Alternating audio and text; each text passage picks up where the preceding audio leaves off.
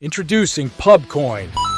PubCoin is the rewards program for pub sports contributors. Regular chat contributors share their play of the day, POD, in the YouTube chat, including the phrase POD in their message. At the end of the week, the amount of units earned are converted into PubCoins. PubCoin can be used as reward points for prizes, shop discounts, and contests. We are back! The third annual Pub Sports Radio Cappers Contest is ready for registration. 5 picks each week against the spread, and we battle for cash. All picks lock. Saturday nights, 9 p.m. Eastern Standard Time. Top 10% gets paid out at the end of the season. Sign up right now at pubsportsradio.com. Congratulations to last year's champions, Guillermo Zertucci and Sharpie, who were tied atop the leaderboard. But Jose, why don't we hear from our inaugural champion, Peter Loshak? Yeah, last year, before the season started, Slaughter called me. He was like, could you not win it this year? And I was like, Jeff, anything. You don't even have to think about it. You know what I mean? So I did that. He hasn't called me so far this year. Okay. If he does, I'm not going to win it. If he doesn't, all bets are off, pal. Oh, I like it. All bets are off if I don't get that call. You know what I mean? Wow, Pete. Thanks for your generosity. I can't wait!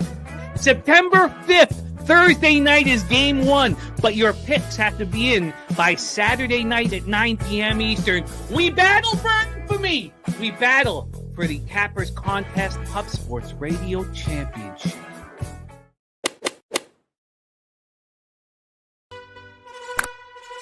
Upgrade your membership to Gold. You will be automatically entered in every horse race, every Wednesday and Friday. It is time to race horses. Shout out to the Gold members. And we're off. 2 minutes, 74 canals on this racetrack. It's wide.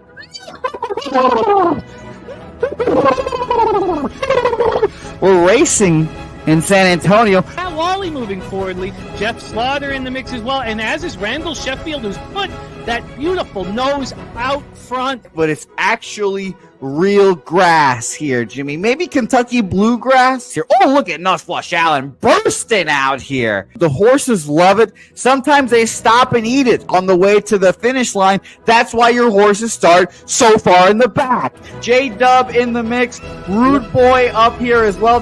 Jimmy, take it away. There's Oldie. Oldie is moving to the front. We are past the halfway mark in our 2 mile. And there's Ricky Levy. 19 seconds left in the horse race here. It's Fernando Mendoza trying to find the wire. 14 seconds left. Can Fernando Mendoza take this home? Here comes Kenny Can. Kenny Can wants a piece of the pie. Ricky Bobby, 9 seconds left. Can Donut Silks make a run? Can Res Mall make a run to be $50? You son of a bitch! Here comes Tori Coker. Kenny Can, Smoke and Mirrors, Director 97 home. That is why here comes Jason Meyer, the other auto custodian. Billy Friedrich, Joseph all coming down the advantage. Coin! Fired! Nowhere! Oh no! And Fanatical Jim!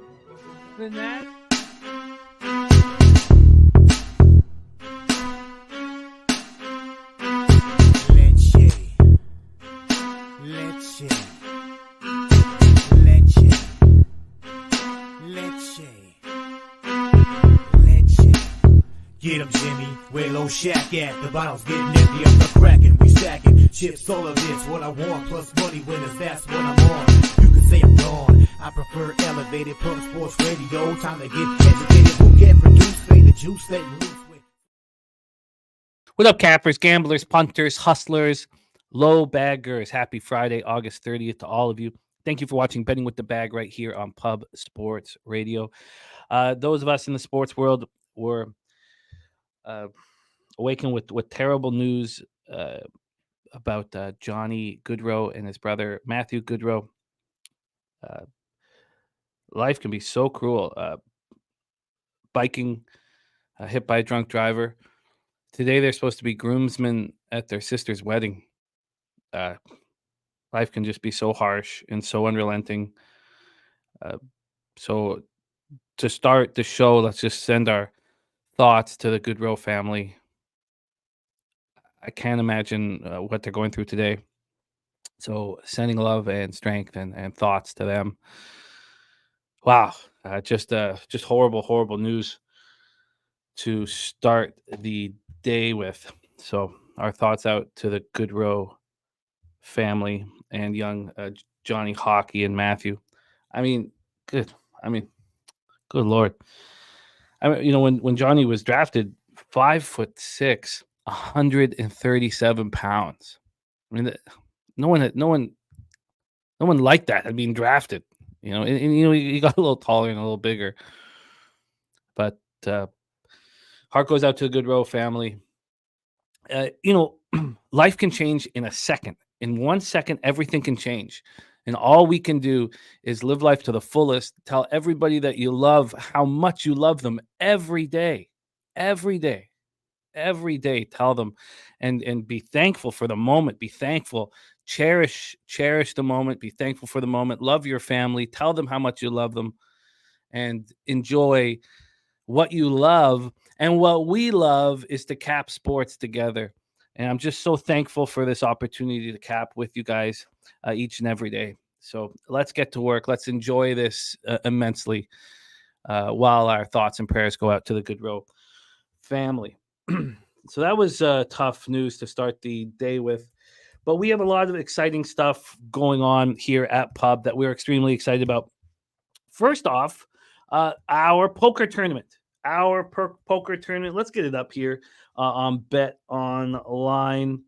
I'm so pumped up. Jose and I are both very, very pumped up about it.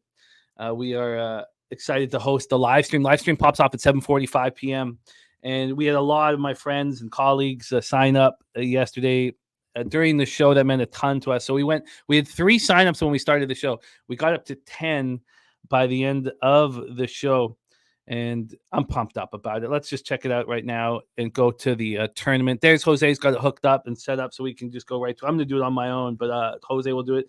You go to the tournament on August 30th tonight. So you'll go down. So you'll go real money tournaments, and then you'll go down to our tournament. So our tournament is down. So I'm going down to August 30th at 8 p.m. Now, I guess it doesn't say August 30th anymore. It just says 8 p.m. And we go to the Pub Sports private tourney. Let's go into the tournament lobby. 14 in now. That's great. We need 50, man. I want 50. The winner, of course, gets free entry into the NFL Cappers contest, which we will discuss here shortly. But let's go in and thank the people, our friends, and everybody who's in. So we got Billy Friedrich. You know how you run with guys and like you become so close with them, and I see just a couple letters, know exactly who they are. Billy Friedrich is in. Tim Earl, a past champion. Fossil, our guy Kelly McInnes is in. I'm in. K Wolf, Kong's Clips, Nasty Nate, Nordy, Peter Loshak is in. PSR Preston, Ramon Scott, Saturated. Say hey, Jose, TJ. So there's 14 of us. We need more. Please sign up during the show. I know Guillermo's there, Tucci, Nutflush. I know a lot of people want to sign up. So please sign up. Remember, the code you have to put in Pub Sports NFL. Pub Sports NFL. I'm going to keep this here. I love seeing that the 14 people are in. So we thank you so much for that and being a part of this. And also, of course, then you get in to our Pub Sports Radio Cappers contest. Why don't we go down and take a look at the Cappers contest? You go right down to the bottom of our homepage and you get all the goods here, which is great. It also shows, what happened past 24 hours, past 7 days. With the spots that have been shown or that have been loaded up in the site, I'm up 11.6 units in the past 7 days, which I needed bad. If you click on the capper, you can see exactly what they're doing, how they're succeeding, what's going on. It's really cool. Really, really fun. Let's go to the NFL Cappers contest. We have 25 entries right now. We need more. But we're so excited and thankful for the 25 that have come in. Last year, I think we had 56. We had 50 something. 25 right now. We still have 8 days to sign up. So Swiggy's in, Jeff Slaughter, Peter Loshak, Big Show, Billy Friedrich, Jose, Clint started the Die Hard MMA podcast. I'm in. My mom's in. Kent Davies, Nuke Worker, Birdie, Nakara MMA, Mikey Raw, Rodney Molina, the Dapper Capper, Super Unknown, Kong's Clips, Coach Sim, G Funk. That's the co-champion from last year. Guillermo Zertucci is G Funk. Nate Dogg 420. Salty Pete is in. Salty Pete is in the contest, which is so exciting because he is our sponsor. That is Harbor Acres Cottages. They put in 1,500 American on top of the prize pool. We have 1,500 American on top of the prize pool, and that will go out to the perfect weeks. So we have $75 set aside for every perfect week. $75 set aside for every perfect week. Now, not for every perfect week. There's only 75 set up for each week. But last year we had 33 perfect weeks in total, and we went 4 weeks without a perfect week at one point. And if that happens, of course, then there's 300 to split up for the perfect weeks. And of course, you want to be alone on the perfect week to get the whole $75. But we're so excited to be rolling with Harbor Acres Cottages, and we'll be talking about Harbor Acres Cottages. So there's Salty Pete, a Willie 11 felony, and look who's at the bottom of that list: Cash Slaughter. Young Cash Slaughter competing with us in the Survivor pool. Slaughter, Pete Loshak, Billy Friedrich, Clint, myself, Kent Davies, Birdie, the Dapper Capper, Super Unknown, Nate Dogg, Salty Pete, also in the Survivor. I had the tremendous honor of winning that last year. It was a part of a wonderful, wonderful day. So that's what's up. That's important stuff going on. Please sign up for our poker tournament. Sign up for our Cappers contest. And sign up for our Survivor contest. And also, let's keep winning. We're going on to, I swept the board last night, 4-0. We're going on to our 7th straight show wearing the unwashed Peter Loshak shirt. And, with the sadness that we were greeted with this morning, let's just be thankful for this opportunity to cap together, to hang out together. I'm so thankful. It's so much of my life is what we're doing right now. And I just couldn't, the consistency of you guys, having my back when times are tough. We've gone on this important run, to get out of the darkness. But I feel the support even when I'm struggling. And I think some of you guys know I called Nutflush Allen, to be there for him. But of course, I was in the throes of losing, and in turn, he was there for me. And then Pete talked to me about maybe needing a good luck charm and needing a crutch, and so let's go and let's enjoy it. Let's enjoy this today. Let's enjoy every second, because we have a massive, massive show. We start with Canadian football. I've got 5 bets on Canadian football. I went 3-1 yesterday. The loss was ridiculous. I really felt like it should have been a W. The line went against me 2 points. If I had to bet it late, I would have cashed it and gone 4-0 on the week. That, of course, was the under in the Bombers Ticats game. That was a 3-1 day. So we're in the black now, but by a taint hair. But we're in the black on the season.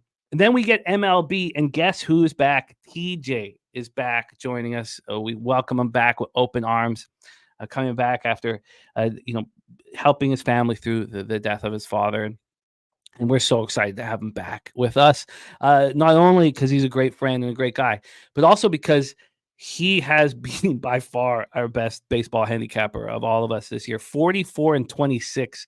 He's hitting at 62.9%. He's plus 16.51 units. His ROI is plus 23.59%. And average line's minus 108. And he's looking to go down in the annals of the Hall of Fame 60-plus cappers over an entire season. Only one man in that Hall of Fame. And that, of course, is Daby Cab from last year's basketball season. So TJ's back in action. Daby Cab's going to be rolling with us. And then, so we'll go through the baseball games. And we have Sharpie running with us. Sharpie's running with us for the Phillies-Braves game, which is such a fascinating spot. What a comeback by the Phillies, down 4-0. What a comeback from that team. That was very, very, very impressive comeback last night. So we'll roll through MLB. Then we get into NCAA football. Now, we have 4 games that we're capping for tonight in NCAA football. And I didn't get enough of an opportunity to cap these games. Baseball, all of this was just CFL. It was just, very, very overwhelming to be fully prepared. But we have not only Daby Cab, but Wine Time Sports. Wine Time Sports coming off a huge start to the season. With Daby Cab and Wine Time Sports, who'll be capping those 4 games with us. That's Temple, Oklahoma, Florida Atlantic, Michigan State, Western Michigan, Wisconsin, TCU, Stanford. And that's just for us. We're not cutting that out. That's just for you guys and for us for our Friday night activities. And then Billy Brisbane, 4-game WNBA card to shut it all down. That is our show for today. And I'm excited and thankful to be here with you guys. Justin McKelvey, ready to rock. Stanford +9 and Reds over 4.5. Don't forget, Buffalo was the stacks yesterday. And what a performance there. Let me get here. Oh, we have 15 players now. We have a new entry here. Who was it? Let me see if I can find the... G-Funk. Guillermo Zertucci is signed up for our poker tournament. We're at 15. And we have a lot more coming because Slaughter and his crew aren't signed up yet. So we have a lot more coming. That's exciting. Thank you, G, and being in the Cappers contest to defend your title. And then we have Sharpie, who's going to be on here too, who is the co-winner. Okay, so let's get stacks plays of the day here. And I know we want to talk baseball so bad as, we're running so nicely. But we're going to start with CFL, and I'm pretty confident with where we're standing here this year. And I got off, I was in a bad way there in CFL. Like I wasn't everything in July. So I'm climbing out of that and I'm excited to talk about it. And I won't take too long. I'll fire right through it. We got Raymond Reichart and Rem Most sending their thoughts out to the Goodrow family. We have Crystal Craig here. Hap a hit, Alvarez a hit, parlay at +112 from Miss Baseball, our friend Crystal Craig, copied and pasted. I'm not going to be able to copy it to each game. We're moving quickly here, but I will always keep going back and making sure that we discuss all of our colleagues' plays of the day. Pig Milk play of the day and weekend play of the day. First, Michigan State -12.5. Said he'd take it all the way to 13.5. And then Stanford +9, sprinkling on the money line, and Troy -9. Wow. Okay, so we have the corner of stacks in Pig Milk Boulevard. Has that ever been said before? Who wants to go to that corner? Stacks and Pig Milk Boulevard, man. Sounds like Chappelle would be there drinking a cool glass of pig milk. Sounds like a nice place to be. Billy Friedrich said, I'll be doing work things for most of the day. Hope to see everyone in the poker tournament tonight. Love that. Raymond Reichart says, Colorado was definitely not Smack City. We had, our guy Wine Time on this channel give us North Dakota State. So it was great work. And Raymond Reichart says, fraud, public favorites, gotta love it. Ricky Levine says, sad day in the NHL, rip Johnny G. Same with Irish King, both saying that. And thank you for that. The whole hockey community is sending their love out and strength to the Goodrow family. I can't imagine today was supposed to be such a joyous day for the family. I just can't imagine what they're going through right now. And Ricky Levine right there was our winner of yesterday's $100 horse race. And you know what he wants for that horse race? To be in the survivor pool. So we're putting that $100 into the survivor pool for our guy, Ricky Levine, Slick Ricky Levine in the house. Big Daddy Boom, Leon, sending love out. And a lot of you guys are, and that's so important. Gerald Jones here, Milwaukee Brewers full game -120. Let's get that right under Pig Milk and Stacks Boulevard. Yes, Sassy, the driver arrested at the scene, drinking and driving. He's going to go away for forever. My neighbor Derek, Reds money line here. Brahma B in the house, ready to get to work. Let's get all of this copied and pasted so we can roll into CFL. So there's a Wine Time. Guillermo Zertucci's now in. Billy Friedrich sending out love. A Big Daddy Boom. Johnny K. Great to see you, Johnny K. Nate Dogg, Viper and B here. Kent Davies. Nate Dogg saying very sad day in the NHL. Old E. Geez. Okay, that is very, very scary for him. No doubt for anybody. Due to a computer error, bank closed both his personal and business account down. Let's get that taken care of. I hate hearing that. Let's get that hooked up for you. There is T-Mac analysis. I wish I could play in the poker. Got the final round of a league playing golf today with Gokster. I'm in third, Gokster in fourth. Oh, that's so exciting, T-Mac. T-Mac, can you guys put that out on Twitter so we can support you guys and listen and follow along? That's exciting. Robert Franklin off of 4-0 day. Robert, I've been watching you eat, man. I've been watching you eat. Great to see that. Robert Franklin, Coastal plus 2.5. What a destruction. They just absolutely destroyed Jacksonville State. Doubled up on both 3.5, and then he got 10.5 on North Dakota State. UNC Minnesota under 15.5, and Angels under 9. Wonderful stuff. Razor Sharp picks running so hot. He's off another casher yesterday in MLB. And Nasty says, how many were paid out in the last contest? We ended up having to pay out 8, right? Because we paid out the top 6. We paid out the 10%. But there was 3 cappers tied for 6th. So if I remember correctly. But we're going to do the same thing every time. We're only going to pay out the 10%. Another thing we're going to do, with the contest is we have the $1,500 in, but $5 is taken from each 100 to pay for the fees of getting the cash for us, the fees that we have to pay, and then the fees we have to pay sending out. So it's $5. So it's 95 goes into the prize pool. 5% is taken. So you guys know that. Nasty Nate ready for poker tonight. Juan Ruiz says signing in now. Antoine Harris on Soto over 1.5 bases. Viper MB with the Yankees -1 locked in. That's another thing. I didn't move on anything in MLB. I came so close to the under 4, of course, in the Jays Twins game, with my guy Gausman on the mound against Pablo Lopez. I didn't move on it. And now, it's moving very quickly to the under, so it's probably just got to let that go. Viper NB on the Yankees -1. Let's get that copied and pasted right here. Yankees -1. All right, great to see you.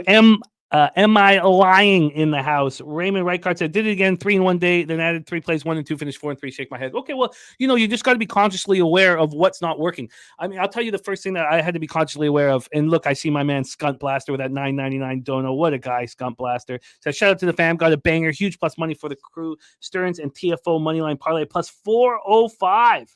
Look at our guy, Skunt Blaster. Thank you for the dono. Thank you for your action, and thank you for all that you bring to the community, our guy, Cody. Let's get that copied and pasted. What happened for me, though, Raymond, is that I was losing on Fridays when I was down in Costa Rica. And so was Peter. We were both losing on Fridays. And it was simple. You're just exhausted. That's all. And so I had to tell myself, be consciously aware of that and make sure that I got sleep on Thursday night. Make sure that wasn't an excuse that I had to hold on, and then it stopped. So you just got to be consciously aware of what's not working out for you, and if you're consciously aware of it, it stops. It stops happening. So we can stop it. If you just don't want to reach late, you don't want to add action, and then you have to tell yourself, look, I want to gamble so badly that I'm reaching for more action, and my ROI is not positive when I reach for more action late in the night, and stop doing it. Focus on tomorrow. It's such an easy way to stop, to get rid of the itch, to just go to tomorrow. Start studying tomorrow. Always think about it. When you're in the throes of a bad night and you're losing, just move on to tomorrow. And if you're in a great night, just move on to tomorrow. Move on to tomorrow's capping. Lamont Williams says, I'm late. It's my birthday week. Let's get this money. Happy birthday to you, Lamont. I know we gave you a birthday pick earlier in the week that cashed. Or was that on? Can't remember what day that was. I know it cashed, Lamont, my man. So TJ here, Braves plus a half at plus 145 says, come on, what are we doing? Easy casher, and says great collective job on LA Detroit under. It sure was. Jarek White in the house, coin, F Donahue, Lamont Williams. We got everybody ready to rock. Mal on the Brewers Murphy and second inning tie. First 3 under 2.5. That could have been.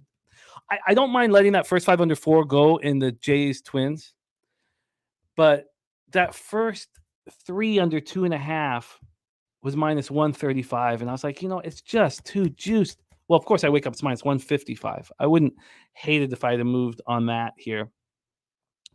And Slatsy says, so happy to see you on the BC Ottawa over. It took me a while, Slatsy. It took me a while, and the market's moving against us. It took me a while to get there, but I'm there with you, my friend. It took me a while.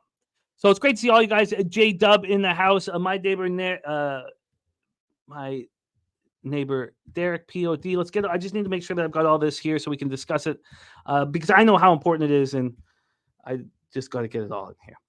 So great to see all of you guys. Mally Mal on that over as well. Birdie in both contests. Of course, Birdie was our NFL Pub Hub champion last year.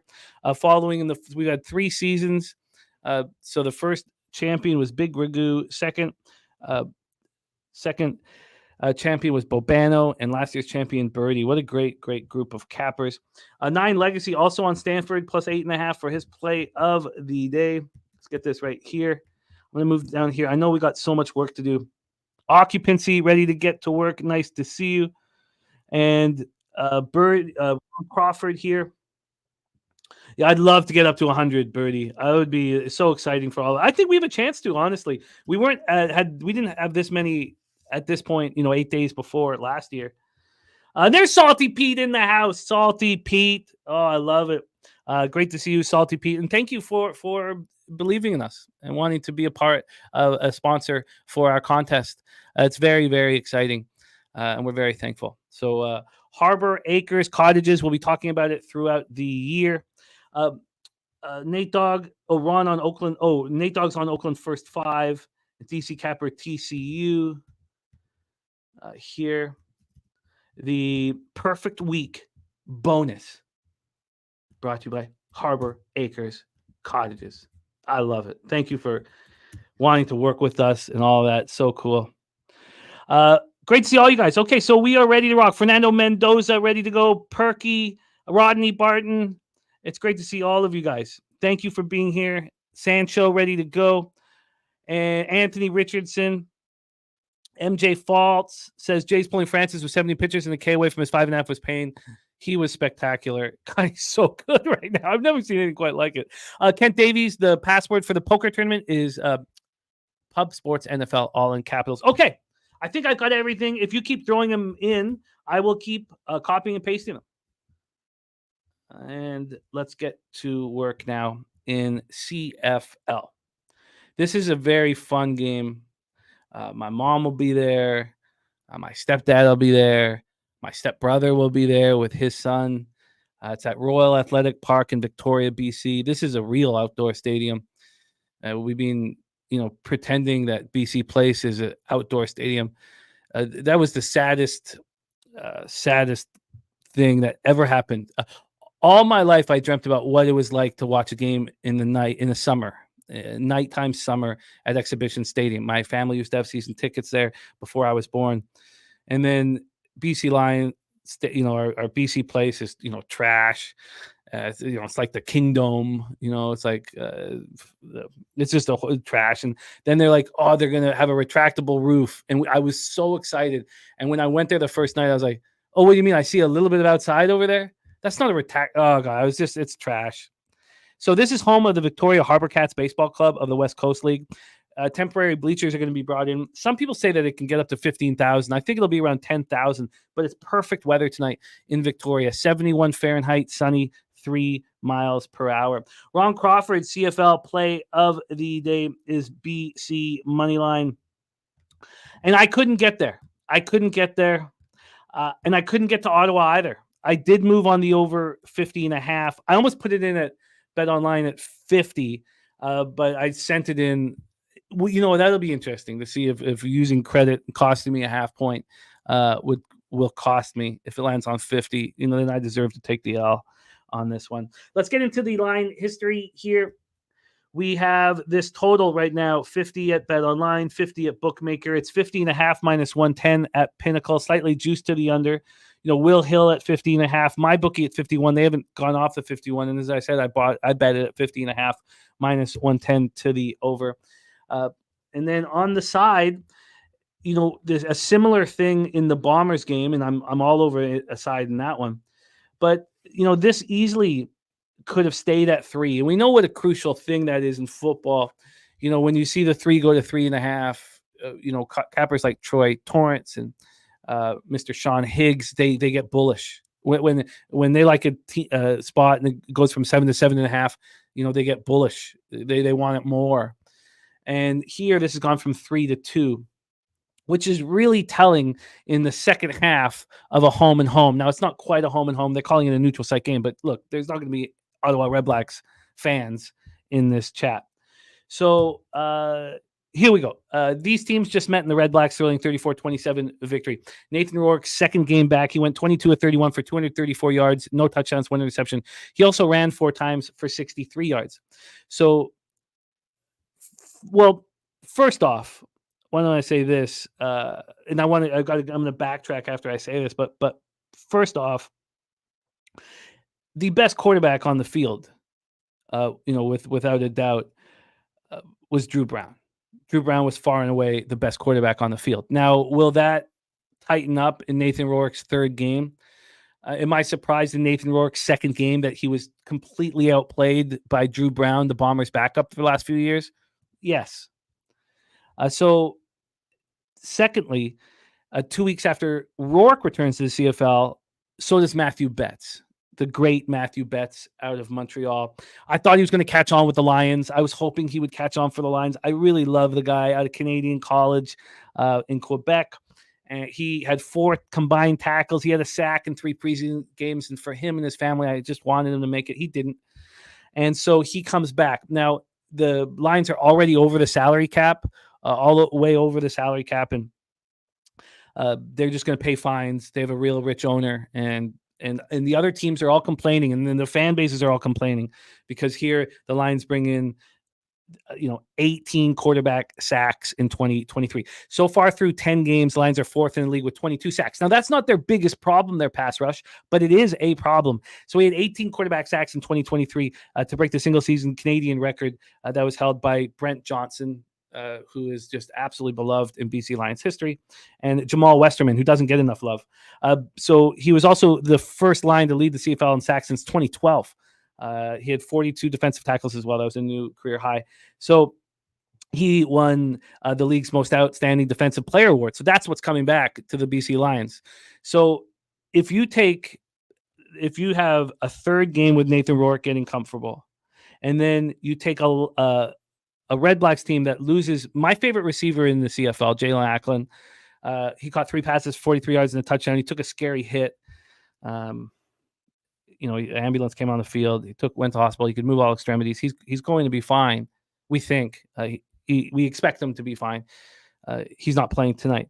So you take out Jalen Acklin, but you also take out Santos Knox, who's a very sturdy, very trustworthy linebacker. He's out with an injury. That hurts Red Blacks defense. So if you take Acklin and Knox off the field and you bring Matthew Betts onto the field, and I still don't want the Lions. So I still don't want the Lions. This Lions secondary is absolutely atrocious. They're allowing a 111.8 passer rating to opposing quarterbacks. To put that in comparison, Ottawa is allowing opposing quarterbacks an 89.3 passer rating. They allow 74.4% completion percentage. I mean, that's just atrocious. And maybe Matthew Betts putting pressure on a quarterback will help alleviate those horrible numbers a little bit. Drew Brown, 28 for 37, 390 yards, 3 touchdowns, 1 interception, is the best quarterback on the field. And Nathan Rourke's got to do whatever he can to change that. And as soon as Vernon Adams is starting at quarterback, I'm going to bet the BC Lions.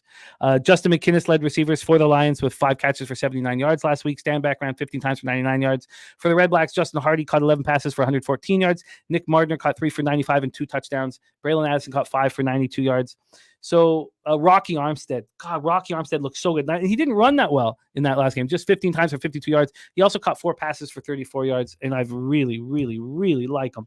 Really like him. So this game, these are the dates for this. This game is on Saturday night, Saturday, August 31st. Now, and I'm going to go as fast as I can through the CFL for you guys. I just truly, truly believe that I'm going to have a strong winning record when this is over. And this show is about making cash. And I'll be fast because I know you guys aren't all into it. So there you go. I'm on the over. Brahma B on Drew Brown over 292.5 yards. And there we go. And we have, of course, Ron Crawford on the CFL Play Today, BC Lions. I'm off of a side. I want to always want to back the team that lost the first of a home and home. Always want to. I can't do it. And I also talk about, when you play, how familiarity breeds contempt. and I don't want the under here because I think work can be better, and the secondary is so atrocious for the Lions that points will be scored, and I have the confidence to go against this move to the under. Okay, so there you go. So that is Saturday night. Let's keep rolling. So this is, of course, Labor Day weekend up here. These are the biggest games of the year, and I double up on 2 of these 3 games. Let's go. Sunday, September 1st, 7 p.m. Eastern, with the Winnipeg Blue Bombers and Saskatchewan Roughriders. We're at Mosaic Stadium in Regina, Saskatchewan. 79 Fahrenheit, sunny, 11 miles per hour. I'm doubling up on this. I've doubled up on this game. I'm on the Blue Bombers +2 at -105, and I'm on the Blue Bombers team total over 22.5 at -120. I watch every single game the Winnipeg Blue Bombers play. I feel like I have a really good feel for them, and I'm backing them in a situation that I don't think I've ever done it. I don't think I've ever faded the Rough Riders on Labor Day weekend at home in Mosaic Stadium. This game's been sold out for months, and I don't think I've ever done it. I'm doing it here. Let's quickly get into the line history here. This is on Sunday, September 1st, and we have 2 games on Monday, and I know that not all of you love this gambling on Canadian football as much as some of us in the chat, so I will be quick. This 2 right now, wow, it's going to be a 2.5 again. This 1 minute ago, look at this. 1 minute ago, there was an 8-cent move to Saskatchewan at -2. Damn. I thought this was moving away from that number. That's fine. It is what it is. I'm also on the Bombers team total over 22.5. This full game total is sitting at 47.5 right now. It has not moved since it was opened up at Pinnacle. The Rough Riders come in from a 2019 loss at Toronto. They only put up 274 yards of net offense. Trevor Harris, and I've been saying this for years now, he looked like a 38-year-old journeyman quarterback on his 5th team in the CFL. Look, I know he's a great leader and all that, but look, when Trevor Harris was at his best, it wasn't good enough. When Trevor Harris was in his prime, it wasn't good enough. They should be throwing Shea Patterson out there and looking towards the future. Trevor Harris, 18, and they will. Mark my words. Corey Mace's going to make the decision at some point. He finished 18 of 29 for 190 yards, 1 touchdown, 2 interceptions. Trevor Harris is a great interview. He's a great interview. He's a great leader. Look, that's really important. But also your physical ability to be the best or believe that you can be the best. Their offense was so bad. The Rough Riders forced 4 turnovers and still lost. Now, we got paid when they lost 2019 because we had them, plus the points. But they forced 4 turnovers and still lose. Kean Schaefer-Baker returned. He looked like a shell of his former self. I don't know if he's still hurt. He caught 2 passes for 11 yards. Their wide receiver group doesn't have a lot of skill, so he doesn't have a lot to work with. And A.J. Ouellette, he's been moved to the 6-game injured list. A.J. Ouellette is a smash mouth power back of your wildest dreams. And we've had Gordon and Kofsky talk about, his belief in Frankie Hickson. And Frankie Hickson is a good running back, but you can't. There's only one running back that can do what A.J. Ouellette does. And I believe this. There's only one running back in the CFL that can keep running into the teeth of the defense. When the teeth of the defense knows that he's coming right at you, he's just going to keep running straight at you over and over. And that's Brady Oliveira, who's the best running back in the league. So Ouellette is on the 6-game injured list. Hickson can't replace him. So Hickson ran 16 times for 79 yards, and he wasn't targeted once out of the backfield, which surprised me. Ouellette has run 114 times for 466 yards and 3 touchdowns. He's averaging just 4.1 yards a carry. He's caught 14 balls for 140 yards through the air, and he's been playing with his hip injuries. He's playing hurt. He's not playing well, and those are his numbers. But what happens when defenses get tired later in the year? He punishes them because that's what Ouellette does. He wants to hurt you. He wants you to line up right in front of him, and he's not going to deke you out. He's going to run right through you. And that's just a gift to have that at running back. The Rough Riders have been outscored by a total of 4 points over their last 3 games. They're 0-2-1 over those 3.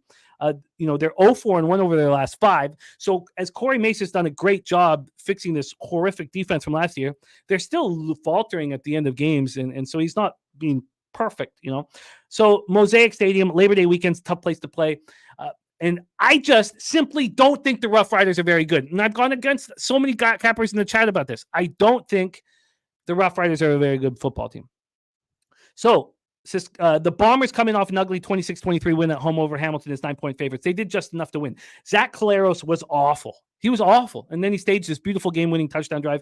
18 of 36 for 177 yards, 1 touchdown, 3 interceptions. It's the worst I've ever seen him play. And you know what? When you need a bounce-back spot, I like it. Go out on the road in a sold-out environment against your biggest rival. It sharpens you up. I think it's going to be a big bounce-back spot for Zach Collaros. Brady Oliveira, 18 carries for 120 yards. Ontario Wilson caught 6 for 72. It was a defense's first game without Adam Bighill, and they played fine. It's a very tough job for Shane Gauthier to replace him. But look, I think they have the best defense in the league. Is it still the best defense in the league without Adam Bighill? No, maybe not. But they're in the discussion. And so let me just point this out about the Winnipeg Blue Bombers here, okay? The Winnipeg Blue Bombers are last in points per game. They're last in touchdowns. And I'm telling you, their offense is better than the Rough Riders, clearly better than the Rough Riders. Don't let the stats fool you. One of the things that, that makes me just smash right away, and I tell you guys, so I do all my prep, I have my thing, and then I'm like, okay, let's see the first article I see, they say Rough Riders win by 10. I'm like, yes, I want to go up against you guys who don't show your record and write these losing articles week after week after week after week. So I'm on the Bombers +2, and I am on. Ron Crawford says Bombers by 7 on the spreadsheet. Who has better wide receivers than Saskatchewan right now?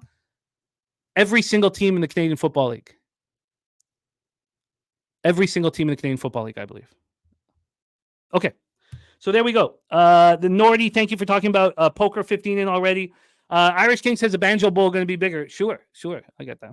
Okay, so there we go. I'm on the Bombers +2. This line's now moving back to 2.5, but it's under that key number. I mean, if they move it up to 3, I'll probably be a little nervous. And I'm on the Bombers team total over 22.5. All right, let's roll on. We have 2 more games. Monday, September 2nd, 2:30 p.m. Eastern. This is another double-up spot for me. Thank you, Jose. Argonauts, Ticats, Tim Hortons Field in Hamilton, Ontario. You guys know all I want to do is bet unders. It's hard for me to bet overs. It's hard. Like, I've got to be really pushed into that direction. I'm on the over 52.5 in Toronto Hamilton, and I'm on the Argos team total over 29.5. And I was sitting there and I was going over all the possible situations for me. And in my head, there is a 0% chance that I hit the over 52.5 and the Argos don't cover their team total over 29.5. Every single possible outcome is them hitting their over 29.5 for me. So I doubled up on those. Tim Hortons Field, Hamilton, Ontario, 67 Fahrenheit, sunny, 8 miles per hour. Let's quickly get into the line history here for this spot. And let's roll 2 games on Monday, holiday Monday. This total is still at 52.5. My bookies had it at 53. There had been a 1 cent move to the under. Now there's been a 2 cent move. There's another move to the under. Look, it's a high number. I don't care. This is sticking at 5. I do kind of like the Argos here. I may end up getting to the Argos. I might. That 5 is always a funny number. And I feel like I'm already betting on the Argos with their team total over 29.5. They come in off an ugly 2019 win in Chad Kelly's first game after a 9-game suspension. Remember, we talked about it so often. He'll get better every game because he wasn't with the team, right? He wasn't with the team. He was suspended. He didn't come back from suspension till what I have it written down here somewhere. But it was Sunday. So he's only been with the team for like 10 or 11 days. Oh, yeah, there. Sunday, August 18th. So he was 24-39 for 322 yards, no touchdowns, 1 interception. He's going to get better every game. I know he's going to get better every game. DeMonte Coxey led the way with 5 catches for 112 yards. Hamilton comes in off their 4th straight loss, a tough 26-23 setback at Washington, where they covered his 9-point dogs. Okay, so this is interesting here. The difference between the eye test and the stats. My eye test tells me that Bo Levi Mitchell is not good enough to be a quarterback in the Canadian Football League. Yet he leads the CFL with 3,036 yards and 19 touchdown passes. Both leads the NFL. It's the CFL. He also leads with 12 interceptions. But Scott Milanovic, whom I don't like, agrees with me. And that's why he benched Bo Levi Mitchell in favor of Taylor Powell. And then Taylor Powell, like we talked about last week, ran in after he got the first down. He didn't go down. He didn't protect himself, and he got destroyed. Now he's on a 6-game IL with the concussion, and it's all his fault. But, Bo Levi Mitchell was bad versus the Bombers. 14 of 28, 220 yards, no touchdowns, no interceptions. Tim White was spectacular. What a wide receiver. 7 passes for 134 yards. So it wasn't because of Mitchell that they almost won the game. It was what we talked about and why I should have cashed that under. It was that there was heightened defensive intensity and accountability because they fired their defensive coordinator and Chris Jones came in patrolling the sidelines. So the Bombers took them lightly. Tim White was spectacular, and you had heightened defensive intensity and accountability. Both teams have middling defenses. They're not very good against the pass. Do I think that this will happen again, this defensive intensity, after firing the defensive coordinator and Chris Jones' second game on sidelines? Maybe a little bit, but not quite as much. Not quite as much. So, look, and I tell you guys, I don't want to bet overs. I'm on overs here. I'm on the over 52.5. I'm on Argos team total over 29.5. Let's move on to Monday, September 2nd. And I'm about to move on this game. And this took a long time to get to. But if you remember, if you watch these CFL breakdowns I have, you'll know that with the Calgary Stampeders, I could not bet them without Dedrick Mills. Could not bet them. They didn't have a running game at all. At all. And he's back. He's back. And Dickerson was just like, oh, thank God he's back. There was no like, well, we needed him and he left for personal reasons. We're going to have him watch for a little bit. No, Dickerson was like, oh, Dickinson. Sorry, I said Dickerson. Dickinson was like, thank God he's back. So I want the Stamps. And I don't want the Elks with McLeod Bethel Thompson at quarterback. And the fact that they played the defending Grey Cup champions Montreal Alouettes so well, up 17-6 going the second half and then fell apart, makes me think it just makes me think this is a great opportunity here. I want to see what happens with this line. I'm so curious. So this opened up at 2.5 and it moved to 3.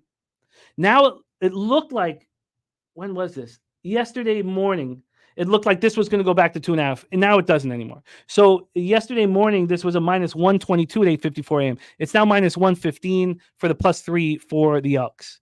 And because I didn't know. I'll tell you that I didn't know that found out this week that Mills was coming back. And it's such a huge difference maker having him there. This total opened up at 50.5. It's now at 51.5. So I'm going to get on the Stamps. I was thinking maybe will I get a 2.5 because it won't affect me. People thinking that the Elks are a really good team because they caught the Alouettes flat-footed, in Fajardo's first game back. That doesn't do anything for me. I know what the Stampeders offense is like with Dedrick Mills. And I also know that Jake Mayer knows this is the biggest game of the year for the Stamps, Labor Day weekend against their rivals, the Elks. 84 Fahrenheit is going to be hot and beautiful, mostly cloudy, 9 miles per hour. Elks coming off a tough 21-17 loss, defending champion Alouettes. With Trey Ford out still with the rib injury, McLeod Bethel Thompson has to start. NBT was 21 of 33 for 200 yards, 2 touchdowns, no interceptions. He's very average. He's just an average, barely serviceable quarterback. I think Trevor Harris is similar, and I think Trevor Harris is a little better than McLeod Bethel Thompson. That's why both quarterbacks are being passed around the entire league. You want to be average or below average? Start this guy. They're so deep at running. Tevin Jones, 5 catches, 67 yards. They're so deep at running back. It was good to see Kevin Brown have a big game with 16 carries for 105 yards, but the Stamps coming off their bye, and I don't really like that. Dickinson was not pleased at the timing of this buy. You really want to buy right before the Labor Day Classic? Will the players come in sharp? Like, my thought process was, these Stamps were last seen in that 31-29 loss at home to the Red Blacks. And do you think the loss still stings after their vacations? Do you think so? Imagine the beautiful women they were banging in these incredible hotels in Mexico. You think they come back and they're still angry at that loss to Red Blacks? I did not want to back the Stamps, but Dedrick Mills is back. Without a running game, the Stamps were so easy to defend. There was just constant nickel and dime packages. So I'm going to be moving here. I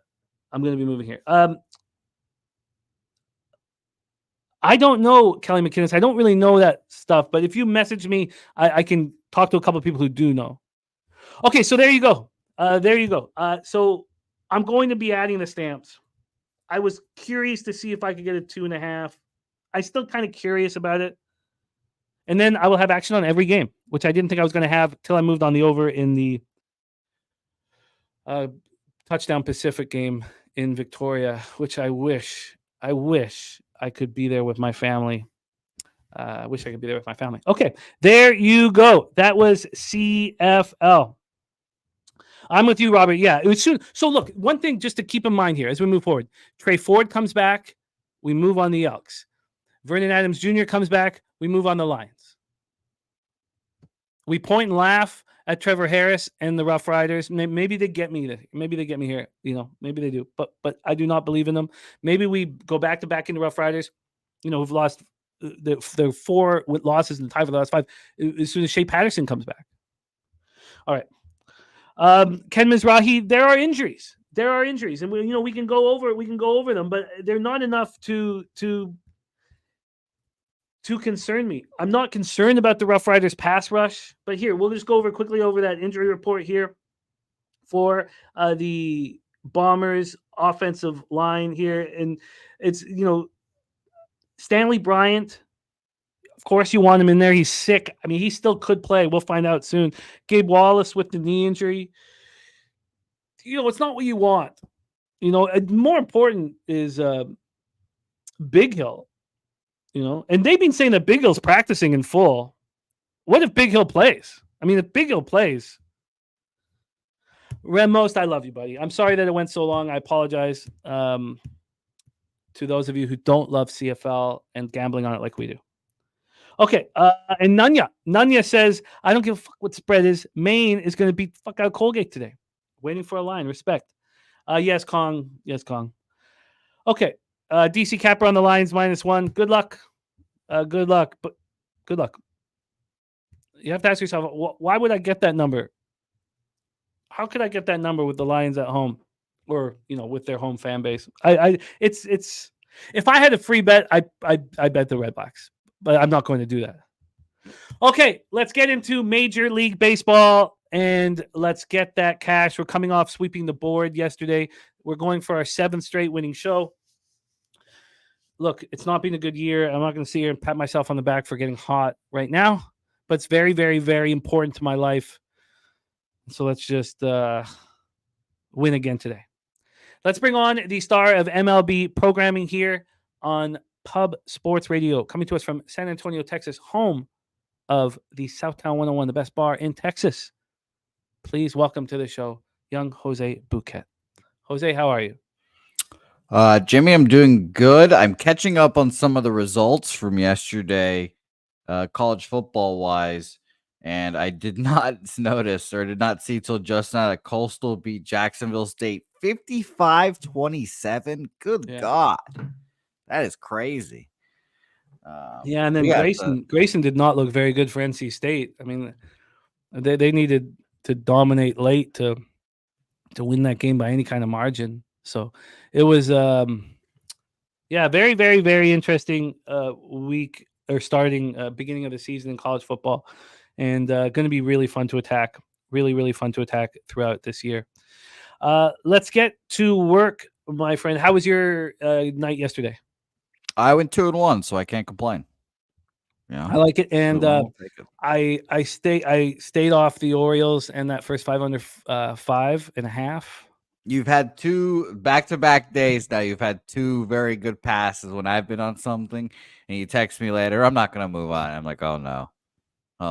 And then it proceeds to fall. So you've had 2 very good passes in 2 days. That might be luck, but another thing I'm trying to tell myself, and Raymond Reichard dealing with it as well, it's like, if this isn't a slam dunk that I want to bet during the show right now, maybe I shouldn't bet it. That makes sense. So, let's get to work. We start with this double dip in Cincinnati. Game 1 of the double dip. Milwaukee Brewers 77-56, 37-31 on the road at Cincinnati Reds, 64-70, 32-36 at home. We have BJ in the house. Texas A&M money line, Florida Gators and Houston Astros money line. Great call on the under last night, BJ. That was a no sweat, easy casher for you, my friend. Neither was North Carolina money line. Come on. Wow. The loser quarterback stretchered off, mama crying. Fuck. And you still I was crying too. I looked exactly like the mother. I was like, oh no, I gotta lose my bets. And then that kicker came through for me. So shout out to that guy. That hated to see it. Hated to see it was a very hard luck loss for Daby Cab. 70-yard interception. Like, I mean, he was just sitting there in business. Oh yeah, and the guy like walked the tightrope for like 40 yards on the sideline. Is crazy. Yeah, and I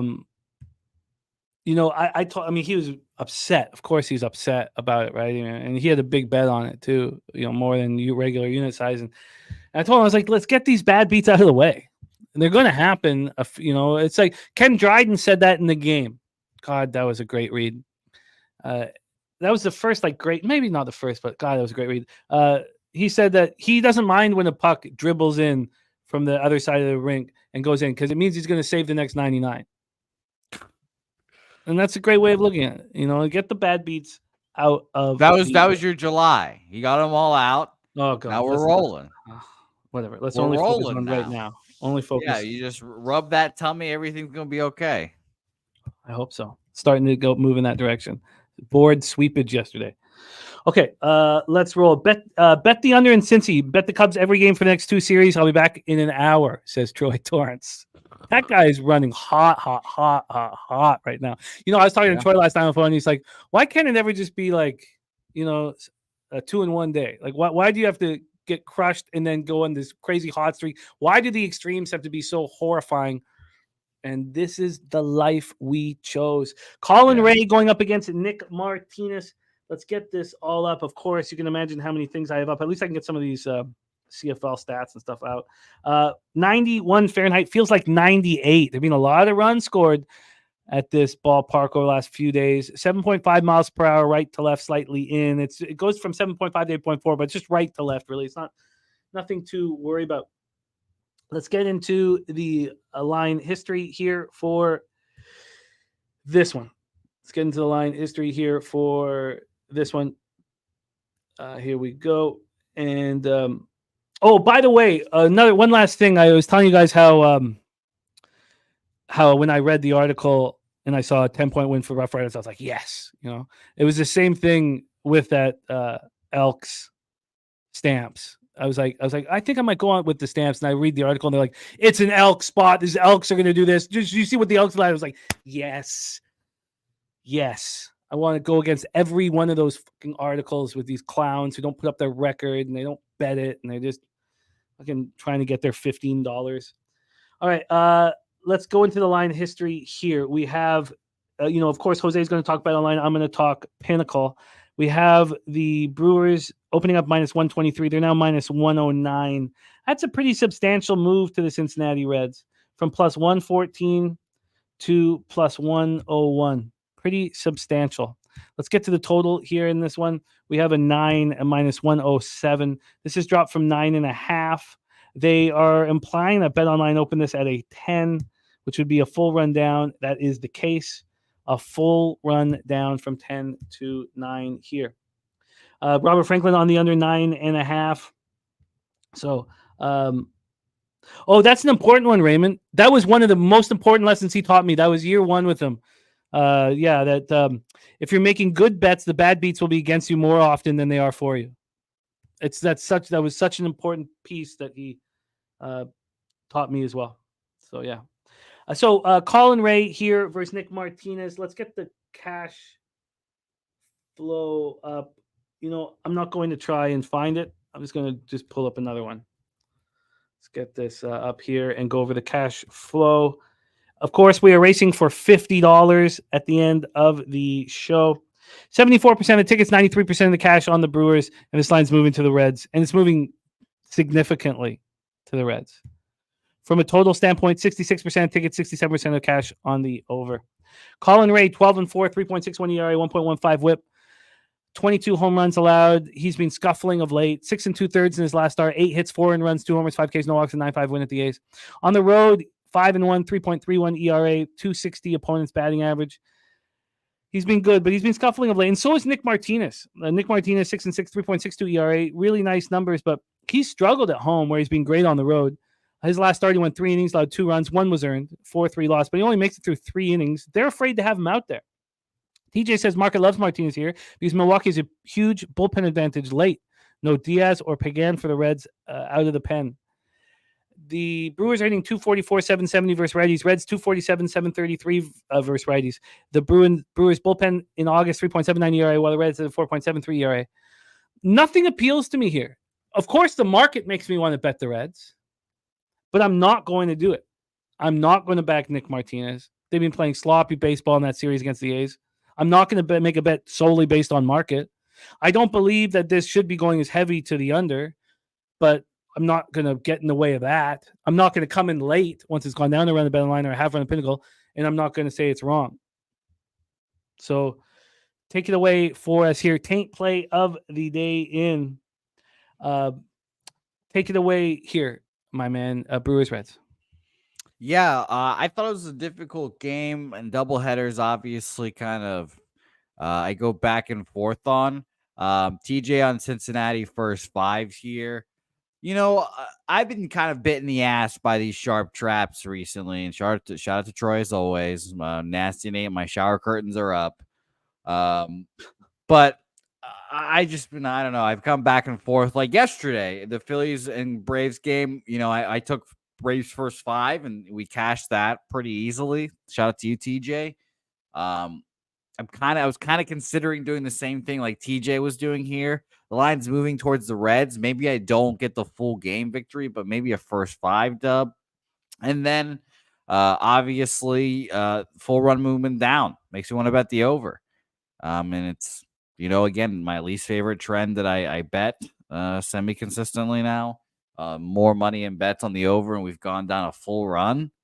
Doesn't really make sense, but I think they opened it up at 10 for a reason. The ball has been flying out here, so give me the over 10 in this game, and that'll be the only thing I take. Or over 9, I should say. Over 9. Yeah. Okay. Over 9 for Jose. What's the juice? I'm going to tell you right now. By the way, Jimmy, I sent T-Mac's comment to Mr. Gokster to try to investigate more, and he sent me the link to like the scoreboards, and like the fucking club or whatever they play at has like the most detailed scoreboard ever. They're playing for money every week. My man T-Mac's picked up a cool 120 Canadian. Nice. I mean, he's having a great time, but Gokster's right in front of him. 150, I think. You know, they're battling right now. I can tell you right now, T-Mac fucking a golfer right there. So shout out to you, T-Mac. They're both great golfers, great guys. Yeah. So I have to send you this. But what did you get on the over 9? Minus 111. Look, yeah. I completely understand why anybody would look at this market and immediately bet the Reds. I get it. And the Reds are probably going to win this one. But I cannot. I don't want Nick Martinez. But I certainly understand why anybody would want to do that. So let's roll on. Good luck, you guys, on that one. Jose on the over 9. A lot of cappers on the chat on the Reds, and understandably so with the way this market is set up. Let's talk about game 2. This one is a little more complicated. Great American Park in Cincinnati, Ohio. Let's see if the wind changes it all for this one. It doesn't. It dies down. And then the last hour, it's actually in. We have Rhett Lauder making his MLB debut, going up against DL Hall. So let's talk about this. DL Hall started 5 games at 21 innings. He's 22 strikeouts, 6.43 ERA, 2.10 WHIP. He's walked 13 batters. His last start was August 11th. He went 4 2/3, 4 hits, 3 runs. Just 1 was earned, 9 Ks, 3 walks in a 4-3 loss at home versus these Reds. So the Reds have seen this kid. They've seen this kid. Let's pull up. Oh God, I can't wait to get rid of these things. Let's pull up DL Hall for starters. DL Hall, 21st overall pick in the 2017 draft out of high school. So very, very highly thought of. He was in the Baltimore Orioles system until this year, and he threw in the majors last year, and he looked good. He also threw in the majors when he was 23 years old as a 22-year-old. He had 1 start, was pitched out of the bullpen for the Orioles. Last year, he didn't start any games, but he pitched 18 games out of the bullpen, 3.26 ERA, 1.19 WHIP. He had 14 starts at AAA Nashville this year, 3.83 ERA, 1.53 WHIP. And of course, you can guess what the problem is. It's walks. So in 41 innings, he struck out 36, but he walked 25. That's the problem. That's his problem. That's why he's wasn't in the show all season long. So that is DL Hall. Yes, I can't wait to talk about Casey Mize, my man, Matty Ice. You know I love Mize as well. So let's talk about Rhett Lauder. Rhett Lauder is making his MLB debut. This guy was the 7th overall pick out of Wake Forest in 2023. So these are two, extremely highly thought of pitchers coming up here. So this year he started in high A, made 5 starts. He's very good. 2.49 ERA, 0.95 WHIP. Then he went up to Double A solely, made 16 starts there, 77 and a third, 4.31 ERA, 1.27 WHIP. Then they gave him 1 start in Louisville at Triple A. He didn't allow a run over 6 innings, didn't walk a batter, struck out 7. And now here is Rhett Lauder in the show. The Reds are hitting lefties with power, 226, 745 OPS. Brewers have the bullpen advantages we already talked about. And the Brewers are hitting righties well, 244, 770. Take it away here, DL Hall, Rhett Lauder. Oh, we didn't go over the line history, my bad, for game 2 here. So let's do that. Again, it'd be very interesting to see what happens in the bullpen for these squads. But this total, unlike the earlier one that went from 10 to 9, this is at 10, and it opened up at 10.5 at Pinnacle. So we have a half-run move again to the under. And when we get to the money line in this one, we have Milwaukee at minus 105. They opened up at plus 107. So 12 cents of movement. And when we go over to the cash flow here for game 2, we have 60% tickets, 58% cash on the over. It's dropped. And we have 61% of tickets and 67% cash on the Reds. And the line's moving to the Brewers. So we have not quite as drastic as in game 1, but the same sort of thing happening. There's only 1,272 tickets in. So the public that's bet this game is betting on the Reds. And this line's moving towards DL Hall and the Brewers. Take it away for us here, Brewers, Reds. Yeah, I'm definitely not betting on DL Hall. I'll tell you that to start. Just not good. Didn't fix his walk issues in the minor leagues. I think I went off of his page now, but it was like 36 strikeouts, 26 walks in the minors. So no thanks. I'm just kind of a whore and a slut for a top prospect, Jimmy. I love a top prospect. I love a pedigree.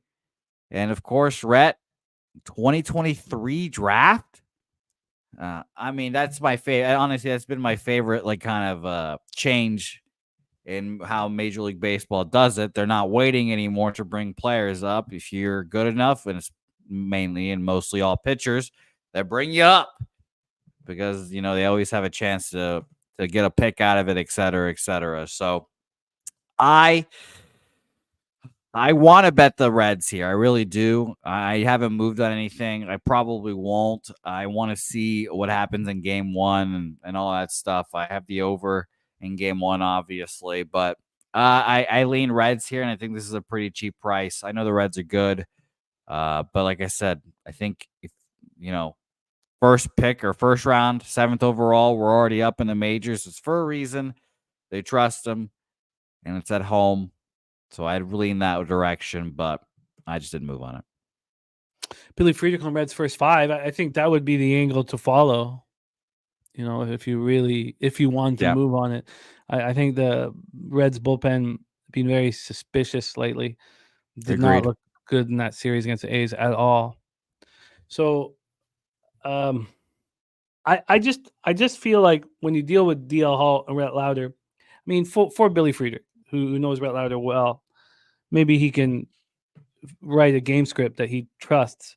But there's just so much unknown, and if the market's moving towards DL Hall and the Brewers, Drewski says the Brewers win both games. This is just I would say, it's moving to them first 5 as well, so makes it difficult.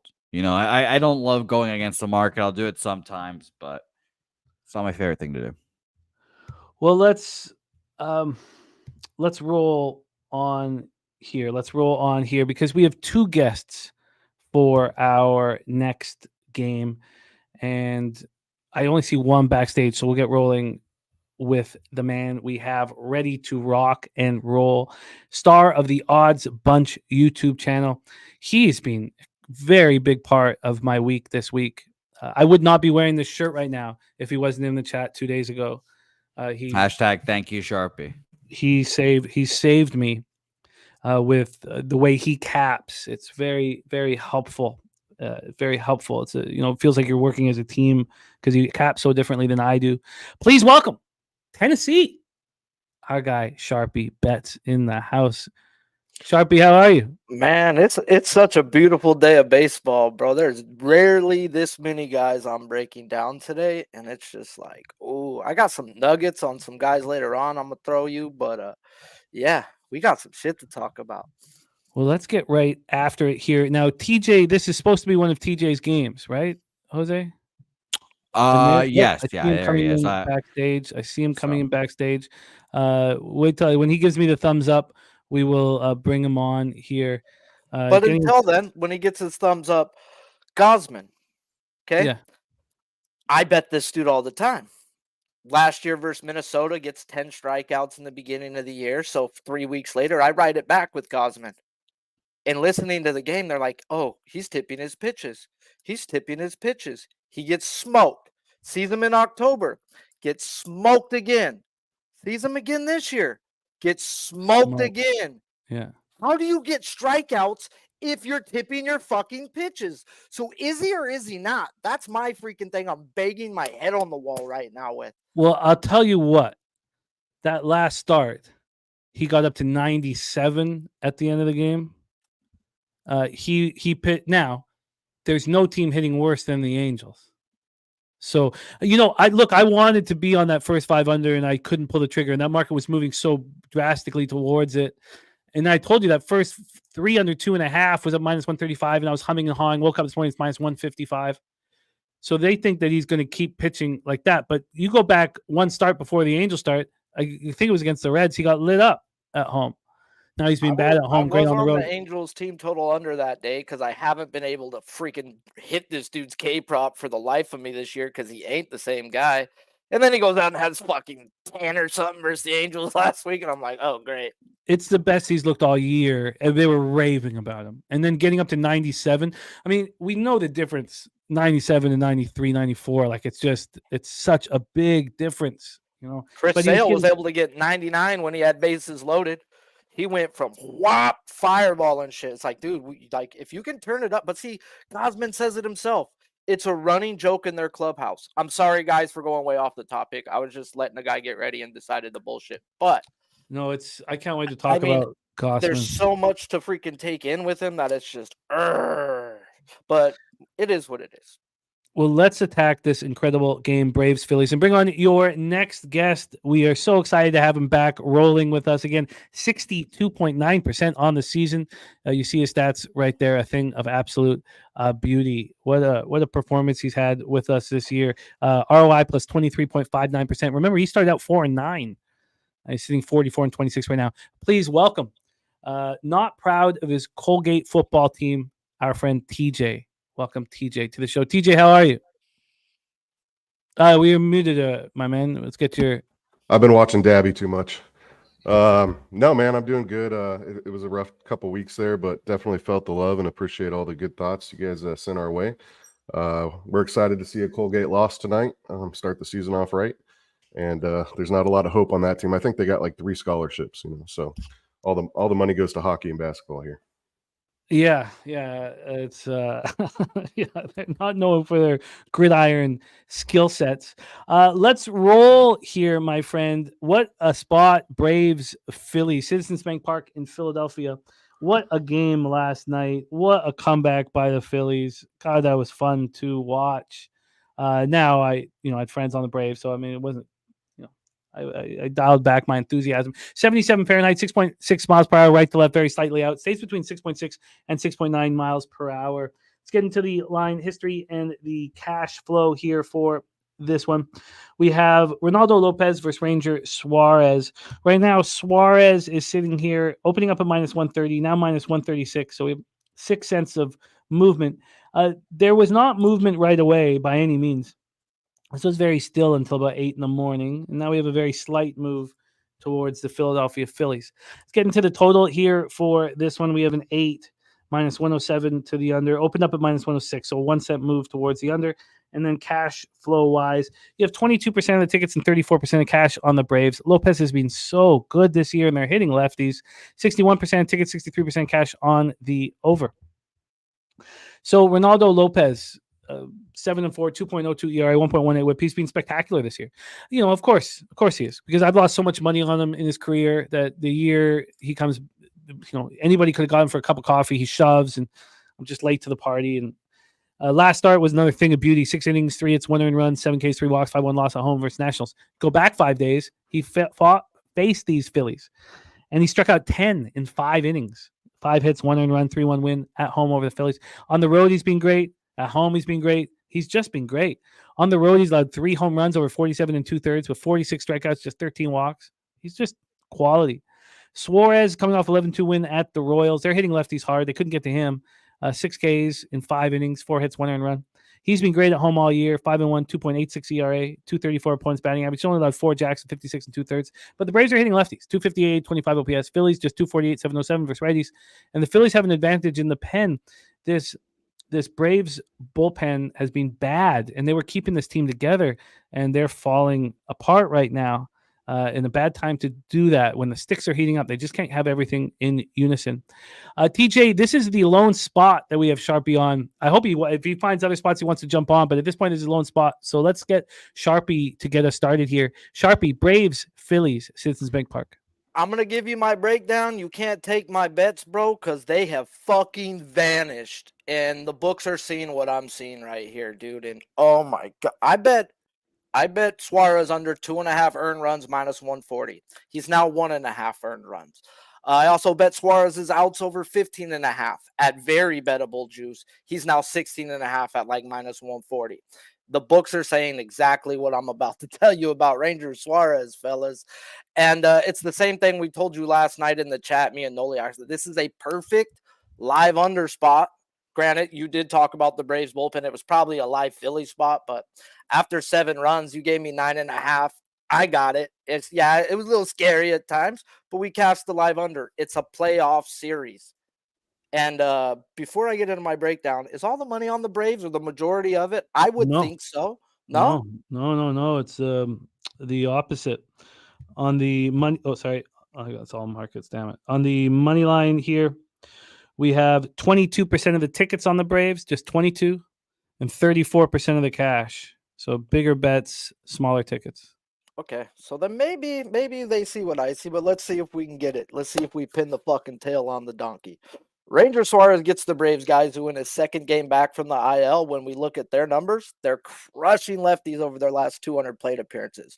They're walking top 3 in the league, striking out 29% of the time with an ISO in the 200s. And with it being playoff baseball, guys, in August, it's the reason why I'm even talking Ranger today. As this man in 9 playoff games has a career 1.6 ERA. That's disgusting. And I almost bet him last night, guys, but told myself to sleep on it and then do the work.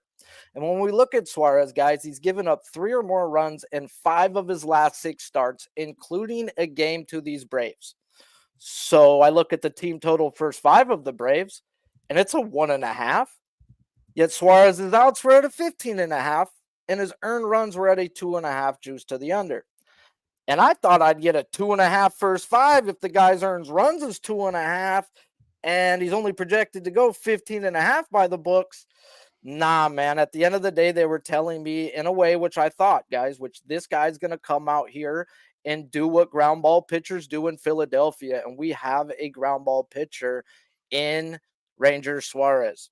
Ranger Suarez is 6% better than league average when it comes to getting ground balls. You'll hear me preach about Philadelphia and Houston. Both teams, guys, who soak their infield more than anybody else. Soaked infield, 108 off the bat, slows it down to where it's an out. It's a double play. And it was a telling sign, guys, in the sign that Ranger was going to come out and shove, in my opinion, when the Braves have gotten 3 runs off of him both times this year. Yet they were willing to put a team total at a 1.5 first 5. I was like, nah. So you're like, okay. Can I take his outs now on a pitch count, guys? As I do believe he only goes 90 pitches. They're not going to let him go past 90 after only throwing 72 in his first game back last week. And then I go back to last year when he faced this team in the playoffs, because it's a playoff game. And this man dealt, guys. He went 6 innings. I believe it was the game before the playoffs. But it was the playoffs. 5 innings, 1 earned run on just 69 pitches. And that was the back-to-back in the playoffs, guys. And he still went 69 pitches and went 5 innings. Give me 90 pitches. He's going 6 innings. Now, his strikeouts is a different story. That's taking a bunch of juice over. And I'd actually look under, but I ain't betting no strikeouts under with the Braves, because the Braves fucking swing and miss way too much. I ain't got much to say on Lopez. He's a guy I don't bet. But, I thought Jose's he's had a great read on him. He has had a great read on Ronaldo Lopez. With the way you look at pitching props, did that lead you to have interest in the first 5 under?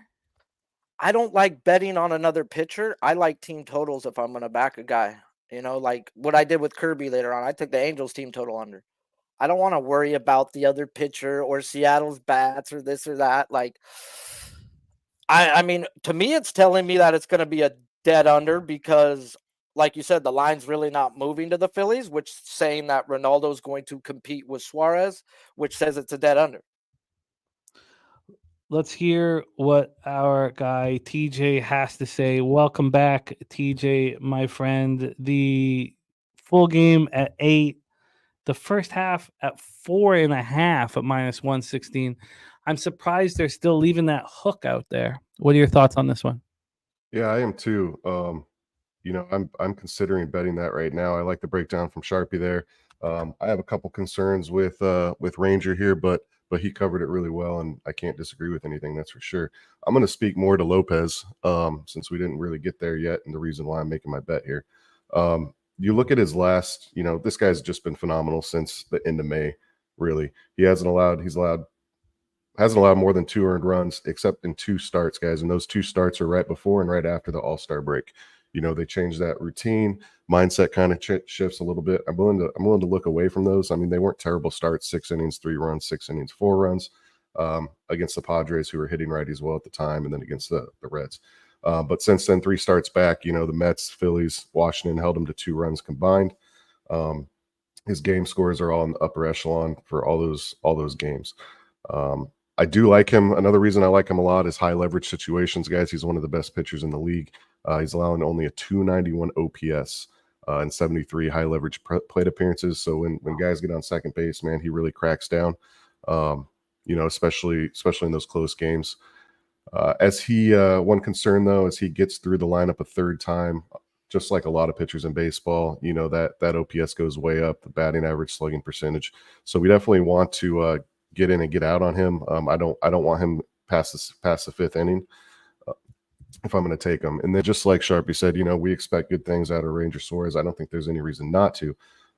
So this falls into my one of the bets I really love, probably my favorite best bet in baseball. A low first 5 total. I would be shocked if that doesn't get down to 4.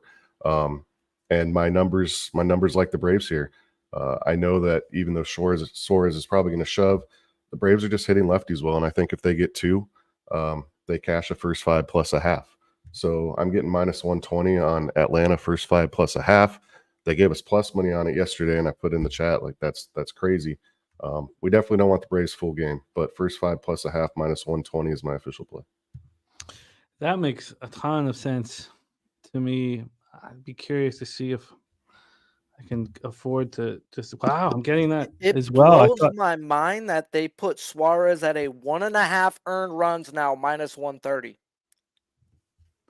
It was 2.5 all up until an hour and a half ago. Wow. And then they jumped his outs to now it's on its way to 17.5 when it opened at 15.5. That's absurd. And I know the Braves are crushing, and I know the Braves have crushed them twice this year. That's why I'm like, they're saying, please fade Ranger. That's what I see. I'm not saying I'm right, but that's what I'm seeing. What do you think when you hear that, TJ? Yeah, it's a concern. but I have no reason to think that the Phillies do anything off Lopez either. So 1-1, that's a win. That's a win. But BJ, maybe the better bets. 1-0 Maybe is a the better win. bet's You just can an win under. 1-0. Right. 2-0. Maybe the better bet's just an under. I don't know. BJ says this is a Philly spot. I mean, 7.8 of every 10 tickets are on the Phillies. BJ, I mean, the line's not moving in that. I mean, now it's what moved to. We've got the 6, Ronaldo Lopez whisper waiting to chomp his bit. Let's hear it, Jose. Take it away, Braves Phillies.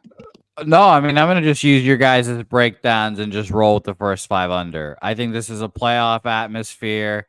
I'm sure Reynaldo will be up for it. Them losing that game the way they did was fucking crushing.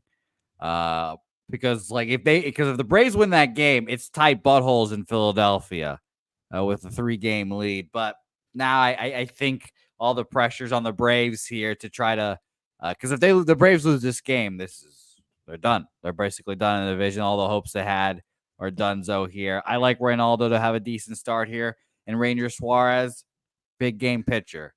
Sharpie says this very eloquently.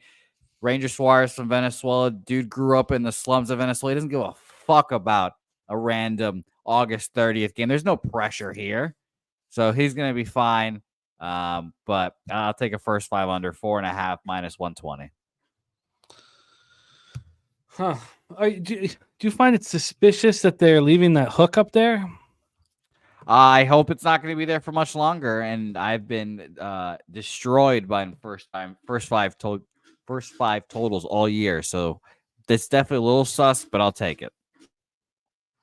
So let's go back to Suarez.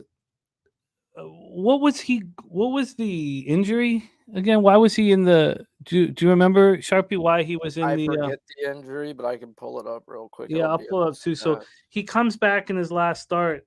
I just want to see, was it a? To go 5 innings versus Kansas City and not get cracked. Like, Kansas City is a tough team versus lefties. Oh, lower back. He was out for a month. And he only threw 72 pitches in that 5 innings. So yeah, great start back. How is his body going to react after the start? I don't. God, I want to sit with this game for so long here. I like both of your action. And then Sharpie, what was the action that you got that's gone?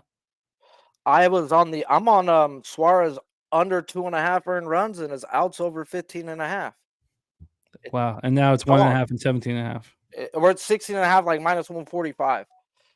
But I mean, every out matters when you're betting an out prop. I've learned that the hard way by it moving one and someone. I'm like, yeah, bro, I don't think it matters. And no, 3 guys he couldn't get out at that out, and you're like, fuck, my bad. Well, God, both of these spots make sense. I'm just gonna take a few more seconds here, and I know we got to move on, but both of what you guys are doing here makes sense. 61% ticket, 63% of cash on the over. I'd love to see what they're doing first 5. And then you have 22 and 34 on the Braves. So if we were going to go, just take a look at the first 5 line movement, and then we'll move past this, because I think I'd like to be on both of these looks. Do we? Let me ask you, Shelby, is there any concern that Lopez just saw them 10 days ago?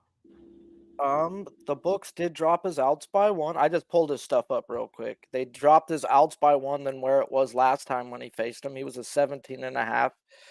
They put him at a 16.5, but that's because he hasn't been hitting that. So no concern right there. Walks are fine. Earned runs are fine. They actually dropped his earned runs after getting cracked. He's at 1.5 earned runs. Oh, my bad. I'm stoned and on the run. That was Ranger. I'm like, oh, they dropped him too. Here, let me pull up Lopez. I am terrible for giving you terrible information. His outs are 16.5, which is fine. He just faced them. He didn't have an outs prop. His strikeouts got bumped up 1 after seeing him 10 days. That's a good sign, which means he's probably going to hit the over there. His hits are fine. His earned runs are 2.5, but that's been his normal earned runs. So everything's fine on his props. They're all where they normally are at.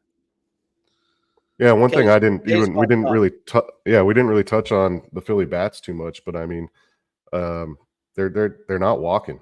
So less than a 6.5 walk rate last 14 and last 30. They're chasing a lot.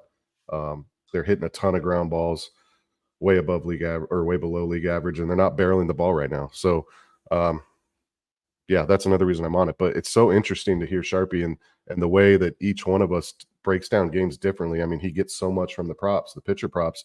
That stuff last year I never even thought about, but I'm learning this year a little bit to look into what they're telling us there. As Yeah. those prop lines get sharper, it's really neat to hear. So, Yeah, we're all I learning. don't use it as a full guarantee go, but it's enough to make me go, okay, I can't go with it no more. Like, okay, or like I couldn't bet Flaherty's under the other day just because I knew the books wanted you to bet the over. I'll just warn people and be like, I'm not gonna bet it. Like, fuck that. But I did bet Sonny fucking Gray's under yesterday when I knew the books wanted over money. Yeah. But I found the reason why I wanted to bet him. And I got paid too. Still, we broke that game down pretty heavy with you in the Perfect, chat. bro. Perfect, dude. Yeah. To a T, I was watching that game. I thought he was coming back one more at 90 pitches. I was scared. I was like, oh, they're going to bring him back out. He's going to strike out Solano 3 fucking times. Okay. Well, I know what I'm going to do. I'm going to bet both. I'm going to bet both of your action we can't get the Sharpie's pitch props, but they can lead us in the direction. I'm going to take that first 5 under 4.5. It's minus 110 at Pinnacle. It's minus 120 at 365. It's at minus 127 at Bookmaker. It just moved 35 minutes ago. Bookmaker's a sharp book, moving to minus 127. I'm going to move on it now. Shout out to our guy, KD, Kadesh Dean, back in business. Thank you for the dono. Means a ton to us. Very, very cool, Kadesh. And also, of course, Skunk Blaster, thank you for your dono. It means a ton to us. So thank you, guys. And Sharpie, is this our only spot that we have you live for? Is there any other one you want? I don't know how long it's probably going to take you to get to the last game, so don't trip on that. But since I gave you guys all something that you couldn't bet, I just wanted to give you my breakdown. I am on Kershaw's outs over 15.5 at plus money. That you can still go out and get. The books don't know that his freaking training wheels are taking off. The best thing I learned about him getting his butt cheeks taken in Tampa Bay last week is he threw 88 pitches. First time all year they let him go past 75. You give me 90 pitches versus this team who can't hit lefties. Let's go at 6 tonight.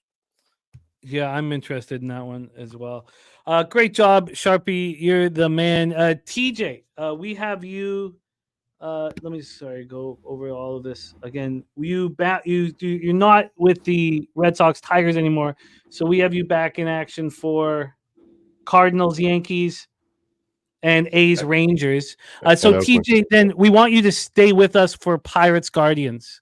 I know that's not a best bet for you, but can you look at that game and then come back and do those 3 in a row? Yep, I already have a bet on that one. You know what? Actually, instead, TJ, I got to make these bets. So why don't you stay with us for Red Sox Tigers? And so Jose will lead it. It'll go into you, and then I'll come in third, and that'll give me time to get these bets in. Is that cool? Okay, and I want the first half under 4.5 also.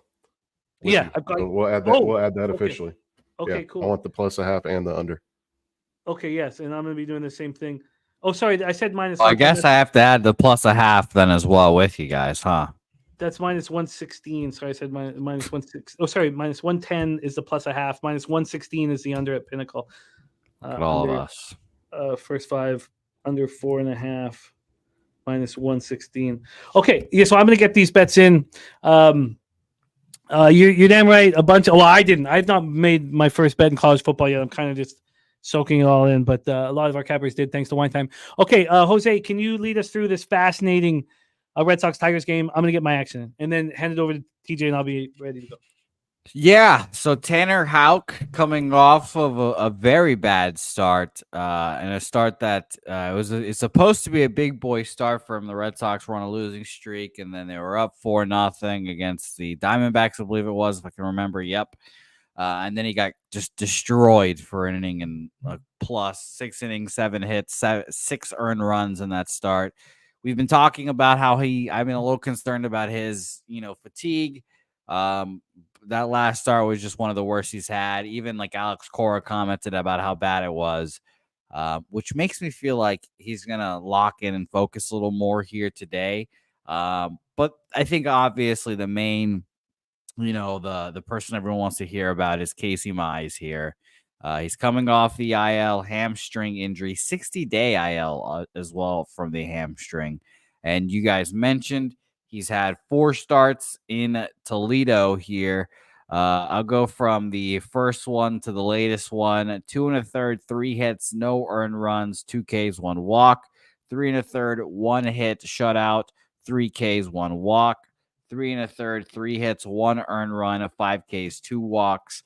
And then his last one, 4 2/3, 3 hits, 3 earned runs, 7 Ks, no walks there. As you guys know, I like mentioning K to walk there because I think that's the true sign of a pitcher being, back if he's has his command and all that stuff. And then last outing of 7 Ks, no walks. Obviously, very impressive. Now, if Casey Mize was a lefty, for whatever reason, I like to make him in my head, probably because of Scooble, I'd be more concerned. Red Sox against lefties, I've mentioned all year that I don't like how they left-handed heavy they are, and they needed a right-handed bat. They went and got Tyler O'Neill, which wasn't that great. Red Sox against righties, I have more faith against. They're 13th this month, 108 weighted runs created plus against them full season as well. I'll mention I have to update this real quick. They are 8th, 110 weighted runs created plus, so they're doing what they do all year to them. But let's talk about the Tigers. Tigers against righties this month, 103 weighted runs created plus. Surprisingly good for the Tigers. Their season average is about 94. So they're hitting a little better. And they've been relatively hot.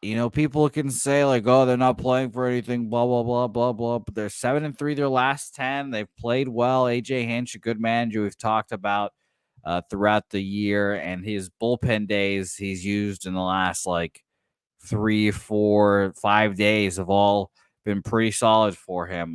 By the way, if we want to be specific, Tigers bullpen ranks from the 31st to today and the 31st of last month. Detroit, 4th best bullpen at 2.97 ERA, 139 innings pitched in that time, the most in Major League Baseball. So shout out to the Tigers bullpen for being pretty impressive here as well. Let's go to the market and see where the money resides here. 71% of the bets, 73% of the money on the Red Sox here. Went from -130 now down to -110 for the Red Sox here. Got up to -142 at one point and then trickles all the way down to -113. Very suspicious. Total 8.5, -115 to the over. Is now -125 to the over. A pretty big flip there. Was juiced to the under -115 at one point and then does the complete flip there with 78% of the bets, 88% of the money on the over. TJ, it seems as if the markers are saying this is a Tigers spot. I would love to hear your thoughts on this game. Yeah, I initially definitely looked that way. I was going to have this play out as one of my bets for the show today, but then the market I made the bet, and every once in a while we get one wrong, and the market went against me there. It looks like we might see 8.5 start coming up. It's it's a soft 9 and a soft 8.5. So who knows what it is? Maybe an under 9 is a good look, but I don't trust. I know of late, the last 2 weeks, Detroit's offense versus righties has been decent. Larger sample size, they're kind of just league average. They're not walking a lot, they're striking out a lot. So they're getting a lot of base hits with men in scoring position, which is a good sign. You're getting some life from some young kids, which is a good sign. And you got I think Olsen back off the IL, so that was a bump. But I think Mize does well here. What I saw in his rehab starts, you already talked about all of them, but it was a total of pull this up. Sorry, and 4 starts, 14.2 innings, 4 runs, 17 strikeouts, 2 walks. That's a whip under 1. I don't think they rushed him back. There's no reason to rush him back now. So So I expect him to do well here, and that's what made me look the under, because I think Houck's going to have a nice bounce back start. We got a good bullpen for Detroit. Boston's bullpen usage, I'm not sure on. I didn't look into that because I wasn't going to talk about it on the show. But yeah, that's what I bet. I bet the full game under 8.5. I would take it at 9. Minus 118's out there. So then it feels like the market's telling us Tigers are extremely live here. So why are you not on the Tigers, and why do you have a belief that Houck bounces back here? Me? I think I'm going to be on the Tigers. I think I'm going to be on the Tigers. You're going to be on the Tigers. So, but Yeah. let me hear TJ, just because he just talked about the under, and then we'll go back to you just because Fred. You like the under, so you must believe Houck has a decent start here, TJ. Yeah. Just Houck's, his full season underlying metrics, and I know we can talk about what's more important, the last few games, the last month, the full season. But on this guy, I'm trusting what I see. I like what he does on the road. I like his walk rate is low. His zone contact, his ball percentage, his swing cuts, his strike when swinging rate, first strike rate. I just think he can do well against this Tigers lineup. He doesn't do well, not against all lineups. If they were playing someone else, I might have a little more doubt. But 56% ground ball rate against a team that hits a lot of ground balls. There's just a lot of my numbers, predict him to have a good start. 5 innings, 1.8 run type thing. And that kept you off the Tigers. Right. Because I'd rather have, if Mize goes out there and goes 2 innings and gives up 3 runs, we could still hit an under.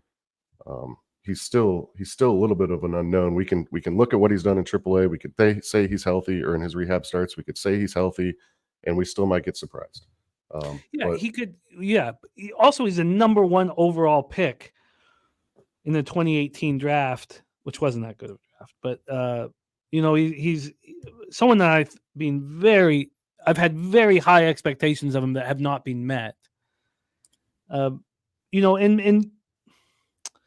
Because if you go back, Houston, he saw Houston twice in 10 days, shut him down.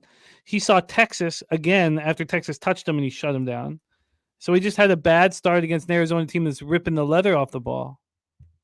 So this is similar to this game 1 here for Brewers Reds. And I got to give a big shout out to Stacks. I didn't put his spot in the chat. This game goes off in 1 minute.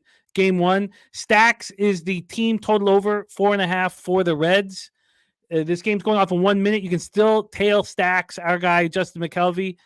So that's available as we speak. This game's a minute away from popping off. And the Stacks play of the day is a team total over 4.5. Shout out to our guy, Justin. Stacks.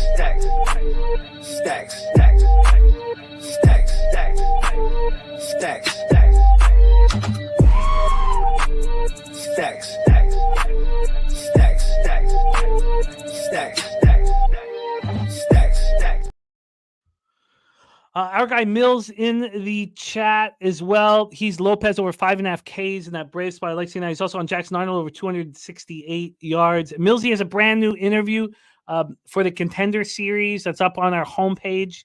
And I still need to tweet. I didn't want to tweet that out so late last night, so I'm going to tweet that out today.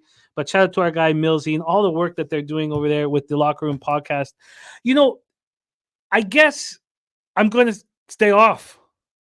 But if this is the exact same thing as in that first game, if I was dealing with just market, I would be on.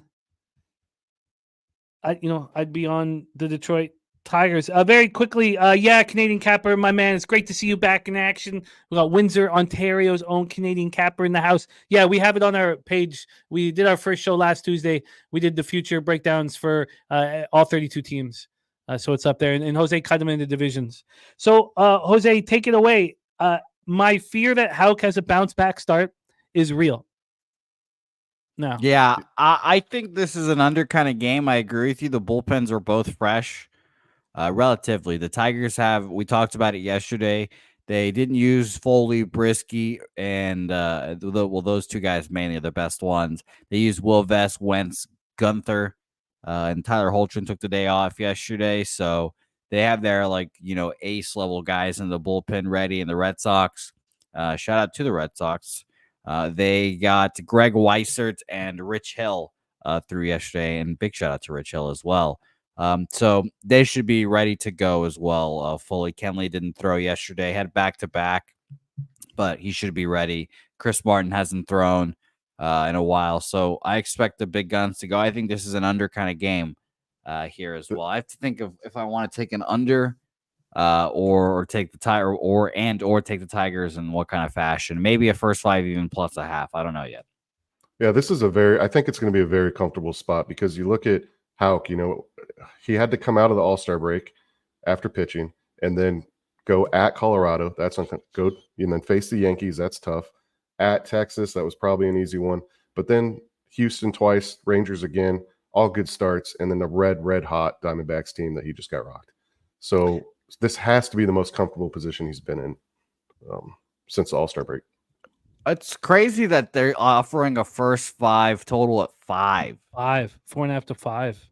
Yeah, I just saw that at Bet Online. They moved it, from 4.5. That was to the 5. first thing I looked up because I still had the first 5s up from the Phillies Braves talk. So that was the first thing I looked at. That I'm going to stay off this game. I had initially thought that I was going to back the Detroit Tigers, and as Jose mentioned, the best thing about this run, going for 7 straight shows, is not the wins; it's the staying off of the losses that saved us all. So I'm not saying that the Tigers is a loss by any means, but the Reds and the Tigers are solely market related. I thought Tanner Houck was vulnerable, but looking at those starts to face the Astros back-to-back in 10 days this month and shut them down, I mean, you can just say that was a tough start against the Arizona Diamondbacks team that's ripping the leather off the ball. So, okay. So what is being made official at this point? There's nothing. I'm on Tigers money line plus 103 officially. And I'm not on anything on this game. Tigers at plus 103. Okay, great work, guys. Great work. Because even the games that you don't move on, I'm still extremely interested in what was I right? Was I wrong? Was the capping strong? It's what can I learn from? What mistakes did I make? Okay, I'm off of that spot. We've had a lot of cappers in the chat. Jay Peasy was hammering it for a while. How bad the Red Sox were on Fridays. They remain that, and they're not as good on Sundays anymore. Lost the last 3, I believe. And then LJ coming in saying Red Sox 12-5 on the road versus AL last 17 games. Okay, I'm off. So we have 2 games off for TJ. We have 2 games off. TJ will be back in business with us for Cardinals Yankees, a game I can't wait to break down. Pirates Cleveland. He doesn't have a spot on that. We're just keeping him because he's got Athletics Rangers to close up his best bets. So we'll be in for those 3 games. And then we have one more game to cap before Daby Cab joins us for Padres Rays, which also has the taint play of the day. So we're moving forward. It's taking some time, but there's a lot on the line, obviously. Yeah. So all this stuff helps you. Every time you don't move on a game, it just helps you the next game you break down in the next week and the next month, Yeah. It's easier to feel that way when you're hitting 62.9% on our show, TJ. If I can get back, to a point where I'm not embarrassed, where I'm waiting to be heckled as I walk down the street, I'll have some more confidence in the decision making that I'm making as well. But great to have you back, TJ. And TJ, God damn, it's great to have you back. God damn, do we love you. So many people reached out to me asking when you were going to be back. And, it's just that we're just like, he'll come back when he's ready and we love him. And it's so great to have you back. And let's get that money, man. Let's, really fun to cap with you and hear your angles and hear Sharpie's angles, hear Jose's angles, and hear all these great cappers in the chat's angles. How can we not win? That's what was just driving me fucking bananas, when I was falling apart. So great to have you back, TJ. We'll see you in a couple games. Yep. Thanks. Okay, Jose, let's roll. You just moved on the Tigers plus 103, 6:45 p.m. Eastern with the Chicago Cubs, 68-66, 32-37 on the road at the Washington Nationals, 61-73, 32-34 at home. When we go back to the spots from the best bets from our chat, we go back to, first off, Crystal Craig. Part of her play of the day is Ian Happ for a hit with Yordan Alvarez. We also go back to a note from our guy Troy, and he's running so hot right now. And Troy said, bet the under in Cincinnati and bet the Cubs every game for the next 2 series. Bet the Cubs every game for the next 2 series. So let's go through that. By the way, the Nick Martinez got out of the first inning, so we're getting into the bottom of the first here. But Troy's telling us to bet the Cubs. Shota Imanaga, 10-3, 3.08 ERA, 1.06 WHIP, 140 in the third, 140 Ks, 22 walks, 22 home runs. Coming off a great start in the 14-2 win at the Marlins. Very comfortable Shout start out to Ian Cameron, who just signed up for the Cappers contest. Oh, nice. And by the way, Ian Cameron and Connor Mack, you will be seeing them here as we move forward. Capping college football with our guys, Daby Cab and Wine Time. We're putting our squad together, and it's dope that Ian Cameron is signed up. He's our season 2 Pub Hub champion, but he hasn't taken it to the. Oh wait, no, did he get paid on our first year? He was. I can't remember now. I don't remember either. I only remember my mistake. I think he did. I think he cashed off of your blunder for some reason. But I'm pretty sure he finished in second because of me. Yeah, God damn it. That's exactly what happened, Jose. Okay, Shota Imanaga on the road's been very good this year. 6-1, 2.94 ERA, 245 opponents batting average. Look, Jake Irvin has been really quality. There's no doubt about it. He's been a quality innings eater. He's already put up 156 in the third. He's on his way to 200 innings. He's coming off a really good start at the Braves, but he has looked a little more susceptible in the last month, whether that be arm fatigue or what. But he had a nice start at the Braves, 5 in the third, 5 hits, 2 runs, 1 homer, 3 Ks, 3 walks. At home, 4.14 ERA, 261 opponents batting average. He's been a little worse than he's been on the road. The Cubs are hitting righties hard, 253, 785 OPS, and the Nats have no power against lefties. The Nats are hitting lefties at a higher batting average than the Cubs versus righties in August, but their OPS is 102 points lower. Cubs bullpen 3.84 ERA, and we have the Nats bullpen at 3.13. So let's take a look at the weather here in Washington, and then we'll go into the cash flow. If I can, here we go. So in Washington, we have 79 Fahrenheit, 5.6 miles per hour in wind non-issue, cool weather. When we get into the money line for this one, Shota Imanaga at minus 156. I'd already be on them, but this opened up at 7:11 a.m. It was minus 157, and there was an immediate 9-cent move against them. And as much as I wanted to be on the Cubs here, but I'm not able to. When we get to the total, it's an 8.5. It's minus 115 to the under. Again, when there was that immediate 9-cent move towards the Nats, this moved to the under 8. Now, it only lasted there for 12 minutes for his 8.5, but then it bounced right back to 8 again, back and forth. Now it's at 8.5. So it's exactly where it started. Now, again, Jose will give you the line movements on Bet Online, which got to the window earlier. And don't forget about our Bet Online poker tournament tonight, which we'll be talking about throughout. We have 15 players signed up. We need more. Don't forget about our poker tournament. Please join us this evening. Jose and I will be hosting the live stream, and I will be drinking heavily. So to the Nat spot cash-wise, we have 81% of the tickets and 78% of the cash on the Cubs. The line's not moving towards them. I do not want to fade them. 84% of tickets and 86% cash on the over. It's right where it started. It's telling me that Irvin's going to have a good start. It is. It's telling me that Irvin's going to have a good start. Take it away, Jose. Very interested in your thought process here. Cubs, Nats, take it away. Yeah, I feel like I'm an asshole when I just want to take a first 5 minus a half on a favorite. I feel like such an asshole. It feels like the easy way out. I don't know. I just think Shota and the Cubs can go out there because we've talked about how I think Jake Irvin, as the season goes on, I think he's going to get worse, fatigue, etc. Shota, I believe in. Cubs have been, I guess you can call them red hot because they went from last place to second place in a very quick amount of time. Did it take a lot of time because the games weren't very spread out? Yeah. But I respect the Cubs. They're 7-3 again, last 10, 3-game winning streak. I don't know. Is this?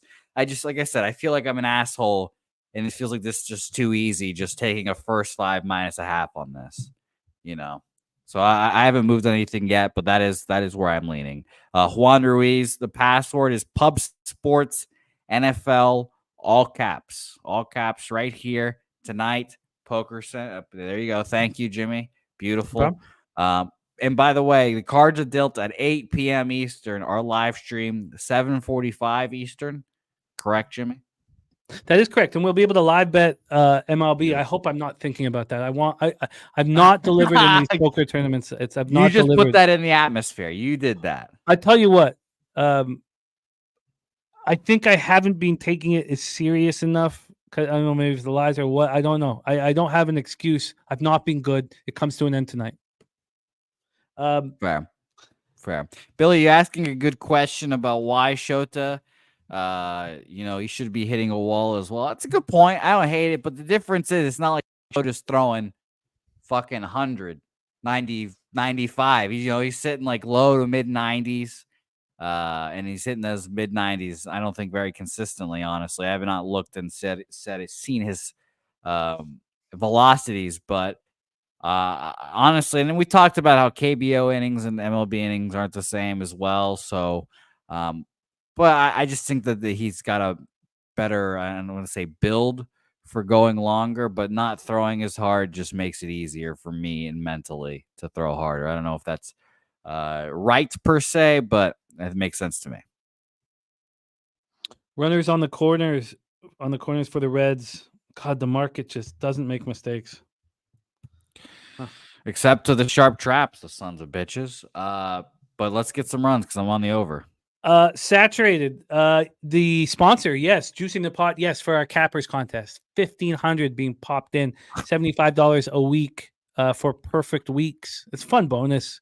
Very fun. Shout out to Harbor Acres Cottages in Nova Scotia. We'll be talking about them all year. Yep. Shout out to Harbor Acres.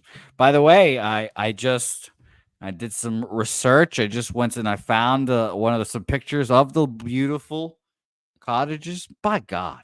Do you have them up? No, it's like by the wall. I don't have them up. I wanted to ask our guy Pete just to make sure. Like, can we show this, Pete? Is that all right with you? Yeah, no, he said he wanted us to go to Airbnb and get some pictures off. He's going to bring us a video. But beautiful. That's what I did basically. Okay. So then I'll show him here in a second. I just wanted dope. I want to see them. Oh, I love it, Juan. Thank you so much. And Nordy has a golf game tonight, but he's going to still play on his phone. Might miss a hand here or there. Thank you, Nordy, for the support. I'm off this spot. This would have been in year one of betting baseball, like publicly, and when I thought I was good and I got destroyed. It was. I would be on this. No questions asked. I'd be on the Imanaga for 5 miles and a half. 1-0 Reds, says Beavis and Raymond. Good. And Coin. Yeah. See, that's kind of what I'm trying to, I guess, avoid. Like, I don't know, maybe it just seems too easy, right? That you just think, you know what? I think this team rolls. They're the big favorite. Let's just take if the market doesn't lead you into it. Well, for me, and I should have mentioned this during the breakdown, BetOnline didn't really move this to the Nationals at all. It was like 2 cents maybe. I'll bring it up here in a second. Opened up minus 155. It went up to 58, went down to 53 was the lowest it got, and then it goes back up to 55, up to 60, now minus 163 full game. Now I'm talking full game, obviously. First 5 could be different. I'll look at that right now to let you guys know. But it's very slight movement there. And first 5 here, I'll find it. There we go. Minus 155 opening at first 5, and it goes up to minus 165. So BetOnline didn't move this basically at all to the other side.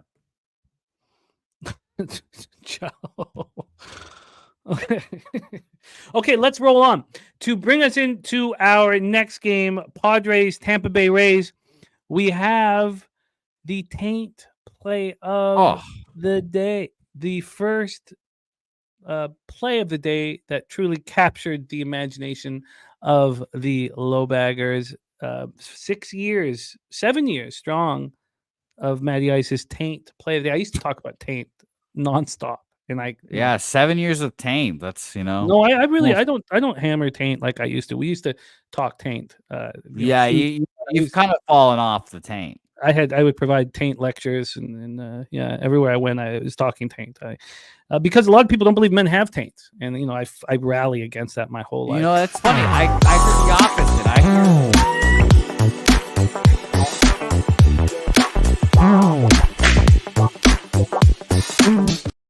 Sorry, Jose, I interrupted you. You were talking Taint. Yeah, I hear the opposite.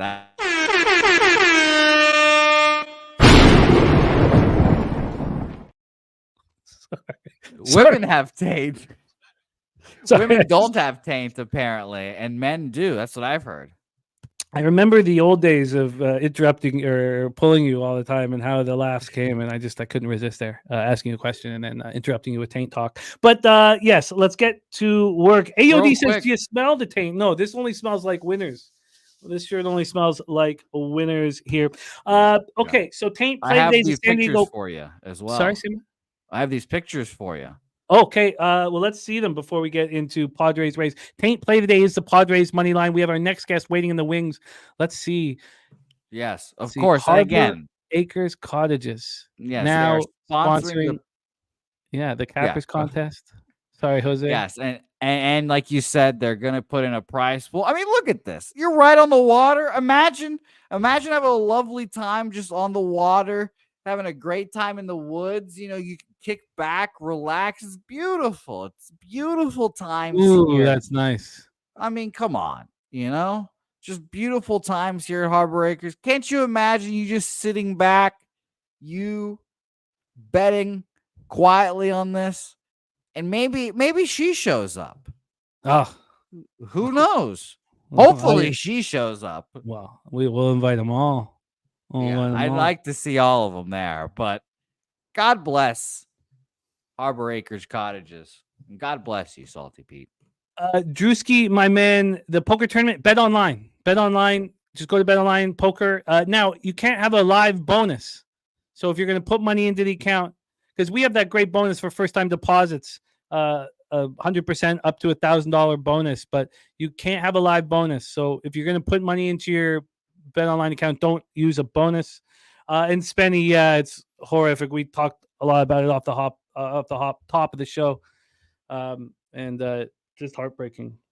But yes, please join us, Drewski. And good saying during the pandemic, Taint was my go-to pick. 7 years strong, Matty Ice. We love you.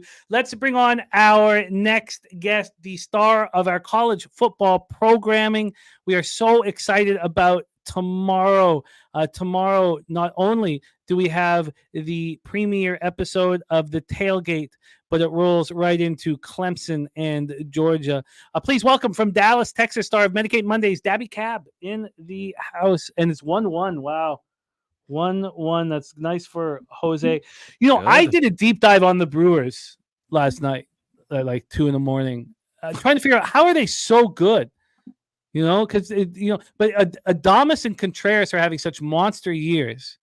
If your best players are your catcher and your shortstop, you're fortified. I mean, but Daby can talk more about that. Drafted in the major leagues, how important the shortstop and the catcher are. If they're your best players or your highest WARs. But Chiriot is a monster. They have so much athleticism, but Adames is having just a monster year. Getting 24 home runs from your shortstop is very, very, very important. And it's Adames as well. God, he's a monster. Absolute monster. Daby Cab, how are you? Can you hear me now? Yeah. Good to go, man. Good to go. Ready to go today, man. I actually did make a bet in college football today. I hadn't looked at it long enough. I tried to cap all 4 games, but I just kept capping TCU Stanford. I couldn't help it. I kept getting drawn back into it. I found something I really like in that one. I love it. We're going to talk about all the 4 main games with you and Wine Time. Love to have you guys here on our Friday. Let's go. We have Taint play today on the San Diego Padres, who are 76-60, 39-28 on the road. Tampa Bay Rays 66-67, 34-34 at home. Oh, by the way, Nunya just checked his mail and he just got a PSR package. Nice. So Nunya, let us know what you got, Nunya. Yeah, let us know. Here we go. Martin Perez versus Taj Bradley. There are 2 pitchers on today's card that have fallen off dramatically. You could say there's more than 2. The main pitchers who have fallen off the most dramatically this August. George Kirby and Taj Bradley, both having Augusts that have been horrible. Taj Bradley was unhittable in July, and he's fallen back off. Martin Perez has come back and delivered after a really tough start to the year. So Martin Perez, 3 and 5, 4.60 ERA, 1.51 whip. 3 2/3, 4 hits, 1 earned run. It was solo shot, 1 K, 3 walks, and 3-2 win at home versus the Mets. He struggled on the road all year, but he does seem like a different pitcher right now after the IL stint. 3.01 opponent's batting average on the road, 5.82 ERA, bad. But Taj Bradley is falling apart out here. Coming off a 6 inning, 7 hit, 6 run, 5 of which were earned start. Now they got the win, 9-8. He's been great at home all year, but if we go through his splits, they are ugly, and we should probably do that very quickly. I'll go over Taj's splits, and I know that we're setting ourselves up for a 4-hour show, but there's just so much on the line that. By the way, Jimmy, there's a sauna. There's a sauna in Harbor Acre. Just caught. Come on. Who doesn't want to sit out and nuts out with the sauna? Come on. Yeah, I don't want to. That'd be me. Okay, we have in August. In August, we have Taj Bradley 0-3 in 21 innings. He's allowed 29 hits, 20 runs, 19 of which were earned. He's allowed 5 home runs. His K to walk 16-8. Opponents rating 333 against him in August. And this guy is falling off, but we could talk about his home splits, which are spectacular. 3 and 5, 2.83 ERA, 188 opponent's batting average. Taj Bradley's hitting a wall right now. Padres versus righties, 272, 789 OPS. Lost back-to-back days. I caught the under 2 days ago. I faded the Padres yesterday. Both cashers. Rays are not hitting lefties at all. 200, 604 OPS. I mean, if this was in July, this is a must-bet Rays spot. But here, now, do we trust Taj Bradley at all? Now, we trust the Rays bullpen. Let's get into the line history here. Don't need to talk weather in the trop. We'll start with this total. We had Robert Franklin say this over 7.5 looks too easy. We have a 7.5 right now at Pinnacle. It is minus 114 to the over. That's exactly where it opened. It's only moved within 3 cents, but it's right back to where it opened. So nothing to really talk about there. And then on the money line, we have this at minus 122 for the Rays. That's exactly where they opened. And then when we get to the cash flow, I would like to see all the money on the Rays. But of course that's not. Oh yeah, 65% of tickets on the Rays, but just 11% of the cash. 88 and 88 on the over, and it's not moving. So that doesn't really appeal to me. This is a must-bet Padre spot, isn't it? Daby Cab, best bet. Take it away. Yeah, that's where I've been with my head. I just, I don't trust Martin Perez.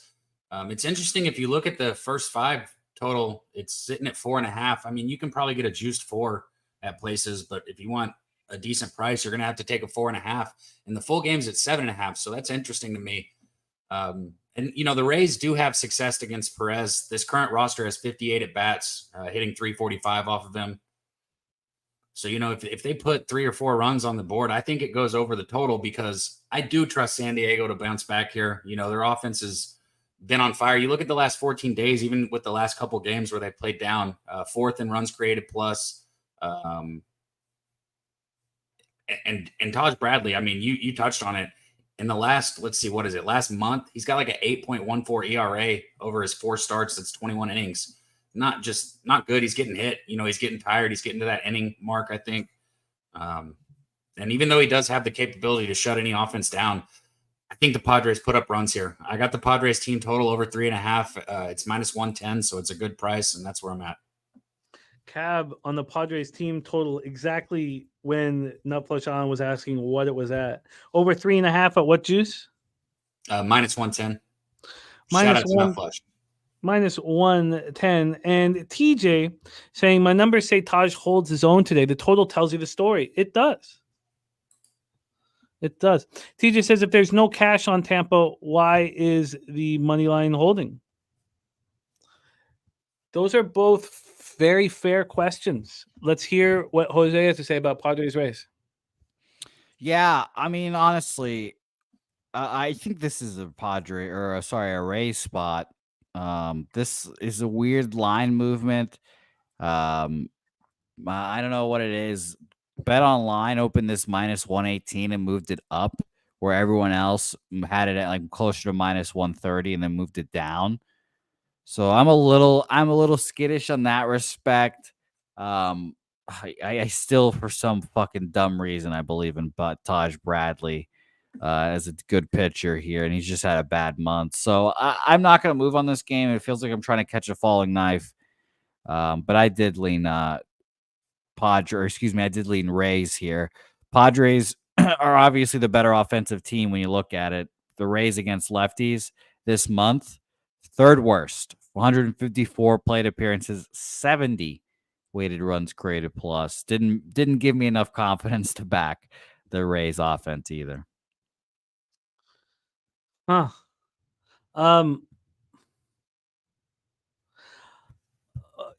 God, this is just let's go back to how much there's 65% of the tickets and just 11% of the cash. Wow. But the line is not moving. It was moving though. I mean, when the Padres go from plus 112 to 104, you're like, okay, this makes sense. And then there was a 16-cent move towards the Rays at Pinnacle. That's such a big move.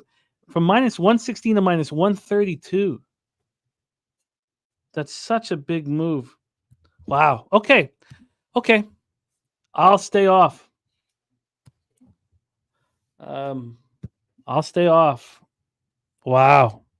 I really thought that this was shaping up to be a spot to back the Padres, because my instinct was look at the layman's just looking at the surface numbers of Perez versus Bradley. But then, of course, they're also wanting to back the Padres and not the Rays. It's fine. I will stay off. I'm not going to sit here and hem and haw. Daby Cab, Padres team total over 3.5. So, Daby Cab, that's your lone look. The rest is all college football for you on this card? Yeah, I'm going to be honest. I didn't cap too heavy into this MLB card. I've been getting ready for Saturday, looking into the games on Saturdays. So, because I'm going to have more action on Saturdays. So I've just been getting ready for that. Respect. And you're going to be back heavy with us in wine time on this 4-game college slate that we're capping today for Friday action. So I respect it. A cab on the Padres team total over 3.5.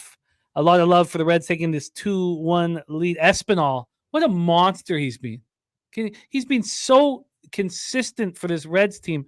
And he was, you could pay him almost the mint. And the Jays didn't do that. What a bunch of ass clowns.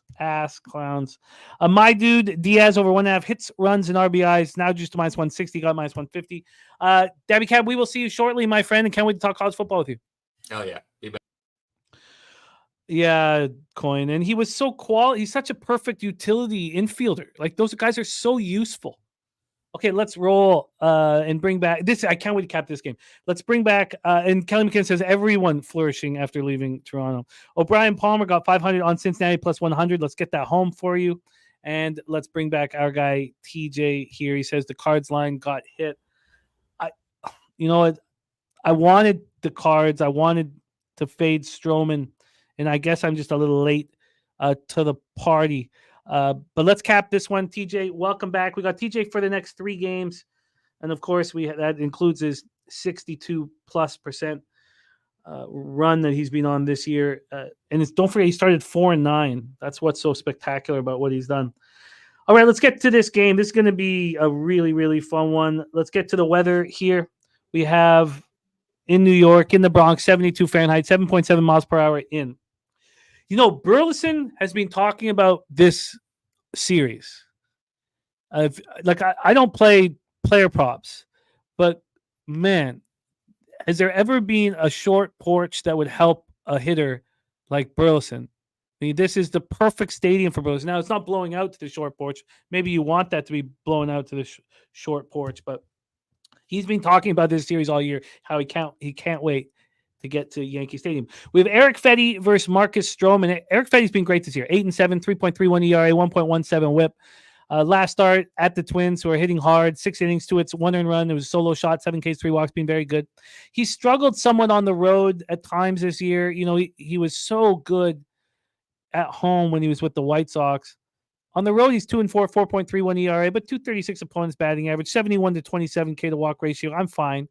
I don't really like what I've seen from Stroman all year, you know, but he's got good enough numbers. I mean, who wouldn't want an innings eater like him? 3.88 ERA, 1.39 WHIP. His last start was a 10-3 win at home versus the Rockies. He allowed 3 earned runs over 5 innings, 5 Ks, 3 walks. At home, he's been bad. 4-5, 5.09 ERA. You know, he's allowed 15 home runs at home. He's allowed 15 home runs at home and 3 on the road.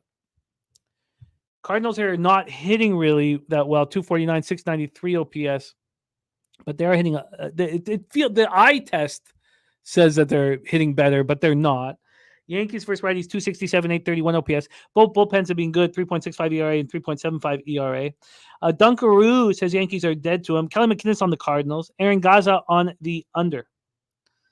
So let's pull up the line history here for this one. We have the Yankees opening up at minus 165. This Yankees team got up to minus 184 at 9 in the morning, got up to minus 189 at 9:03 in the morning. So at that point, there'd been a 25-cent move to the Yankees. That stuck around until this last 45 minutes. There's been a 10-cent, 11-cent move towards the Cardinals. There has still been 6 cents of movement towards these New York Yankees. From a total standpoint, here we go. From a total standpoint, we're sitting here with an 8.5 minus 114 to the over. This opened up at 9 at a pick'em and immediately started moving to the under. The funny thing is when it first got to 8.5, it got back up to 9, but now it's back at 8.5. So, and now it's juiced pretty heavy to the over. So you don't need to call it the most, eventful half-run move. Let's take a look at the cash follow. We have 91% of tickets, 83% of cash on the Yankees, 88% of tickets, 87% cash on the over. Yankees bullpen starting to get right. Cardinals are playing playoff baseball right now. We just saw it against the Padres. Can't wait to hear the plan for TJ. Take it away. Yeah, Cardinals are getting a little intense there, starting to play better. It's good to see. And I agree with some of the chat. Joe Yurkovich, Stroman is so mid. You look at his ERA, 3.88, good. 3.88 is a good ERA these days. But a 1.39 whip and then a 761 OPS. And the advanced numbers, which is, those underlying stats are what I really build my model off of.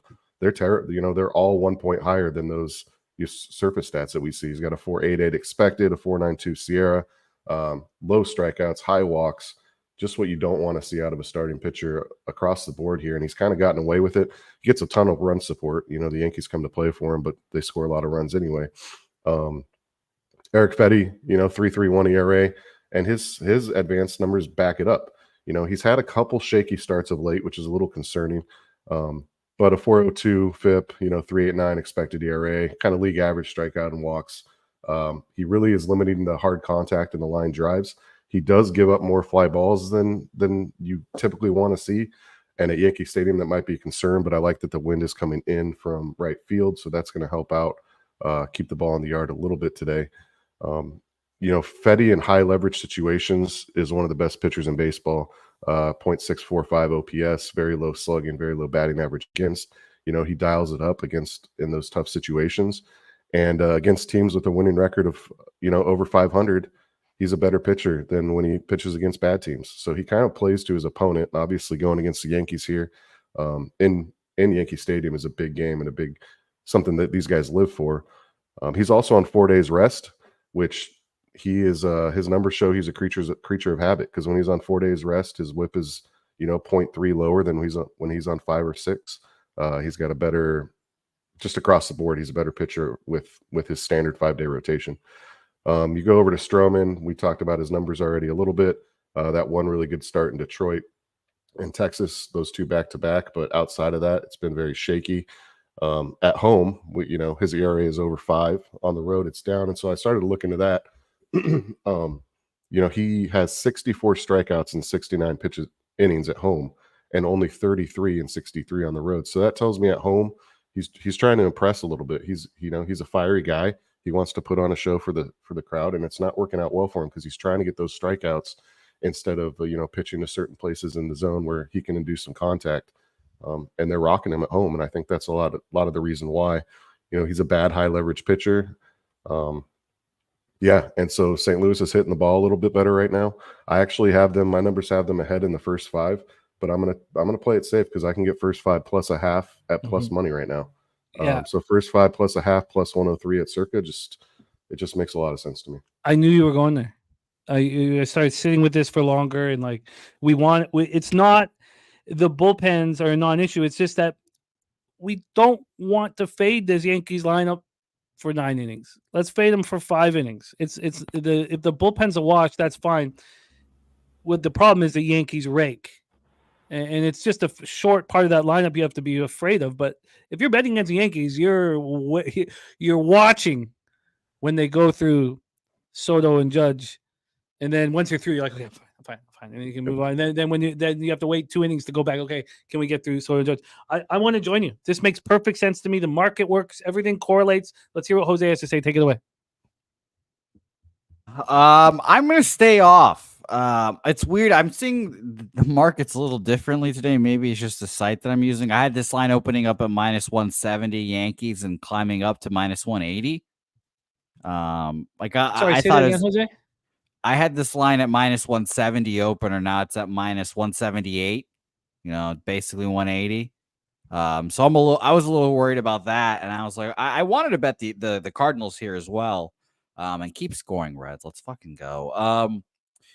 But I wanted to be on the Cardinals here. I thought this price was just a little excessive. I think Fedde, honestly, is the better pitcher of these two guys.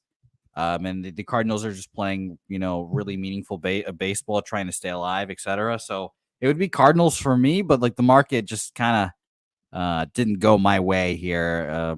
Like I say, it opened up again. I had it minus 167 opener, now up to minus 178 to be specific. So like I said, that's what I was worried about. So I'm off, but I do agree with you guys. It's Cardinals. But I mean, can we explain that? Because 91% of the tickets and 83% of the cash are on them, and they're the Yankees. And another thing that's interesting is Drewski. Drewski, that's dope, Nanya. Nanya going to do a live opening with us before the horse race. So cool, Nanya. So if we can send him a link hilarious. At some point, but that's so dope, Nanya. Love it.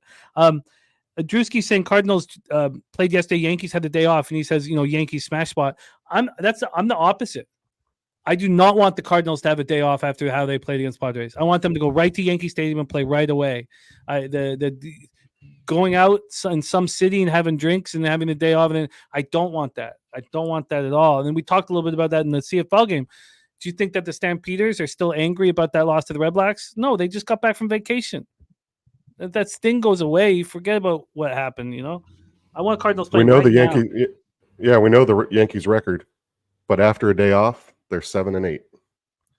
And we've seen this before with the Yankees. They go through these little ups and downs. They're obviously a lot more ups, but that was a bad series against Washington, and they just faced 3 straight lefties. So you come in 3 straight lefties and you get a righty, it just changes that perspective a little bit. It might take a few innings for them to get back on track. So I guess what you are saying, Jose, with this market move is that I don't need to bet it right now. Let me just double check that here and see if I can just do this later. We'll use Bet Online market movement on the first 5. They've got Fedde at plus 140. It's come back from plus 155. It's been a 15-cent move towards the Cardinals in the first 5 in the last hour. I'm betting this now. I'm betting this right now. Okay, I'm betting this right now. So, so we're gonna move on. So, TJ got the first 5 plus half at plus 103. I don't think Pinnacle can beat that. Why don't we just take a quick look and see if Pinnacle can beat that? And then we're going to go into the next spot. Now, we're just keeping TJ with us because he's got the best bet on the game after it. He doesn't have a best bet on this one.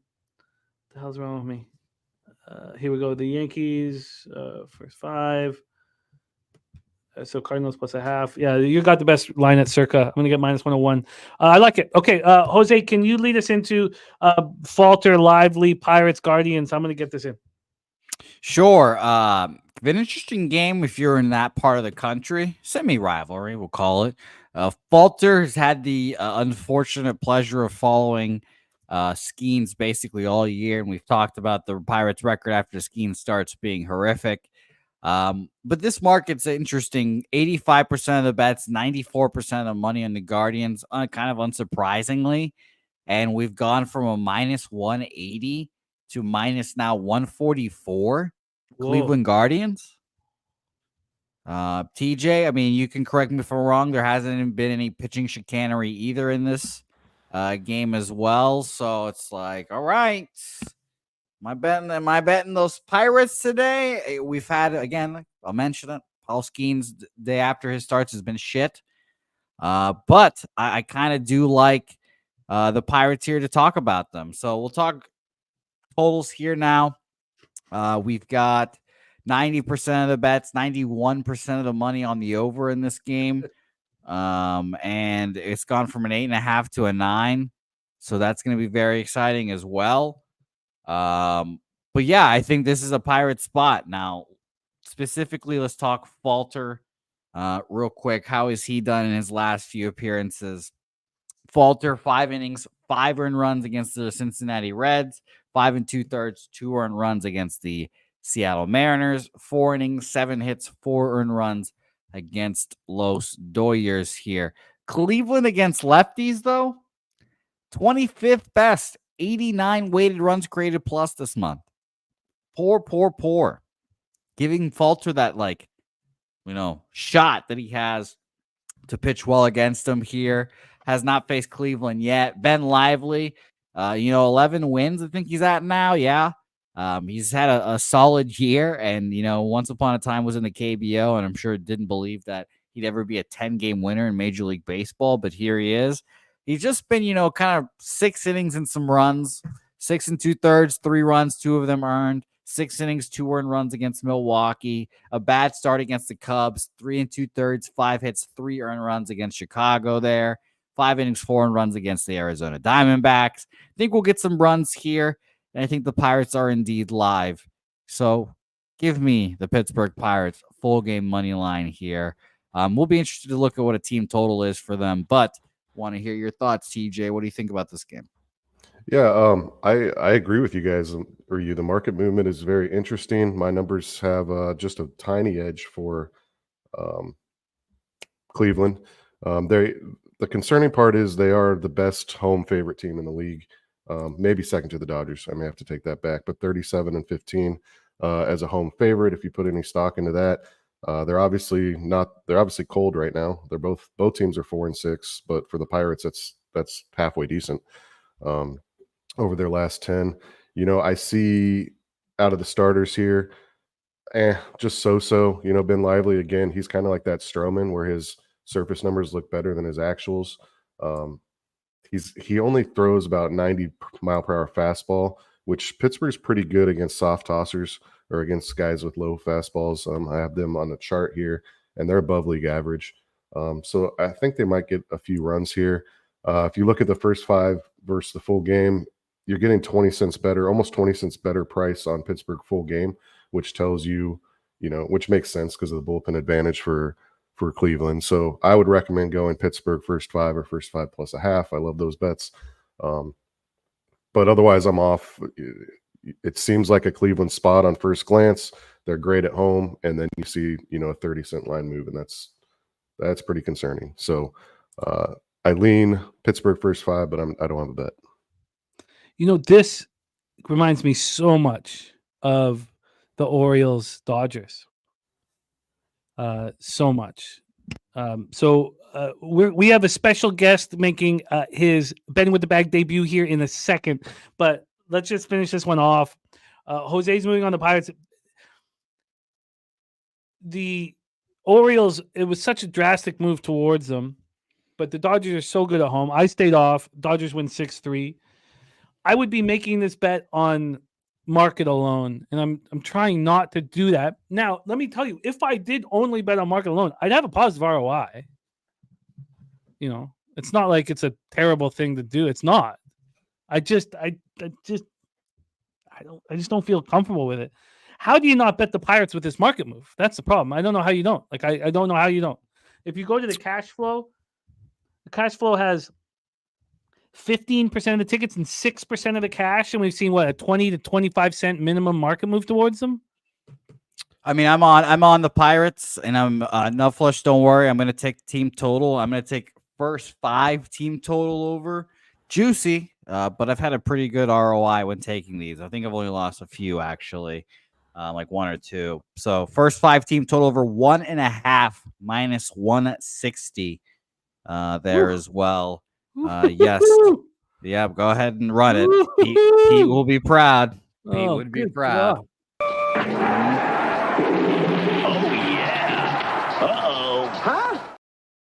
Huh? Wow, minus 160. And he still has a look at Jose's had a few of these, but still look at that average line all year, plus 115. First 5 Pirates, team total over 1.5 minus 160. Anything else that you're adding?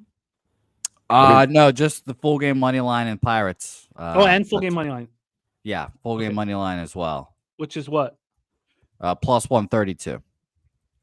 Yeah, Pirates team total looks pretty good. I mean, their offense hasn't been bad. 7-6-2 is a stinker. 4-8, 5 and 10 their last 7 games. So they're averaging 5 runs a game.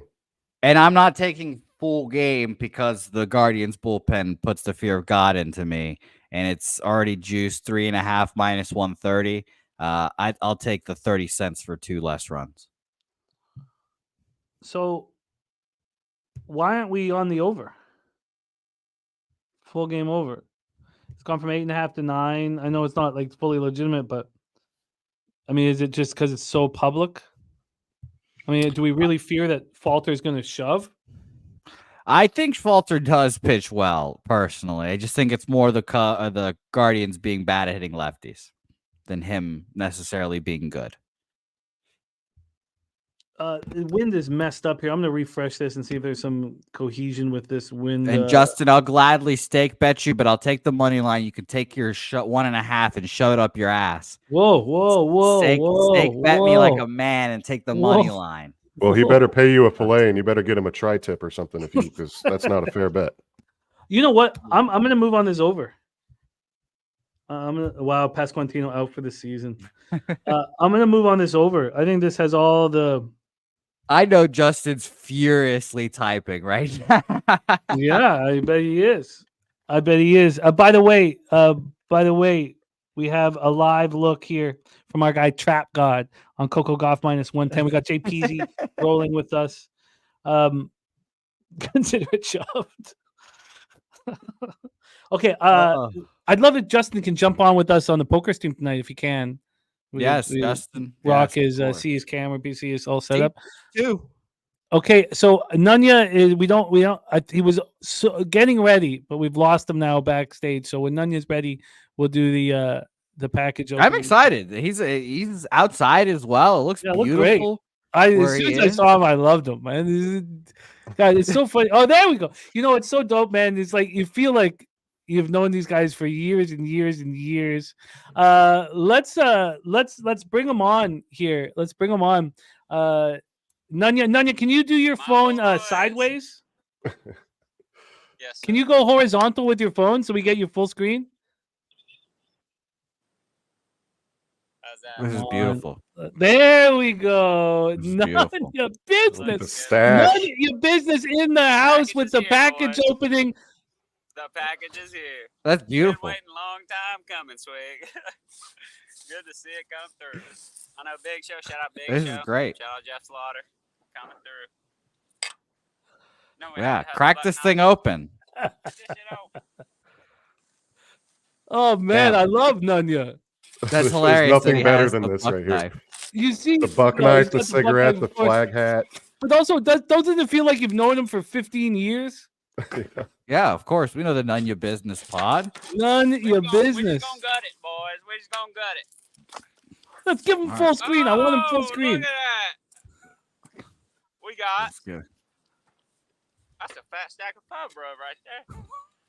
The barbecue rub. You put that on some Ooh, gator. That's some flaky stuff. That's how I like it. There we go. Looking Beautiful. Good, looking good. This is great. If anyone else has some PSR my packages, goodness. please. Yeah, That's the Pub Sport money bag, Bubba. Holla at you, boy. Get you one. Woo. Nice. We gonna There wear we that, go. and y'all know I do that. Y'all know I do fanny packs. Hey, what y'all see? All right, let's get that shit out of here. All right. Oh, I know dope. I'm hooked up. Dope. It's hot as fuck out here. I'm up under the shade. I'm trying to duck, dip, dive, and duck. But we got that beanie for later this year. That's Let's dope. go. And oh shit, y'all already know. Oh, Damn, yeah. they're blue. They're blued. I like it. I like it. I like it. That's Yeah, good we need to glasses. protect people's eyes. Oh, You got cash that? it hat. Wow. None is going to have a new wardrobe. I gotta get a haircut. I got a little mullet going on too. No, we like that. Oh, yeah. Cash that Okay, shit, here we baby. go. Oh, it's coming together. It's coming together. Boy, oh hell no. Yeah, I Oh, can't do it yeah. right now. It's too hot. But cash it. Nice. This is great. This is very great. Oh no, you didn't have to. You didn't have to do it. Of course. The Look. little Oh, shit yeah. in the back. Oh. Check that shit out. Boys, we rocking and rolling. I'm talking about, oh my goodness, a double up.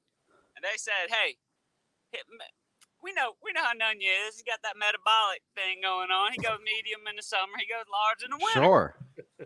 Sure. Bang, baby, a large for the winter time. Bang. Oh, jeez. Y'all know me. Y'all know me. And you're getting Pubapalooza shirts too? Oh, Both that's my editions? favorite. Woo-hoo. That's Man, dope. Yeah. y'all making my day. Y'all just making my day.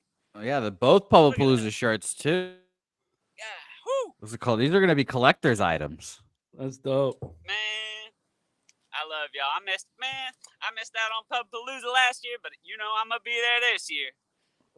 We coming strong. We coming strong, Bubba. I might not be Oh. wearing these black shirts, but hey, we gonna do it. Man, Damn. oh, hey, can't Oh. forget the last little bit of pub rub. That's the all-purpose Come on. rub. Yeah. Let's get it. I use that rub actually. It's very nice. All Very right, nice. all right. Beautiful. Nunya, Nunya. Man, you y'all the are. best. Y'all got me out here in my garden and shit. I'm gonna give a little preview. Oh, yeah. Got a little going on back there. I love it. Come on. Nunya, you're the man. It's The so best, dope man. to finally see you in person, dude. Man, so much love for you. The Nunya business play of the day, man. We need to Let's start get getting it. that on camera, man. Yes, sir. Oh, that was Love you fun, guys. man. We got to cut this out. We got to cut this out, Jose. That was too cool, Of man. course. That was If we don't too get a cool. video out of this, if we don't get Yeah, an intro for out of sure. this, man. Oh, Nunya, you are the man, dude. You're the man. So, doesn't it Oh, feel y'all like the you've best, known this bro. guy for 15 years? Oh, Yeah. Y'all the Oh. best. We gonna get down to it. We gonna get down to it. I feel like I've known y'all for forever too. It's crazy. our guy Nunya doing the live package opening. That was great, man. That was I really appreciate cool. you guys. Shout out Big Show. Shout out Slaughter. Swig. I know you come through in the long run. Come on, boy. Beautiful. Let's get it. It's Awesome. hot as Thanks, fuck out Nunya. here. Much love, Nunya. Get that cash, my guy. UAB what? money. Oh, UAB money. Shout out to Nunya, man. That was fun. That was Oh, so man, dope, rim most, man. rim That most, was that's hilarious. Cool. Man. That was so cool. I love that. That was as cool as anything we've had happen. Nunya is the man. That was so much fun. Okay, Yeah. we're about to get into A's Rangers. But I'm gonna bet this over right now. Pittsburgh, Cleveland. I don't want to mess with I don't want to mess with the line moves late or anything. I just want to get it in. So, Jose, why don't you set up the A's Rangers and we'll hear the next best bet from our guy TJ. But let me just say one more time. God, that was so fun. So cool to have Nunya on camera with us. I love that. I love him. Isn't he everything that you imagined him to be? Did you expect anything else? Did you expect anything else when you started to talk? You just But when you meet Lopez, you're like, this is my brother right there. And I felt that immediately from him What an absolute guy. That was so fun. That was so cool. We love you, Nunya. Okay. Yeah. And by the way, Beavis, it typically just talks about his grandmother getting bit by a wombat or some sorts. A very good comment here by Beavis. We should do this a monthly thing, a monthly raffle or some sort for a Pub Sports Radio gift box. And then this person can unbox it on the program as well. That is such a great idea. I'll tell you what, I'll put a bounty on my head tonight for poker, and I'll buy whoever takes me out a PSR shirt. Oh, I love it. There we go. I love it. Wow. TJ's up in the stakes today. That was Man, that was very exciting. Shout out to you, Nunya. It was great seeing you, my guy. Let's talk Rangers A's here real quick. Another initial, or whatever we're going to call it, JP Sears back up on the bump here. And shout out to JP Sears, who quietly, has always put up decent numbers with the Oakland A's, and respect to him. But I don't know if I've wanted to back him much this year, admittedly. His last start, atrocious. 3 2/3, 9 hits, 7 runs, 5 of them earned against the Milwaukee Brewers.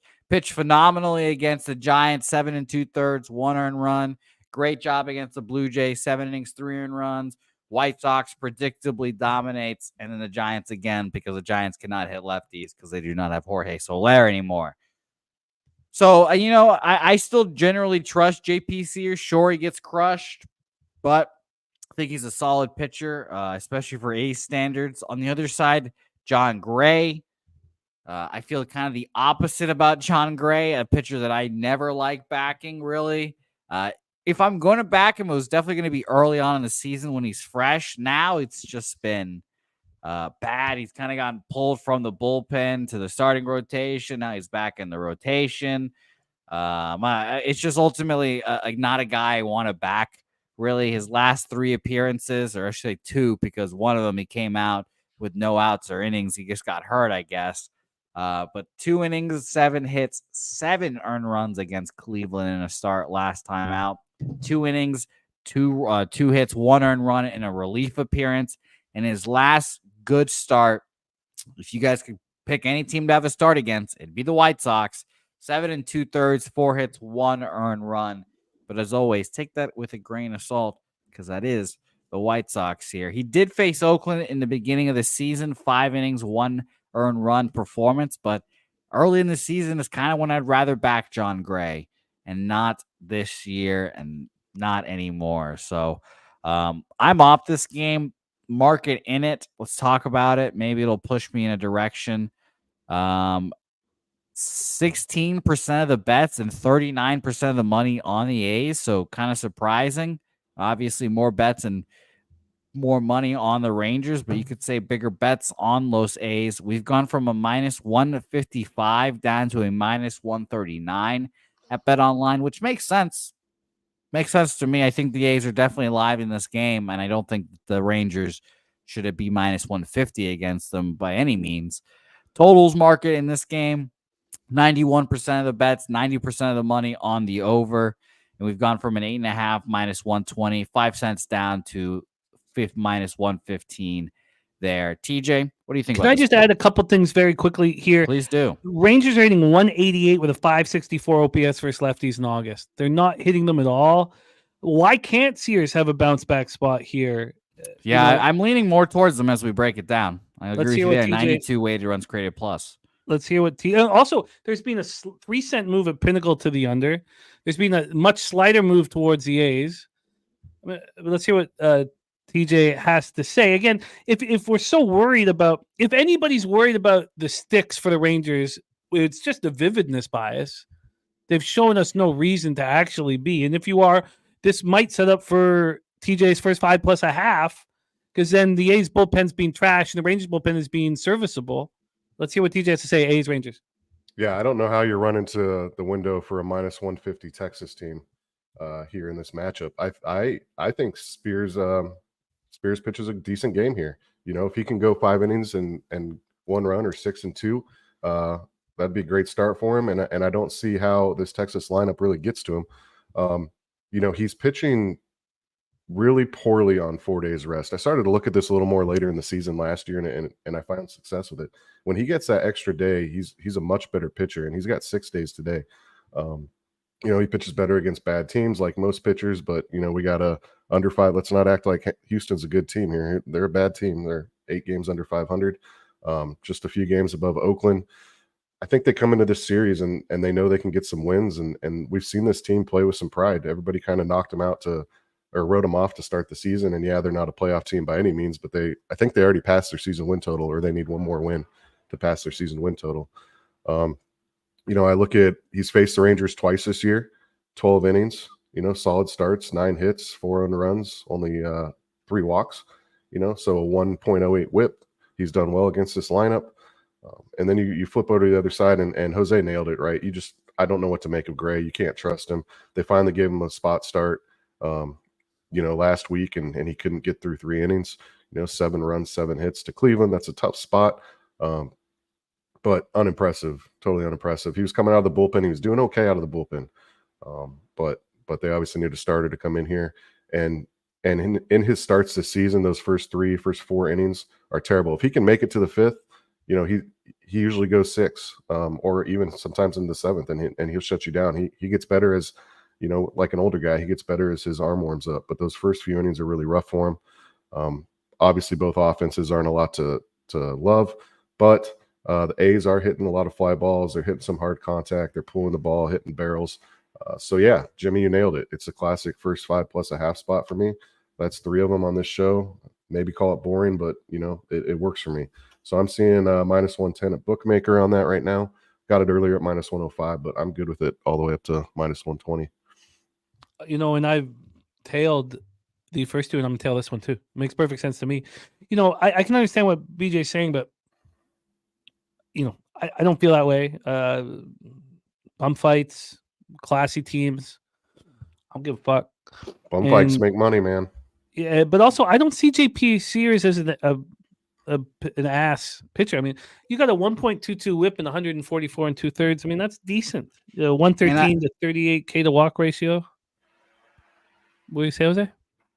Oh, we have a frozen Jose. Oh, there we go. What were you gonna say, my man? Well, yep, frozen for a second. I don't think it's nothing to play for, especially for the A's. Like, all those dudes are playing for jobs next year. So I'm doubling up full game first 5 plus a half with you, minus 115, full game plus 128. Athletics, first 5 plus a half. What are you getting on that? Minus 115. I should probably bet this too right away. Full game. What are you getting? Full game full game plus 1 or full game money line? Money line plus 128. Yeah. Yeah. No, I know, BJ. I do. I always have. I'm in. I'm in. So let's review TJ's action here, back in business with us. And let's also review his 44 and 26, 62.9% plus 16.51 units, ROI plus 23.59%, average line minus 108. We have him rolling. Also, and I would thank God we needed to mention this. This has got to help.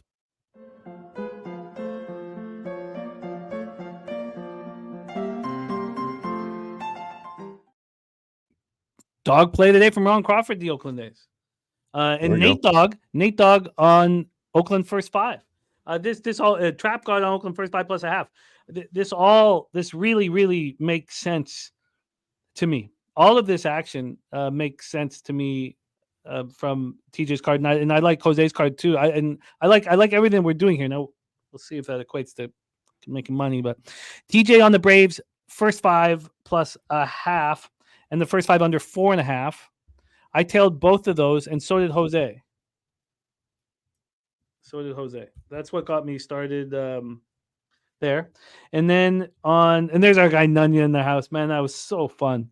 And then we have TJ back in business with the Cardinals first 5 plus a half. Found that easy to tail. And then the next spot for TJ's the Athletics first 5 plus a half. Yeah, I really like that. 4-3 Brewers right now. 4-3 Brewers. Is Nick Martinez still in? I just don't know how he could be trusted. That 10-9 just threw me for a loop. I wish it didn't. It didn't to Jose, but another sign of no. Look, the Reds are live. Their offense is live. So don't beat yourself up. But let's get Jose that cash. And there's Ron Crawford with the play today, dog. TJ, so great to have you back, man. I can't wait to have some drinks with you in the poker game. Can you join us on a live stream? I have I'm going to be at an establishment. I'm going to bring my laptop, but okay. I don't think I can jump on live. I don't think the internet will be good enough. Yeah, it might not I'd be. love No to worries. for the next one. Yeah. Just thank you for being involved, man. Thank you for just being involved, man. That's I just signed up for on the show. I signed up for both Survivor and the contest. Pick. I love it. So let's get that thing up and going. I love it. We are now up to 16. Kent Davies and Juan Ruiz have signed up 16 for the poker tournament. And I'm going to go over all of the people in the Cappers contest here at the end and the Survivor. Thank you for being a part of that, TJ. I know you had a good year last year. So that is TJ's action. We have Royals, Astros left, and we've got a lot of work to do still. We got some work to do. It's going to be a 5-hour show. We're going to break 4 for sure. TJ, thank you for your time and hard work, my man. Get that cash. So great to have you back in business.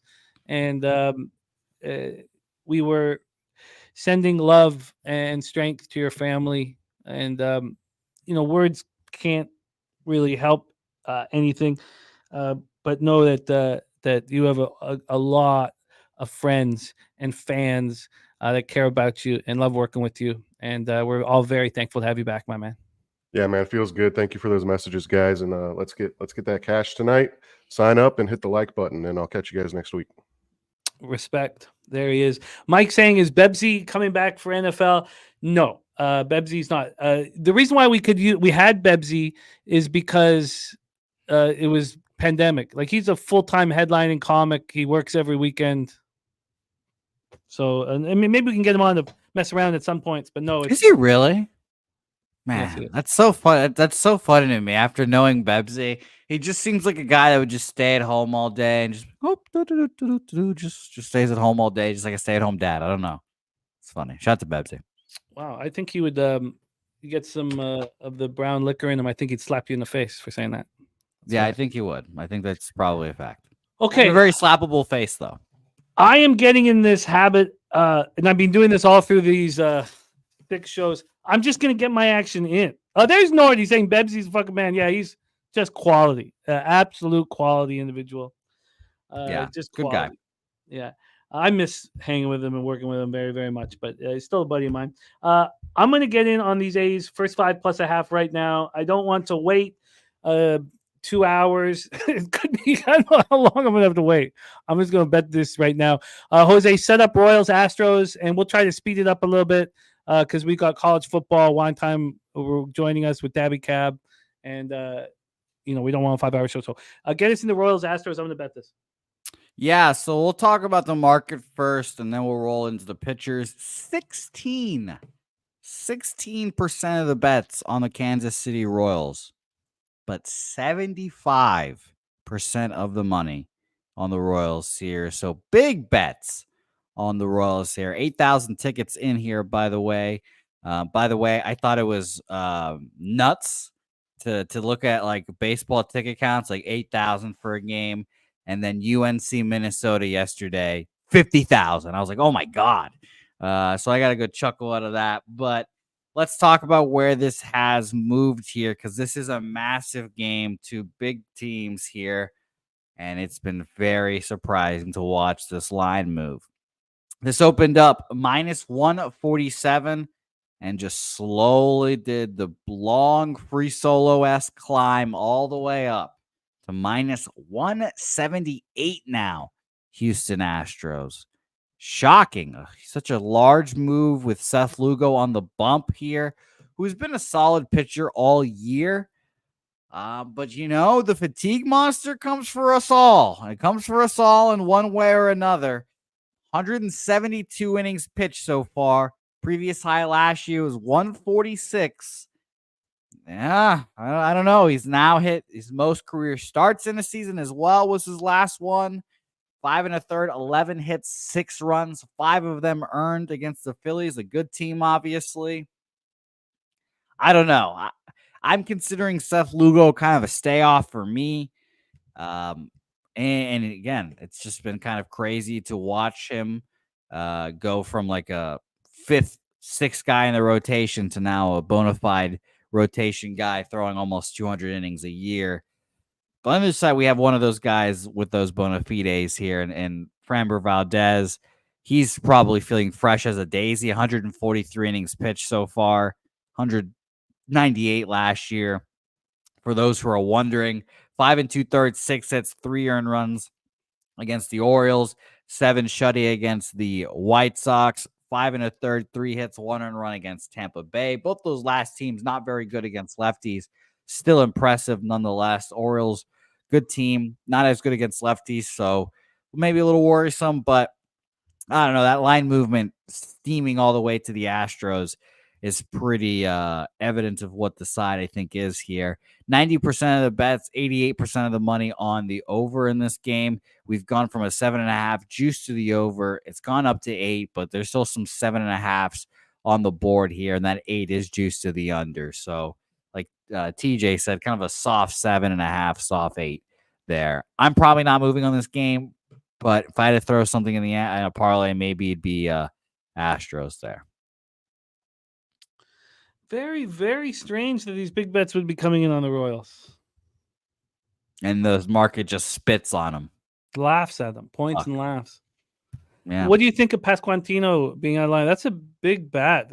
You know, I mean, it's not like the Royals have the depth in offense to begin with Vinny. And he's arguably their second best hitter. So, yeah, I think it's a big loss.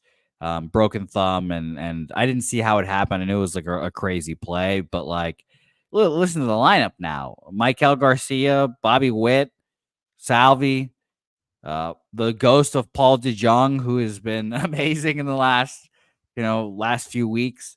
Freddie Fermin, Dariano or Blanco, whatever his name is, MJ Melendez, Tyler Gentry, and Garrett Hampson. It's just not like their offense has never been that great. When you lose your second best bat on, it hurts. It hurts. So, I'll tell you this: Royals will make the playoffs, but they're just going to be like the Orioles last year. Fade them when they get to the playoffs for the first time. And it's funny, Jimmy. Win the division or not, all the Orioles have to do is get there. And when the Orioles make the playoffs this year, I think I'll be backing the Orioles, at least in round 1. It's going to be a fun one, but no action here for me. Well, I'm going to take a longer look at that. I'm going to take a longer look at that. I also don't consider baseball a team sport.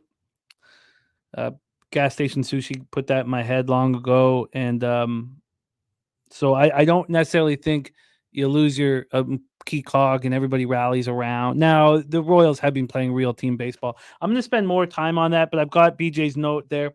Isaiah Scurry, yeah, it's just I can't put time like what everybody puts $50 in and you play all year long. Everyone puts $100 in, you play all year long. I mean, I just can't do it. It's like, when someone invites you to a poker game and the buy-in's $50 and you're like, what? I don't know. I'm turning 45 next month. If the stakes aren't high, I fuck off. Troy Torrance says 75% chance he winds up on the Astros. I'm going to be looking at that Astros spot as well. TJ says he kept this at about -170 for the Astros, so he moved to them at -152. He wants to fade Lugo here. I'm interested in it. LJ from H-Town says Bobby Wood Jr., Altuve, Ohtani coming off no-hit game parlay all over 3, over 3, 1.5 bases plus 750. I'd love to see that. Life's too short. I just don't have time. Like and it's not that I don't know. You get older, I feel like I don't need friendship. And then I hang out at Pubapalooza and I'm like tearing up So it's not true. Or when Nunya comes on for like 2 minutes and Jimmy, that's the best and the happiest Jimmy's been in like the last 3 months. It's true. So it's not like it's true. But if the stakes aren't high, and I don't need to be involved. See, it's a good shirt, Rem. You're right. If the stakes aren't high, I fuck off. That's true. It is. Yeah, that's another thing. I do like a playoff pool for the nothing money, $50 with my friends for 30 years. But you just put in your picks at the beginning of the year, and then you don't need to. It's not a each week thing. I just don't have time. All right. I'm very interested in the Astros, but I can look at that one later. Let's move on. 8:10 p.m. Eastern with the New York Mets 70-64, 35-31 on the road at the Chicago White Sox 31-104, 18-51 at home, guaranteed rate field, Chicago, Illinois. Look, Nunya's guest spot was maybe the best moment of this show all year, and the best moment of Pub Sports Radio is Daby Cab's college opening, of course. That was the best part. That was best. Yeah. There's nothing better than that. It's a lot of fun. It was seriously that Nunya's guest spot was the best moment on this show all year, and we're going into month 9, and there's no doubt that was the best moment on the show all year. Okay, Mets White Sox guaranteed rate field in Chicago, Illinois. The big drip is back in the show. Tyler Megal, 29 years old, 8 starts in Syracuse. The big drip don't have it, man. I believe in him still. 2-5, 5.17 ERA, 1.43 WHIP, 55 Ks in 47 innings, 6 home runs allowed. Going up against Jonathan Cannon. In the last 3 starts, Jonathan Cannon has gone 14 2/3 innings. He's allowed 21 hits. He's allowed 13 earned runs. His K to walk ratio is 12-8, and he's allowed 3 jacks. You can't look at season-long stats for Jonathan Cannon. Maybe, Jose, if you could pull up career innings, is he hitting a wall? Or is Major League Baseball just so difficult? If you look at Major League Baseball in your past, how many stars have you seen for a month? But it's about, can you do this as a pitcher every 5 days? Can you do this as a baseball regular every single day? I thought about that with not Corbin Burns. Carroll? Corbin Carroll. When Corbin Carroll hit 2 home runs, and I watched Corbin Carroll swing, I'm like, where's the power coming from? It's like, well, where is it coming from? He hammered that one jack sword. Then he wins it in the Grand Slam, and I'm like, this guy's got to go to the shower, go to sleep, and do it again tomorrow. That makes baseball so hard. I don't trust either of these pitchers, but I also trust the market very, very much. Ron Crawford, we love you, man. Atlanta, Detroit, KC, but the play of the day is the A's for the Dogs. So Mets first righties 246, 721 OPS in August. White Sox 246, 68. Mets bullpen 4.03 ERA. White Sox bullpen 5.77 ERA. So let's get the weather. Where are we? Yeah, White Sox. Let's get the weather here and the line history and hear what Jose has to say about this spot. And I'll try to speed it up. You know what? This is the only place I want to be, like, in life, is just sitting here doing the show with you guys. Actually, the poker tournament's going to be really fun tonight. 77 Fahrenheit, 4.7 miles per hour out to right field. Then it comes in. It's really meek weather. Let's get into the line history. There's our guy, Big Show Picks in the House, Start of the Locker Room podcast. Noli Knows says that's the best part about baseball. You get to come back and do it again tomorrow. No, I love it too. I just thought, I was thinking of Corbin Carroll, thinking, how hard is that? Not to just want to go out to the bars and have the women be like, do you see me today? I was spectacular.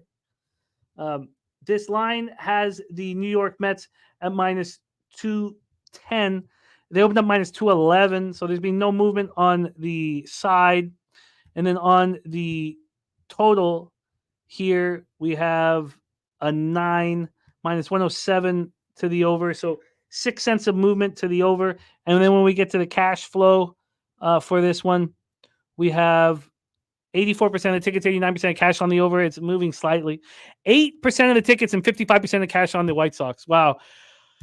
So can you tell me about Jonathan Cannon? I mean, maybe is it a fade of the big drip? Take it away. Yeah, I can't believe it either. It's I'm not going to bet on the White Sox. They're on pace to smash the worst Wait, team can of we all just stop time for 1 record. second? Sorry. Our guy Nordy, he's got to go taking his wife to radiation. And look, he's saying, hope to see all you beautiful faces tonight. I mean, the strength of Nordy and the strength of his wife and the strength of his family. You inspire us, Nordy. And you're not going to be alone there when you're taking your wife to radiation. We are thinking about you. Please, if everybody watching this show can just take a second and send as much healing energy and positivity to that family and to Nordy's wife, Rebecca. It's so impressive. I lose words and I choke up. It's so special what you're doing and what your wife's going through with such strength. And when you guys were at Disneyland and all that stuff, it's so special. It's so fucking special. And your strength and everything, you're leading by example. And if we could all just take a second and send all the positive energy to Nordy and to Rebecca and to the Nordy family. And you're not alone when you're taking her. We're all thinking about you and we're all with you. Agreed. Shout out to you, Nordy, as always. So I'll just do a quick transition. There's no easy transition to say that Jonathan Cannon, 90 and 2/3 innings pitched in this year so far. The most he's thrown at 72 and 2/3 in high A. And that was last year. So I need to do the math on that. So he did 72 and 2/3 and 48 and a third. So no, actually he's fine. Sorry, I was looking at the wrong thing there. Innings wise, but he's at 100 and about 37 right now, 127, excuse me. So innings he should be fine. I just think he's on one of the worst teams in baseball history, and I think it's easy just to fade the White Sox here. I think it's fascinating that there's big bets on them here today, Jimmy. I don't know why. Yeah, I mean, I get that, I guess, but I just wasn't a move I was making. So, what do you think they'll give us for first 3 plus a half? On Cannon, that's a great question. I mean, I'm sure you don't get plus money on those, I'm sure. No. So I'd guess minus 120. If it's minus 120, I'll bet it for sure. I think it's going to be worse. Let's see. Minus 125. Yeah, I like Mego, but if the market says he's going to get his tits ripped by a horrible White Sox team, I'd rather listen to the White Sox or to the market than me. So Jonathan Cannon with consecutive. Oh, he's been so bad the last 3 starts. I can't get past it. And he's the one, and I've said this throughout the whole year, or I guess like half the year, I should really say. The 3 pitchers on this team that I'd back, Torpedo, when he's gone, never forget, Jonathan Cannon, and Garrett Crochet on very rare occasions. I take that back. I know what I can do. Oh, unless, do you think Mego's going to pitch for his...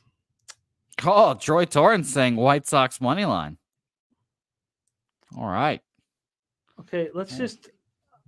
What can you... Okay, how about this? I'm going to go... Can you get me Mego's last starts in Syracuse? Sure. Because you know what? I know the problem with my thought process there is that I wanted the plus a half. There's a ton of volatility in this. I don't need the plus a half. I'll bet it first 3 money line. So Jose's going to grab his Mego's. So Megel had a really good last outing that got him promoted up here. 4 2/3, 1 hit, 6 Ks, 2 walks. His last appearance before that, 7 2/3, 8 hits, 4 earned runs, 11 Ks, 2 walks. Before that, against a really good Red Sox AAA team, 5 innings, 5 hits, 4 earned runs, 4 Ks, 1 walk on 2 home runs on that game allowed. He's been up and down, and it's funny, like he had that moment in time where he was really good and he was throwing the ball really harder than he's ever thrown it, and then his shoulders kind of fell apart on him. So I just ultimately can't back him right now, and I don't want to back the White Sox. Okay, we don't need to sit here and hem, but I have interest in White Sox first 3 money line. I have interest in it. I do. Come on, how many chances are you going to give Megal? It's not Shawshank. Let's roll. 8:10 p.m. Eastern with the Toronto Blue Jays 66-70, 32-37 on the road at Minnesota Twins 72-61, 37-29 at home. Target Field, Minneapolis, Minnesota. I sat with this game for so long last night, and in the end, I didn't move on it. Weather-wise here, we have the wind blowing out to left field, 74 Fahrenheit, perfect weather for baseball, 8.9 miles per hour out to left field, dies down to 6.7, but it's offensive weather. Oh, and it's going to be first 5 money line for Troy. And Billy says there should be less fans in attendance tonight than there are at most AAA games. So then we'll go into the line history here for this one. I want to start with the total. That's what captivated me. It's a 7.5, and this opened up at 8. It got up to 8.5 at 8:03 a.m. I'm shocked at that. I did not expect that at all.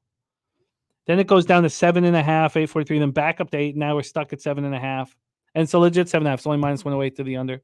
Lopez has been fantastic of late.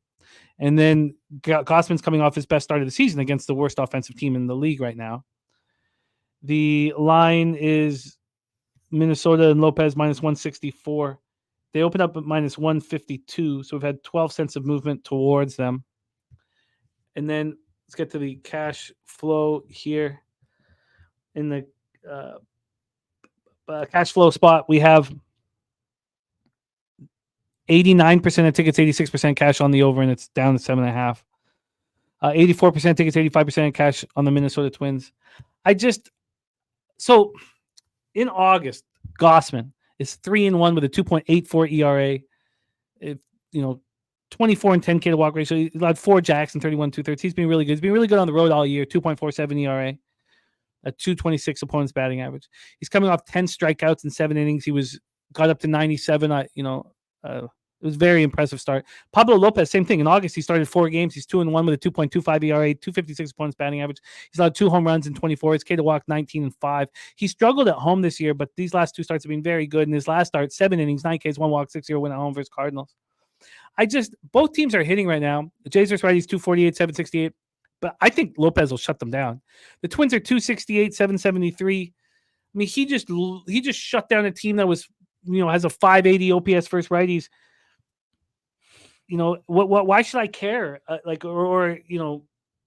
Have high hopes for him to do that again against a team that really hits and a team that rakes him. Rakes him. Look what they did to him this year. Sharpie was talking about what they did to him last year. If I had moved on that first 300, 2.5 minus 135, I'd probably be pleased, as that was minus 155 last I checked. The under 4 was already juiced. I'd missed the 4.5. So now this under 4 is just minus 115 to the under, which isn't that expensive. And that first 3 is still minus 155. So obviously I'm not going to take that. And I'm not going to take the 2. And when it came down to it, I didn't move on it. Kelly McInnes on the under 7.5. I get it. Isaiah saying no Buxton, no Correa is big. And Contreras leaving the game for an injury. That's not good, Kelly. So take it away, Jose. Jays Minnesota. I'm very interested in your breakdown. Yeah, I don't have much, honestly. I keep it short. I leaned under in this game. I don't want to back the Twins in their form right now. So I think it's absolutely, for me, Blue Jays or pass. And Gausman's numbers kind of scare me. So I stayed off this game. It's just, I leaned under, but there's always something that I was a little bit too worried about to try to move my money on it. So short and sweet, no action, but I leaned Blue Jays. Yeah, I'm just gonna. There has to the spots that I've been hesitating on, I've not been betting on, and they've been losing. And you go back to that start against the Reds, 5 innings, 3 runs, 4 total, but 3 earned, 5 Ks. He had 10 Ks in his last start, right? 10 Ks. In the 4 previous starts, he had 14 Ks combined.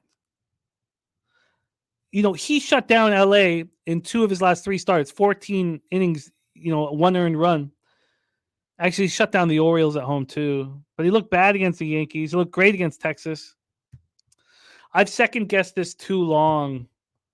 I think Lopez pitches great. I think Lopez shuts down the Jay. So I probably should have moved on the first 5 under, but it's noticeable that this 7.5 is going down, but that first 5 isn't. I would just like to take one look at just before I shut this one down, and I'm going to shut it down. Let's go to this first 5 total here. Totals first 5, and go to Penny. Penny's got this at minus 116. Got up to minus 118 at 158. I mean, this was a 4.5, heavily juiced to the under. When it first moved to 4, it was 4:27 p.m. It'd only been out for 20 minutes. Like, I missed it. I wasn't at the. I don't know what the hell why I missed. But Nate Dogg says under is the play. No, I feel you, not plush. I feel you, my man. No, you're very, very, very helpful. So I guess I'm off. God. Why are you off the first 5 under? Because of Gausman and the Twins being able to rake them? Yes. Yeah. Okay. Yeah. But you just mentioned Blue Jays have been red hot recently. So yeah. Oh, it was Churillo, not Contreras, injured for Milwaukee. Okay, and Kelly, no worries, Kelly. No, it's all good. Nate Dogg saying under the play. Maybe it is. That's what I've been fighting with. Churillo's been awesome. Okay, let's roll on. 8:40 p.m. Eastern, Baltimore Orioles at Colorado Rockies. Albert Suarez is pitching very, very well. He allowed 2 earned runs over 5 2/3 in his last start, a 3-2 win at home over the Astros. That was against the Astros. But he had thrown 3 straight scoreless starts leading into that last one. He'd gone 17 2/3 with 13 hits, 14 strikeouts, 3 walks, and no earned runs. He's been a little worse on the road than he's been at home, but I was the one who was telling you that I thought maybe there would be some arm fatigue. Yeah, big show. Poker tonight, baby. I can't wait. I can almost taste the booze. Billy Frieder says, if Suarez ever pitched in Coors, I mean, he's 35, but not most of that's not been spent in the show. 4-4 in the Reds game. Justin 1 run away from catching his stacks. Oh, good. So I'm good then. Beautiful. Yeah. You've cashed it. Did you get 8.5? No, I got 9, but okay. Yeah, I'm good. You clinched the push. So Gomber has some struggles in the first time through the lineup. He gets better going through the lineup. Anytime I have action on Gomber, he gets lit up for 4 runs in the first inning, and I'm just praying to take it home. And so Orioles are only hitting 243, 725 OPS versus lefties. Rockies 246, 758. Let's come in on the weather here in Colorado. Sun Dizzle, by the way, talking to him last night, Jose, from 255 pounds down to 220 for this wedding. What? 35 pounds. 30. Wow, Ozempic's a hell of a drug, huh? Fuck. I don't think he meddled with that shit. Come on, I know. Fucking Sonny's in the bathroom. No, he doesn't mess like that. No, I bet you he goes extreme when he goes off booze. He goes extreme in the gym. He goes extreme. 8.3 miles per hour right to left, down to 7.2, 82 Fahrenheit. So it's hot. AOD cheering on Stacks, no doubt. I can't believe you're going to go to that wedding and you're going to be fucking blacked out coming out off of that wedding. And I don't know how you're going to get on the boat. After the poker game, it's pretty fresh in my head. I don't know. This is what you say now. You're gonna take some booze to the face, and you're gonna be blacked out, and then you're gonna have to try to make the airplane. It's not good, man. I'm in Hawaii. Like, I have to walk from the thing back to the Airbnb. Like, you'll probably throw your laptop in the air again. Who knows? No, it's just not. It's not. I don't think so. I got that bad taste in my mouth from the Steve's night. The total is at 11.5 minus 115 to the under. That's where it opened. Oh shoot, that's the wrong book. It's at minus 105 to the under. Oh, so it opened up at 8. God, I'm looking at the wrong game. Of course, it's 11.5. What the hell am I doing here? No, that's right. Open up 11.5 minus 115 to the under. That's where it is right now. And then when we get to the money line here, oh my God, Brizzy. We still got WNBA and Brizzy after college football. Huge move to the Rockies. They opened up at plus 146. They're now plus 122. I thought the Orioles need to play the Rockies so badly, but I truly thought, how exhausted are they going to be? That was a really tough series against the Dodgers. Then they got to go on a plane and get to Colorado and face these Rockies. We talk about the difficulty of Major League Baseball. So I understand this move to the Rockies. You have 84% of tickets and 94% of the cash, and this line's moving towards the Rockies. Rockies are probably going to beat them here. Orioles aren't hitting lefties. Sancho on Rockies money line. Kadesh saying no bullpen hope from the O's. Take it away. Jose, Orioles, Rockies. Yeah, this is my fishy line play of the day. Get everyone to bet the Orioles here. Rockies win this game. So Rockies full game money line on my card. I'm not gonna try. Well, again, honestly, I was looking up like, what am I gonna double up on this game? Because I kind of do want to double up on the Rockies, and I was looking maybe first 5 full game split. I don't know yet, but yeah, I think the Rockies win this ball game. This is such an. There's no chance I'm betting the Orioles. And Netflix says, you know, think of what I tell you with big games in LA, then heading to Colorado. Yeah, First 5 plus 108 and full game plus 120 for me. Rockies first 5 plus 108 and full game is what? Full game plus 120. Okay, I'm gonna have to look at this afterwards. I mean, and so also I've got them in the division, so I want them to win. Obviously, that's messing with me right now. This is such a tough spot for the Orioles. I just don't know how they're going to be ready to go. And then they always tell you that it's that second day that you're going to feel it the most. Okay, let's roll on, Jose. We got 3 games left in MLB before we get into college football. 9:38 p.m. Eastern with the Seattle Mariners at the Los Angeles Angels. Mariners 68-66, 27-38 on the road. Angels 55-79, 27-40 at home. Angel Stadium in Anaheim, California. Let's get into the weather here. 73 Fahrenheit, 7.9 miles per hour to right center. Dies down to 6.5 miles per hour. Let's get into the line history here for this one. We have the Mariners and Kirby at minus 176. And you've got Samuel. I don't know I forget how to pronounce his name. I've got all his information here on the lefty out of Italy who was undrafted. What a strange story. And I don't have the pronunciation here either. So we'll just call him Sam. Samuel Aldegheri, probably. I'll go with Aldegheri. This opened up with the Angels plus 1, or there's been no movement on the Mariners. Minus 175 to minus 176. Get into the cash flow then for this one. You have 58% of tickets and 54% of cash on the under. I mean, when was the last time we saw the bulk of tickets, or over half the tickets on the under? 82% of tickets and 94% of cash on the Mariners. I think the key stat here is that the Mariners are hitting 167 with a 563 OPS versus lefties, and the Angels hitting 190 with a 587 OPS versus righties. We have this kid, and Justin McKelvey's already bet the under, which makes perfect sense. We have this kid in Aldegheri who's not being seen. Like, what do you do to get this guy? Like this year he started in Jersey Shore in High A, 13 starts there. He pitched well. He went up to Double A Seoul and he got touched. Went up to Triple A. Oh, no, sorry, no, they stayed in Double A, but he left. Okay, sorry. He had 2 starts in Double A in the Philly system because that's where he started, and then in the Angels system he had 4 starts and didn't pitch very well.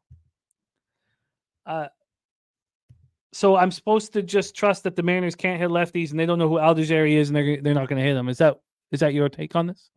Yes. So how are you betting it? I'm taking the Angels full game money line. I will continue to fade the Seattle Mariners. They're in a little hot streak because they keep playing this fucking shit bum teams. But you just talked about it. George Kirby's been pitching really poorly.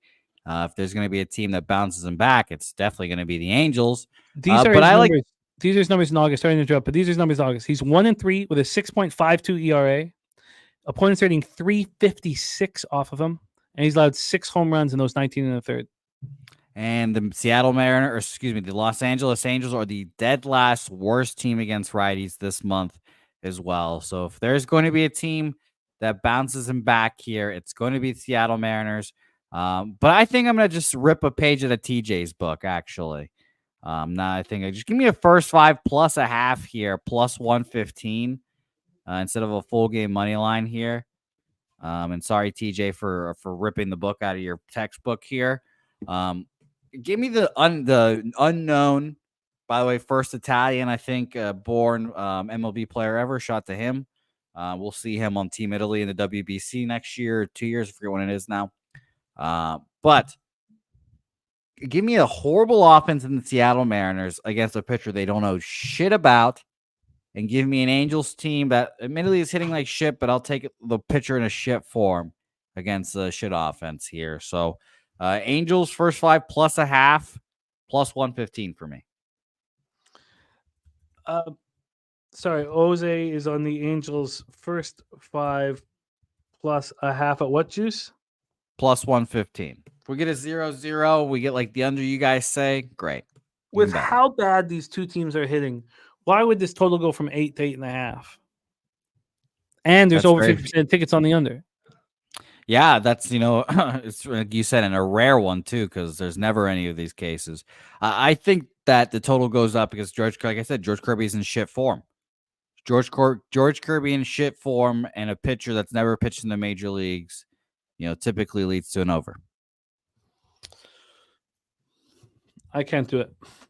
And Nutflush says, the Kirby numbers, what offenses are those against? The Angels are bad. I'm off here. Let's move on. But Jose's moved on the Angels first 5 plus half plus 115. That's it. Not full game.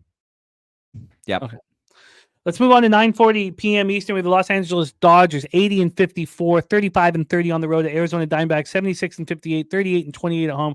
Chase Field in Phoenix, Arizona. As we know, the roof will be closed. We've already heard from Sharpie. He's on Clayton Kershaw over 15.5 outs at plus money. Kershaw's 2-2 with a 3.72 ERA, 1.41 WHIP, and 29 innings of work this year. He's allowed 1 home run this season in 29 innings, 24 Ks and 8 walks. His last start was bad. 5 innings, 9 hits, 5 earned runs, and 9-8 loss at home versus the Rays. On the road, he's had 15 and a third innings, only allowed 4 earned runs, but he's allowed 8 runs in total, but 4 earned. He's allowed that one jack on the road, points hitting 228 against him. Zach Gallen, there's been times when he's not been able to throw against this Dodgers squad. Zach Gallen, 10-6, 3.65 ERA, 1.30 WHIP, coming off a brilliant start in Boston at Fenway, 6 innings, 9 Ks, 4 walks, but doesn't allow an earned run.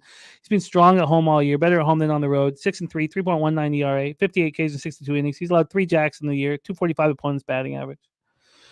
Dodgers versus righties in August, 250, 759 OPS. Diamondbacks versus lefties, 257, 728 OPS. That OPS, probably 100 points lower against lefties than righties in August. And both bullpens have been excellent. Excellent. Jose, can you do some batter versus pitcher for us here after I set up the line history here? Because these guys have a rich history in Major League Baseball. They're going to have, a lot of history with these batters. This total opened up at 9. It's now at 8.5, and it's juiced to the under. That's a real legit move there. On the money line here, we have Gallen. Well, let's go with Kershaw at minus 128. Opened up at minus 107. That's a 21-cent move to Clayton Kershaw and the Dodgers against Gallen. I wonder if that has something to do with the batter versus pitcher history. You have 73% of tickets and 89% of cash on the Dodgers line moving towards them. 91% tickets, 94% cash on the over, and we've seen it go from 9 to 8.5. Jose, take it away, my friend. Dodgers, Diamondbacks. Yeah, so we'll start with the batter versus pitcher. Gallen against the Dodgers. Last 2 years has been bad. 9 ERA last year, has a 6 ERA, only 1 start this year for them. His last 4 starts have been at the Dodgers as well. 4 innings, 4 hits, 3 earned runs there. They won that game, but bad start. 5 1/3, 9 hits, 6 earned runs, 4 2/3, 6 innings, or 6 hits, 5 earned runs there. His last good start against the Dodgers came in 2022, 8 innings, 2 hits, 1 earned run, and a start he still lost. So interestingly enough there, we'll go to the Kershaw-led Dodgers here, and we'll mention his last 2 years have been, last year to 3.18. His starts went 5 innings, 3 hits, 1 earned run, 9-1 win. 6 innings, 7 hits, 4 earned runs, and a loss. 6 innings, 4 hits, 1 earned run there. So still had a good appearances last year against them. This will be his first one this year.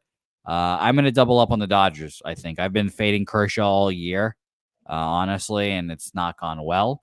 So I'm going to double up the line movement, flipping the line completely, and it's going to be a scary double up because these are both juice, but Dodgers first 5 money line minus 125 and Dodgers full game minus 128. You got it. Jose on Dodgers first 5 money line. What was that? Sorry. First 5, it was minus 125. And full game minus 128. The line moving in that direction should give you confidence. Brahma B on the other side, but look at these numbers against Kershaw. Now, Bell's only hitting 125, but has a jack, two ribbies.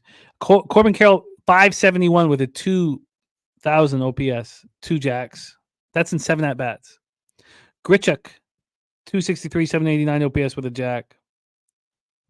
I guess that's about it. So maybe that's not as and then the numbers the Dodgers have are strong as well. Coin saying Hunch Otani's a game tonight. I mean, Otani now going to try to be the first player to ever go 50-50.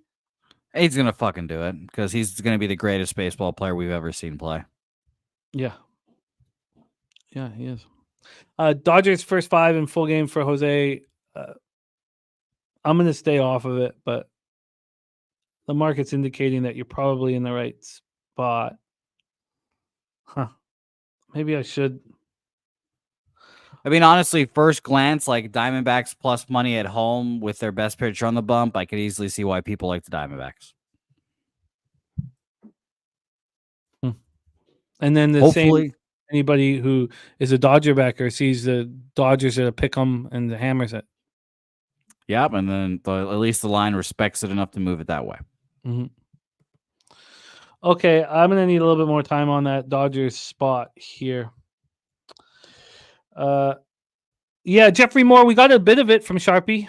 That Kershaw's being unleashed was his breakdown. Kershaw being unleashed. He told us earlier on today's show, and that I forget how many pitches he threw last outing, but it was over 88. So he's ready to go. So he's going to go deep. And okay, let's move on to the final spot on the board. The Clark Edge. God, I got to reach out to you, Clark Edge. My bad. Clark Edge play today is the Marlins first 5 plus a half. And Nutflush has same spot. Sorry. He has plus 1.5. Oh, Jesus. So yeah, it's minus almost 300. So Sure. I'm sure he's got a decent price on it. Oh wow, what an interesting spot. And Nutflush says same spot. Did the Dodgers expend a bunch of energy in the Baltimore series? Wow. Interesting look there from Clark Edge here. That's minus 125. Adam Aller on the bump. And he is God, look at all these guys. Let's talk about Adam Aller here. An older guy, 29 years old, about to turn 30 from Conroe, Texas. Adam Aller. And let's get this off my screen. This year, he was initially in the Cleveland organization. He had 12 starts for them at AAA, and he was terrible. I guess, sorry, was that 12? That was 6 starts, 12 games. He was terrible. 7.48 ERA, 1.59 whip. They DFA'd him. The Marlins pick him up, and he's a new lease on life. He's 3 starts, 6 appearances. He goes 3-0, 2.88 ERA, 1 whip. So just an opportunity with a new team. And then he cuts to get to the show where he's had 2 starts, 10 and a third. So Nutflush saying Snell will shove. Snell coming off a rough start. It was a 4-3 win of the Mariners, but he walked 6 batters, only made it through 3 innings. And the Mariners are hitting lefties okay, 232, 733 OPS. This Marlins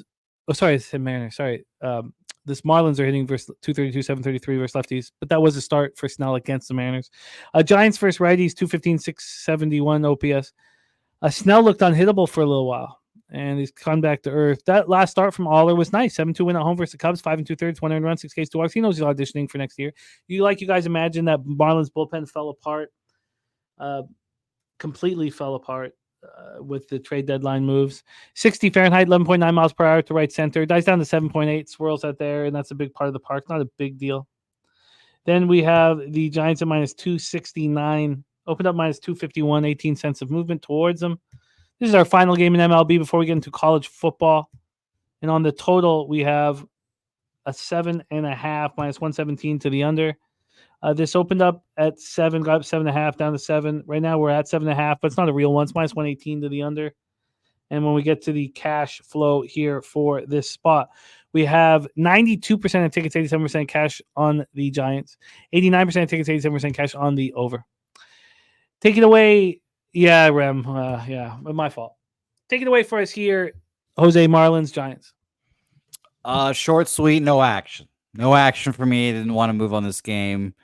Not minus 300, so not in my range of expertise, I guess. So no action. I have a fucking gigantic card as it is, and my hand's already palm sweaty. Yeah, no, I feel it, but you're going to start it with a dub, we hope.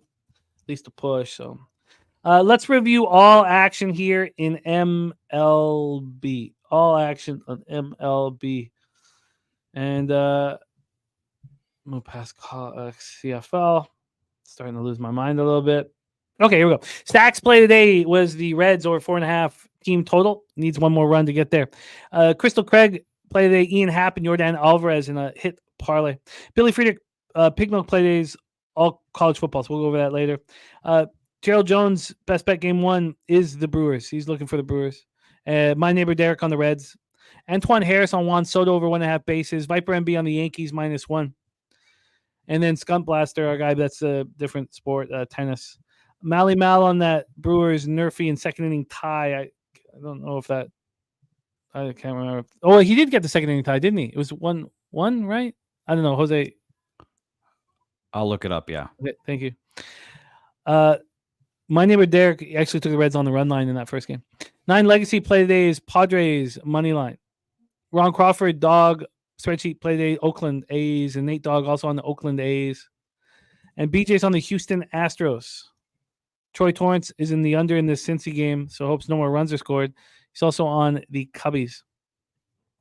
Jose started his card with the over 9 here, and then we get to the late games. We left that game 2 off, but TJ's on the Braves first 5 plus a half, and the first 5 under 4.5. Jose's on both of those, and so am I. Jose's on the Tigers at plus 103. We stayed off of Cubs Nationals. Cabs on the Padres team total over 3.5. The taint play of the day is the San Diego Padres money line. TJ's on the Cardinals first 5 plus a half. He got plus 103. I think I got like minus 101. I did the same bet. Justin McKelvey's on the Guardians on the run line. Lamont Williams max betting the Guardians. Jose's on the Pirates full game in the first 5 team total over 1.5. I moved on the over 9 in that one, up from 8.5. TJ's on the Athletics first 5 plus a half. Jose's on the Athletics first 5 plus a half in full game. I joined for the Athletics first 5 plus a half. BJ is all over the Astros. He says his best bet of the day. He expects bad regression from Lugo based on the previous game log. I've got question marks here. I'm going to take another look, and I've got question marks on the first 3 White Sox. Jays, Twins, we stayed off. I spent a ton of time thinking about it. And then Rockies first 5 in full game. I'm going to have to join you on full game. There's enough for me. Then Jose's on the Angels first 5 plus a half at plus 115. Not joining him on that one. And then I don't know what if I get to the window with the Dodgers. So, and Clark Edge play today, Marlins first 5 plus 1.5. If I'm looking back at all of these spots that I haven't moved on, they're all in later games. It looks like the Rockies. I guess the Rockies. I don't know. Rockies for sure. Astros -1. White Sox first 3, and the Dodgers maybe stay off.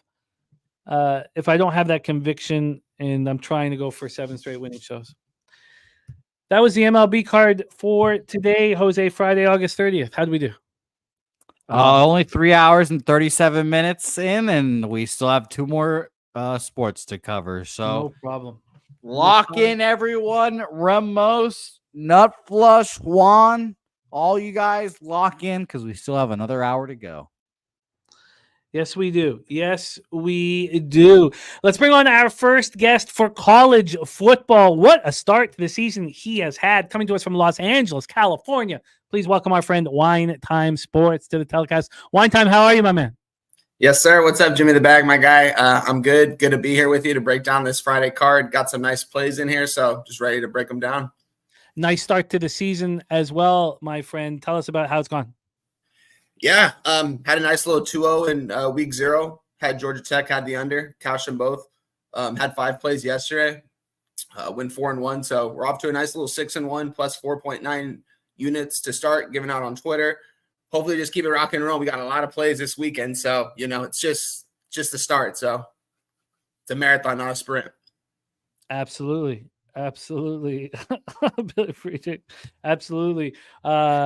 Great start. I'm really looking forward to cap with you and our next guest all season long here on Pub Sports Radio. Please welcome your next guest. He is the star of The Tailgate, our new show, which can be seen tomorrow.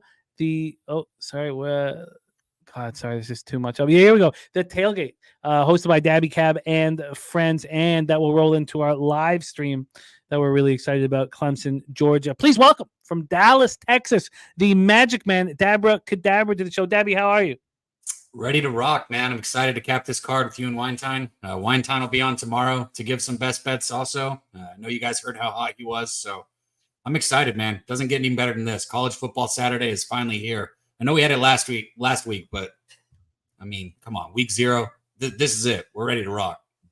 Well, let's get into this. And I have been waxing throughout today's show, and it is time for me to listen. We have 4 games that we're breaking down here. We start with Temple at Oklahoma. We're at Memorial Stadium in Norman, Oklahoma, for the number 16th ranked Sooners. Let's see what we are dealing with here from a line history and cash flow standpoint, and then we will hand it to you guys. We will start here with Winetime first, Daby Cab second, and we'll switch each time.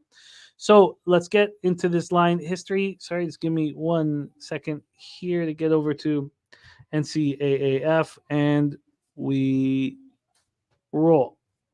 Get the cash flow up here as well as the cash. The public has been taking a bath here the first week of the year, and that is a common occurrence. And then we have the overreaction of week 2. It's very, very fun time of year. Let's start with the line history. We're going to use BetOnline. BetOnline got everything to the market first and the fastest. And we have our BetOnline poker tournament that now has 17 players locked in. We need more. We're very thankful for everyone who's in. What a great, great, great looking group. And more are coming. 17 players in right now. I think we'll get to 50. So we have an enormous favorite here. We don't need to talk too long about this spot, as Temple is a 42.5 point dog. Let's get when BetOnline opens. Sorry, my computer. I just got too much up here. Here we go. Come on, please, God. Here we go. This opened up at 39.5, and it opened up way back on May 24th.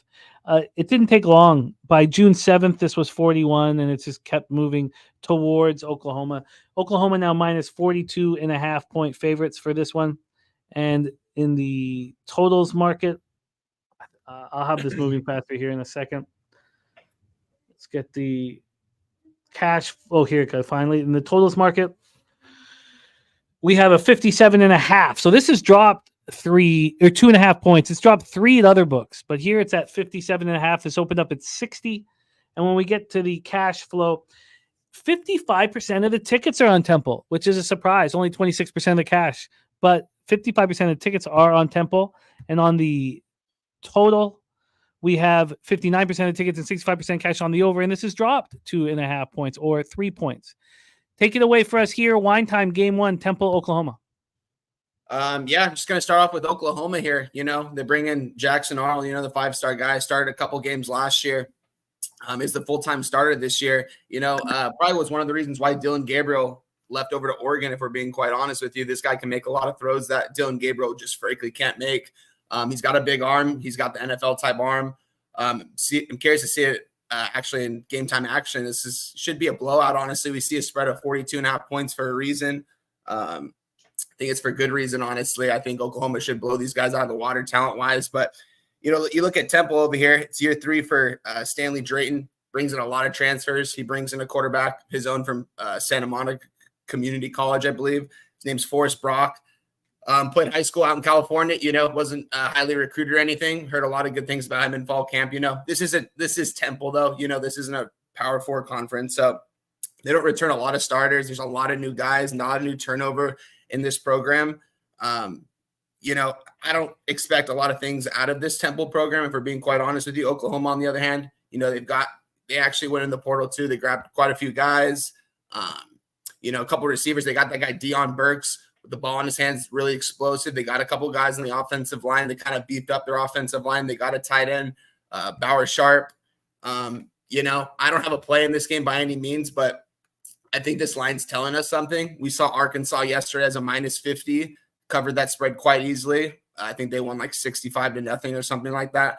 I see someone put in the chat team total for Temple 7.5. Not mad at that, but at the same time, this total is kind of low for the spread. I'm not sure if Temple's even going to be able to get into the end zone, if we're being quite honest with you. I don't have a play in this game, but I have a lean towards Oklahoma. A lean to Oklahoma. A lot of love towards Daby Cab from our guy Jeffrey Moore. Richly deserved over for Daby Cab. Nutflush on says tread light on those 7.5s. And let's get into Daby Cab's breakdown here. Daby Cab, any interest in this 42.5 point favorite Sooner? Look, I tell myself every year that I'll get on some of these ridiculous spreads in the first week, and I don't do it. And they cover. I mean, you saw it with Missouri last night. I mean, they just cover. They cover these spreads. The ridiculous spreads get covered in week 1, sometimes in week 2.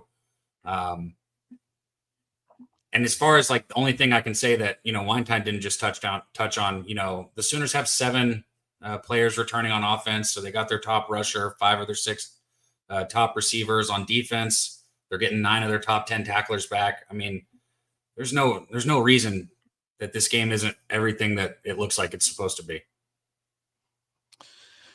Yeah, no, I feel you. And this is the lone giant favorite that Billy Friedrich is backing. So Billy Friedrich backing this spot here. Andrew G saying this transfer portal's created bigger spreads. Coin said Arkansas won 70-0 and covered the -50 line versus Arkansas Pine Bluff. That is the first game on the board. But there's another one at 7 p.m. Eastern. That's Florida Atlantic at Michigan State. We're at Spartan Stadium in East Lansing. From a total perspective, this one is low. The lowest one on the board, and it's dropped. This opened up at 48. An interesting part about these market moves was that it went down to 46.5. This opened up on July 8th, went down a couple weeks later to 46.5. Then 46 on the 14th of August. And then it went up to 47.5 again on the 22nd of August. So somebody felt that was too high and a mistake. 4 days later, on Monday of this week, it dropped 2.5 points to a 45, very low. It got down to 44. It wasn't a legit 44 this morning. It was -125 to the over. So it's really a 44.5, but that's where we stand. So we have 3.5 points drop here in Florida Atlantic, Michigan State. On the spread, get this up, we are sitting here with a 13. Michigan State 13-point favorites. They opened up at -11, and this got up to -14 last week. It got a couple times at -14, and would keep coming down. Still 2 points of movement towards Michigan State. So we had a move to the Spartans and a move to the under. Nunya said Sparty smacking shit. And yes, Billy Friedrich, thank you guys. Pig milk play of the day numero uno is this Sparty spot. I'm just glad I know how to picture it when Nunya says it now, because I heard that perfectly in my head. So shout out to Nunya. Yeah, wasn't that dope? Michigan State -12.5, -108 is the pig milk play of the day numero uno. And when we get to the cash flow here, you have 38% of tickets and 36% of tickets and 48% of cash on the under. It's a big move, and it's gone through a key number. Then on the spread, we have 65% of tickets and 78% cash on Michigan State in the line moving in their direction. Daby Cab, take it away. We have Michigan and the Florida Atlantic Owls facing off. Yeah, this is another one. Like I said, I did actually get a bet on this card that I'm excited for. Actually, maybe 2 in the same game. This is another one that I really didn't have a ton of interest in. You just look at Michigan State. Their offense was terrible last year. They've done a little bit to try and revamp it and make it a little different. They got the quarterback transfer from Oregon State, obviously not their number one, right? That would be DJU, but transfer from Oregon State. He still showed up in 9 games last year. They got a couple of their offensive linemen back. I don't expect much out of this Michigan State offense, but Florida Atlantic, I mean, what are they going to do on defense here? This is going to be under if I would bet it probably, or maybe what I'd look at would just be a Florida Atlantic team total under, just because I think Michigan State's defense will probably be the best unit on the field probably. So DC Capper on Florida Atlantic plus 13 from the under 47.5. Robert Franklin got this at 47. It's now 44.5. Coin leaning towards FAU. Take it away for us here. Wine time, game 2 on our program here. We have Florida Atlantic as 13-point dogs at Michigan State. Yeah, this is a game I'm very much interested in. I've got a couple plays in this one, actually, guys. I'm going to break it down for you a little bit. You know, Jonathan Smith there begins at Michigan State, coming over from Oregon State. He's a guy I really wanted UCLA to actually go out and get. He was one of the guys. Great coach. He builds a great culture. You can see what he did over at Oregon State in the Pac-12. Probably one of the teams in the Pac-12 that had the least amount of resources. And you know what he did? He just went by all that, and he won 9 games, I believe, last year. He had one of the better offensive lines in the Pac-12 too. A lot of people don't talk about that. He brought a couple guys over from Oregon State as well. Grabbed his tight end. Guy caught, I believe, 9 or 10 touchdowns last year for the Beavers. Jack Vealing, watch out for this kid. Really good tight end, NFL tight end. He's got the body for it. He's got the hands for it. Look out for him on this offense. And you talk about brings over his quarterback, Aiden Childs. A lot of people were calling for DJU not to even play last year because a lot of people were really excited about this guy. He came out of high school. This is Jonathan Smith's guy. He would have started if they didn't go for DJU in the portal. Obviously, you got to go with DJU in that situation. He was a young guy, but he played in a lot of games. A lot of times he was coming in just running the ball. Haven't really seen his arm a lot. Heard about in the spring and the fall that it has improved dramatically, and he does actually have a good arm. So still got to see it, though. You know, this is year 1 for Jonathan Smith, and he's rebuilding the program that's kind of gone down the drain the last couple of years. They've got a great fan base over there, though. They're going to be showing out for this game, so I do expect fans to be in the stands for this one and a lot of people to show out for it. You look at FAU, on the other hand. You know, Tom Herman coming over from Texas, coached Texas, I believe, in 2017 to 2020, 2021. Really good coach, younger coach. This is year 2 for him at FAU. He's kind of brought in a couple of his guys from the transfer portal. They really hit the transfer portal hard, especially at the right wide receiver position. They went out and grabbed a running back as well from the University of Massachusetts. That is actually a first-team all-wide receiver last year. Don't really know too much about that, but I guess he made a transition to running back. He's going to do a little bit of both. You know, but I like this FAU team surprisingly this year. I like the coach. I like what they're kind of building over there. And you know, when this opened up, it was 11.5. You know, that was one of the lines I did not beat on X, guys. A lot of those lines that I gave out and stuff kind of went in my favor. This one didn't go in my favor. It actually moved in the opposite way. Went all the way up to a plus 13.5. Sitting now at a plus 13, you know. I like the FAU side still at plus 13. I'm going to go ahead and give that out to you guys right here. I think they can stay within 2 possessions of this game. You know, it's like I said, it's year 1 for Jonathan Smith, the coach that I really highly respect. But, you know, it's year 1. A lot of these guys, the guys from Oregon State have played together, but a lot of the other guys haven't. It's going to take some time. That being said, too, I think FAU, the only way they're really going to stay in this game is if they can kind of control the clock, you know? So I'm going to also go with the under 45.5 of this one. I gave it out last night on Twitter at minus 110. I believe it's at a 44.5 right now. Whatever number you can get me, I'll take it. I like the number a lot. Really like this under spot, honestly. I think they're going to, you know, I haven't taken any first half bets yet. This was one that I actually came close on, taking the under in the first half. Didn't do it. I'm going to stick with the full game. But yeah, I'm on the FAU side and the under. FAU and the under. Coin looking at that 13.5 over at South Point on FAU. Let's roll into game 3 on our card. Western Michigan. A tough task going into Camp Randall here. Not going to be easy for this squad. Let's set up the line history here for the spot in Madison, Wisconsin. Broncos, Badgers. Line history-wise, we have Western Michigan right now at plus 24. It is juiced to the minus 24 on Wisconsin at minus 113. This opened up at 23 and got up to 25. It got up to 25, you know, over 2 weeks ago, 2.5 weeks ago. And it dropped. That was a high water mark. It got down to 23 on Tuesday. And now we're at 24, juice to whiskey. So we're sitting here at 24 at Bet Online. And totals wise, we are sitting here with a 57. 57. This opened up at 56. It stayed between 55.5 and 57.5 throughout this last week. Right now, we see this 1 point move towards the over. Take a look at the cash flow then. Cash flow wise. Oh, sorry, blew past it. Cash flow wise, it's a 50-50 situation here. 54% of the tickets, 58% of the cash on the Badgers. And the same with the total. 45% of tickets and 54% of cash on the over. We go back to you, Wine Time Sports. Broncos, Badgers at Kent Randall. Yeah, you look at Wisconsin bringing in a big-time transfer in the portal. A lot of NFL scouts are high on this guy. They were high on him last year at Miami. He's got the big arm. He's got the big body for a quarterback. Everything you kind of ask for. He's got the tangibles to be really successful.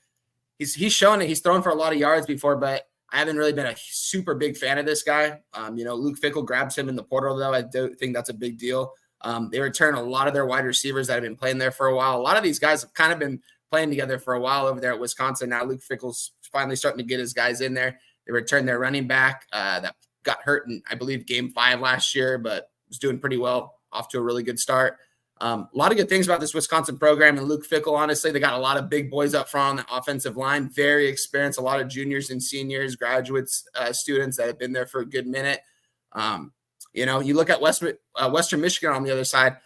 Lance Taylor, the offensive coordinator at Louisville for a couple years ago, did really well for them. He got a really good head coaching job over here at Western Michigan. He himself is starting to bring in his guys. He brings in a 6'5", 240-pound quarterback, Hayden Wolf. So he's got his guys in there. A lot of returners. Oh, yeah, he's got a lot of returners in there as well. So a lot of his wide receivers. Let me pull up his depth chart right here. The running backs coming back as well. I only see 2 transfers on defense. I think this guy's building something pretty good over there at Western Michigan. He had a 4-8 record last year, but I definitely think they're going to turn things around. Personally, I don't have a bet in this game, guys. I couldn't find anything. I wanted to be on the Western Michigan side because they have a lot of continuity, but also Wisconsin's got a lot of continuity, and I haven't seen Tyler Van Dyke yet play in a Wisconsin uniform. So definitely going to be watching this game, most likely after the FAU game before the Stanford game, but I got nothing on this one. Daby Cab, any interest from you for Broncos Badgers? Yeah, shout out to Noli. I'm going quick, Jimmy, because I gotta leave soon, and I want to give out this bet in the last game. That's why I'm being short here. Van Dyke's a huge addition, like you said. I mean, that's probably the biggest story in this game. What he's going to be able to do. He lost some receivers in the transfer portal that you would have liked to see. But Weinstein touched on you always got a good front line, O-line at Wisconsin. The front line for the Badgers is always excellent. So he should have a good pocket and time to develop for plays. You're going to lean on that here if you're looking at Wisconsin. I mean, it comes down to Van Dyke and what this offense, if they can finally start moving the ball a little bit. And on the other side of the ball, Western Michigan didn't even put up more than 17 points in 5 of their conference games last year. So they had to make a lot of drastic changes. And hopefully that works for them. But I'm not so sure that I like betting on a team that's so dependent on changes, especially in game 1. You want to give some of this time, a little bit of time to gel here. So I'd probably be on Wisconsin in the points here, and it's just not something I want to bet. Let's talk about our final spot on the board. This is a game that both our cappers want to talk about the most. TCU Horned Frogs at the Stanford Cardinal. Take a look at the line history here for this one. We'll start with the total. This one's sitting at 59.5 at -110. This opened up at 61. It got up to 61.5. Now that was back at 1st of August. And then it started dropping, and it stayed in that 59, either 59 or 59.5 throughout this month. Right now it's at 59.5, so we have a 1.5 point move towards the under. Let's get into the spread here for this one. From a spread perspective, we now have Stanford plus 8.5. We know a lot of our cappers were on them at 9. There's still some books you can get them at 9, but Bovada has moved to 8. So we have a 2-point move at BetOnline towards the Cardinal from 10.5 to 8.5. By the way, that last half-point move happened 30 minutes ago. Getting over to the cash flow, Robert Franklin got that 9.5, but DC Capper on the other side with the minus 9.5. 37% of the tickets on the Cardinal and 45% of the cash. So some bigger bets coming in on Stanford. Line moving towards Stanford. 62% of tickets, 58% cash on the under. Billy Friedrich says Stanford wins this game. Speaking of that, that is Pig Milk Play of the Day number 2. Pig Milk Play of the Day number 2 is Stanford +9 with a sprinkle on the money line. Take it away for us, Daby Cab. Plays yours, my man. Okay, I'll just start by saying I do think Stanford might be the side on the spread here. My bet's going to be a little different than usual in this. You got to understand, I wasn't really going to dive into these games. I was going to focus on Saturday, but the more I looked at this, the more I had to. So on Stanford, you got 80% of the defense returning. They were arguably one of the worst defenses in college last year. So I don't know how much you want to put into the stock that they got their players coming back. I mean, let's be honest. Like, Stanford's not one of the easiest schools to get into. And I got a scholarship offered from TCU. So I know TCU is not that fucking hard to get into. So what I'm getting at basically is it's not because they were stupid. It's not because they needed to learn the defense or they needed time to gel. It's because they were bad. Okay. They're just bad. So you got 80% of bad players returning on this defense. And I look at the TCU side, right? It's Hoover at QB, right?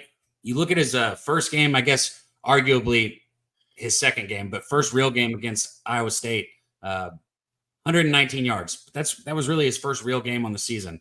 Only other game he had that went under 300 yards passing was Kansas State, where he only had 187. Then I'm going to hit some of these other ones real quick for him. OU, 344. Baylor, 412. Texas, 302. Texas Tech, 353. BYU, 439. So you're telling me you got a guy coming back like that? I'm very high on TCU's offensive side, right? We got to see what they're going to do on defense, but I'm high on this TCU offense. What I did is I built a prop. I took Hoover. I got him at it's at least 162. So it's not over. It's at least 262. Excuse me, at least 262 and TCU to win the game. I got minus 115 on it. I don't need him to cover the spread. I just need him to win the game, and I think Hoover's going to go for at least 300 plus yards. Interesting way of handling this. Hoover over or Hoover 262 or more. 262, yeah. 262 at least is what it is. It's not over. It's just at least 262 and the TCU win at minus 115 for Daby Cab. Very, very interesting way of handling things here from Dabra Cadabra. Let's hear how Wine Time is preparing to attack this game for TCU Stanford. Take it away. Yeah, guys, we're looking at two completely different teams right here. Dutch mentioned it. TCU went out and grabbed a lot of guys in the transfer portal. Stanford returns a majority of their players. One thing about Troy Taylor, he really tries to build a culture over there. This is year 2 for him at Stanford. He brings in 4-star wide receiver from Rancho Santa Margarita, true freshman. He's going to be starting that receiver right away. They've got Eli Ayo. It's the guy that went off for almost 300 yards against Colorado last year. Literally put that Stanford team on his back. You know what? Originally looking at this game, I'm thinking TCU on the road. They're big favorites. They're going to blow these guys out of the water. But I just think the continuity on the Stanford team really going to keep them in this game and them very much playing for Troy Taylor because that's their coach. A lot of these guys are going to be there all 4 years. Stanford's a very hard school to get into. Daby Cab mentioned. Also, with that being said, a lot of these kids are very disciplined. Like I said, kind of about that North Dakota State Colorado game last year. That was kind of the difference in it. TCU, on the other hand, a lot of new guys. It's going to be a lot different for them. They're going on the road. The only downside to this for me is Stanford playing at home is that they don't have a very good home crowd. A lot of people don't really show out for them. Hoping that's different now that they got Troy Taylor in there. Really trying to bring this program back because these guys were good. These guys were really good about 8 to 10 years ago. So, trying to bring them back very much. They bring back the quarterback as well, Ashton Daniels. Troy Taylor is saying this is still a quarterback competition. I don't believe that. I think Ashton Daniels is the guy. They're supposed to announce it today. I'm on the Stanford side. I like the +9 in this one, guys. Whatever you can give me, the best number available. I see it kind of dropped to +8.5. It's going back and forth with that 9. I can see Stanford staying in this game. TCU absolutely can win this. Don't get me wrong. I have a little sprinkle on Stanford, nothing too crazy, but I think Stanford could stay in this game. 9 points. Absolutely. Let's lock this in for you. My grandparents went to Stanford. My grandfather knocked my was throwing a football, hit my grandma to the ground and got on top of her and said, "I'm going to marry you," and then ran off with his buddies. That was the first time that they met there in Stanford. That's awesome. Yeah, it's a famous story that we're told often. My cousin went to Stanford. I went and visited him there. I drove down from Vancouver. It did mushrooms in the eucalyptus trees, and it was pretty cool. Pretty cool school.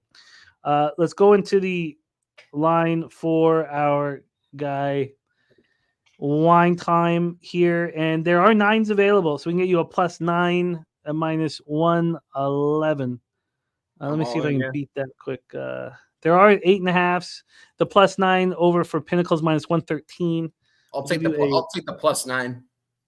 You got it. Best number. Stanford +9 minus. I don't see how this game doesn't go over, honestly, because I don't trust TCU's defense. Stanford is one thing that can happen if TCU does get into elite is Stanford. They struggled running the football, so they could get one-dimensional. And if they start throwing the football a lot, it's a lot of dead clock and a lot of all or bust plays. And I don't see how this game doesn't go over, honestly. I swear I'm holding back on week 1. My volume on college football is so different. I want to unload right now, but I just don't think it's the best choice. Yeah, you got to weather the excitement because of so many unknowns. It's a tricky thing to do. NFL is different because we know what we're dealing with when we study week 1 for 3 months. With all the transfers, you don't really know what you're dealing with. Coin is on Stanford at +9, a -110 over at South Point, -109 currently at Bookmaker. So we'll give you that -109 here for Wine Time. So both our cappers moving on this game. Wine Time on Stanford +9, -109. Cab on TCU and Hoover to throw at least 262 yards at -115. We have Wine Time on FAU +13.5 and the under 45.5. Our boys working hard for us on a Friday college football. Thank you to both of you guys. Daby Cab, I know you got to run. Thank you for rocking with us. Good luck pitching as a pitching coach today with your squad, the number 1 ranked. What age is that your number 1 ranked pitcher in Baseball America? What age is he? He's 17. I don't want to connect too much because of no, it's a little difference out here, but he's 17. He did a showcase, and they did a write-up on him in Baseball America. If you look at his first 10 fastballs of the showcase that he did last weekend, pretty much 96 was the average, but he was touching 97. Oh, that's exciting, man. Oh, good luck with the squad today, Daby Cab. And what a huge day both of our gentlemen have tomorrow. We have the tailgate hosted by Daby Cab, and right after that, we have Clemson, Georgia. So thank you so much for your time, Daby Cab, in MLB and college football. Jump into the stream later tonight if you can. You want to smoke a bat, pour yourself a drink, because we'll be playing poker. If you got time, jump in with us. But thank you for your time. Please support our guy on Medicate Mondays every Monday alongside Dutch Boy Fresh as well. And follow him on X at Daby Cab. Thank you for your time, my man. Any last words for the Capper supporting the show? Just be here tomorrow, guys. Tomorrow morning. Like I said, Wine Time will be there with me. It's going to be a little different the way we're going to run it tomorrow. I think you guys will like it. So just show up and be ready to make some money and make some bets tomorrow morning. I'll see you guys then. I love it. There he is. Our guy, Daby Cab and Big Ragoo in the house. He's on West Virginia +8.5. University of Florida. He's on Florida, and he's taking Florida money line. Oh, that's going to be a fun one. Notre Dame first half under 23.5 and FSU first half -9.5 for the Big Ragoo. And he just signed up for our Survivor pool. Thank you for that, my friends. Great to see you back in business. Boston, the Sauce be doing their thing over at Who Bangin' Sports Talk. And we love these guys. Wine Time, my man. Excellent work. 6-1 start to the season. I'll have our Cappers records up for the picks that they give out on our show after this week. So you'll see all about that. And you'll see how Wine Time is dominating. Wine Time moving on FAU +13.5, the under 45.5. Wine Time also on Stanford +9. And Wine Time also part of that Who Bangin' family alongside Ragoo. And of course, our guy DJ Big Boss, who really helped us fall in love with older femme fatales, and we'll always thank DJ Big Boss for leading us in that direction. Wine time. Thank you for making time for us. Congratulations on your great start to the year. Please support our guy Wine Time Sports on X at Wine Time Sports. Wine Time, my man, any last words for the Cafe Sport in the show? Yeah, guys, give me a follow on X, Wine Time Sports. Daby Cab mentioned I'll be on there with him tailgate 7 a.m. my time. Going to give out a couple plays right after that. Boston the Sauce on Who Bangin', 8:30 Pacific Standard Time. Right after that, live stream with Daby Cab. Really looking forward to it. I'm going to wake up early tomorrow, and it's really going to feel like Christmas morning, guys. I'm stoked, so I'm looking forward to it. I love it. Thank you for making time for us, my man. Wine Time Sports in the house. We move to the hard court. We move to the hardwood. We move to WNBA basketball. We have just the man for the job. Please welcome from South Jersey in the house. Not only is he our basketball expert, but also our mixed martial arts expert here, star of the Locker Room podcast. Please welcome Billy Brisbane to the show. Brizzy, what's good, man? How are you? I'm doing good, man. Trying to get back into the W and find some W's in the W. We had a good little show, finally a good show out of the break. I don't know what it is, but me and trade deadlines and our start breaks just got to lower the volume around that time of year. But we're out of that stretch. Yes, that is something Nutflush Allen has been pushing for years around the trade deadline, to lower your volume as much as you possibly can. And I make the mistake year after year as well, getting hammered around that time. Let's get to work, my friend. And we start with a team that everybody is talking about, the Indiana Fever. Now a game under 500, the Caitlin Clark effect, going up against Chicago Sky and sweet, sweet Angel Reese. Ooh, wee. Let's take a look at the situation here, X's nose and line history, and hand it over to our guy. Kennedy Carter still listed as out. You can let us know what's going on there. But we have the Indiana Fever rolling right now. Went into Atlanta, beat them 84-79. Took out UConn at home. Mighty Connecticut Sun. Took out Connecticut Sun at home 84-80. Their only loss is at Minnesota. I mean, they're playing good basketball right now. Beat the Storm, beat the Mercury at home. They beat the Storm at home. They only lost to the Lynx on Maya Moore night. They're not beating the Lynx on Maya Moore night. They're rolling. They beat the Storm by 17 at home. And the Chicago Sky in the throes of a 4-game losing streak. They have lost their last 3 games by a total of 8 points. Not getting it done in crunch time, but in the battle. That loss to the A's to 77-75 at home. A quick rest situation here. Both teams played on Wednesday night. Fever beat the Connecticut Sun 84-80, and the Sky lost to the Mystics 74-70. Let's get into the line history here for the WNBA and hand it over to Brizzy. We have Indiana right now, the line moving towards them fast. This opened up at -5.5 yesterday morning at 7:42 a.m. 4 hours later, there was a 1-point move towards the Sky. This went down to 4.5. Then it's been moving towards the Fever all the way till a 1.5 point move there. Has this gone too far? That is the question. We have a Sky team that's had, combined 8 points of losses in their last 3 games. Can they keep this game close at home against Caitlin Clark? From a total perspective, this opened up at 164.5, climbed all the way up to 167.5 this morning at 8:06 a.m., and then it dropped. We got down. Now it's 163.5. We've gone down 4 points since 8 in the morning. The last move was at 2:44 p.m., 163.5. Let's get into the cash flow here for this one. Sorry, give me one quick second. Move over to WNBA, and we'll see. We have this show has gone a little longer, so we do have some information, not as much as we'd like always in WNBA. Let's go. We have 50-50 on the ticket count, and yet there's this move towards the Fever.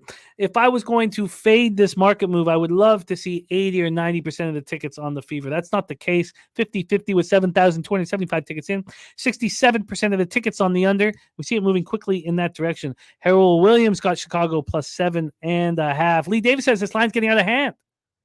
Let's hear what our expert has to say. Take it away, Brizzy. Fever, Sky, Wintrust Arena in Chicago, Illinois.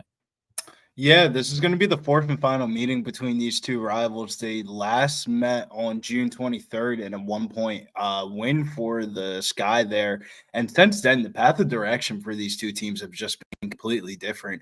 Since then, Indiana's won 8 of their last 13 games since that loss, and Chicago enters this game on a 4-game losing streak with their only win over the Sparks.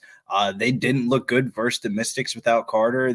For 3 out of the 4 quarters, they were looking okay, and then they got outscored 20-12 in the fourth quarter and Onya Enwar leading the team in shot attempts is never a good sign. The energy is going to be high in Wintrust Arena tonight. It's Bayou Barbie night, a.k.a. Barbie night in Winthrop Arena for Angel Reese. Everyone's going to be wearing pink. But they're just not a team I'm not afraid of fading at home. Like, they're not that good of a home team. They're only 3-9 ATS in their last 12 home games. The Fever have been rolling out of the break, 4-1 ATS in their last 5 games, 8-1 ATS last 9 games versus the East. As long as they keep their turnovers down, I think it's their game to lose on the road. It's going to be an entertaining Friday night bout. Kennedy Carter is going to be out for this one, and I think that just puts them at a significant guard disadvantage here in this one. No Marina Mabry. That she's on a different team now. No Kennedy Carter. I just don't see who's going to be guarding Caitlin Clark in this. I played the Indiana Fever on the money line at minus 215 last night, and I thought Carter was going to get ruled in and that line was going to go down and I was going to double up, and the line's just going the opposite direction. I played it at 215 and it's sitting at like 325 right now, 350 in some places. I've been back in the Fever throughout this little stretch, and I'm right back to the well. In their first meeting that they played this year, I had the Fever, or no, the first meeting that they played this year, I had the over 164.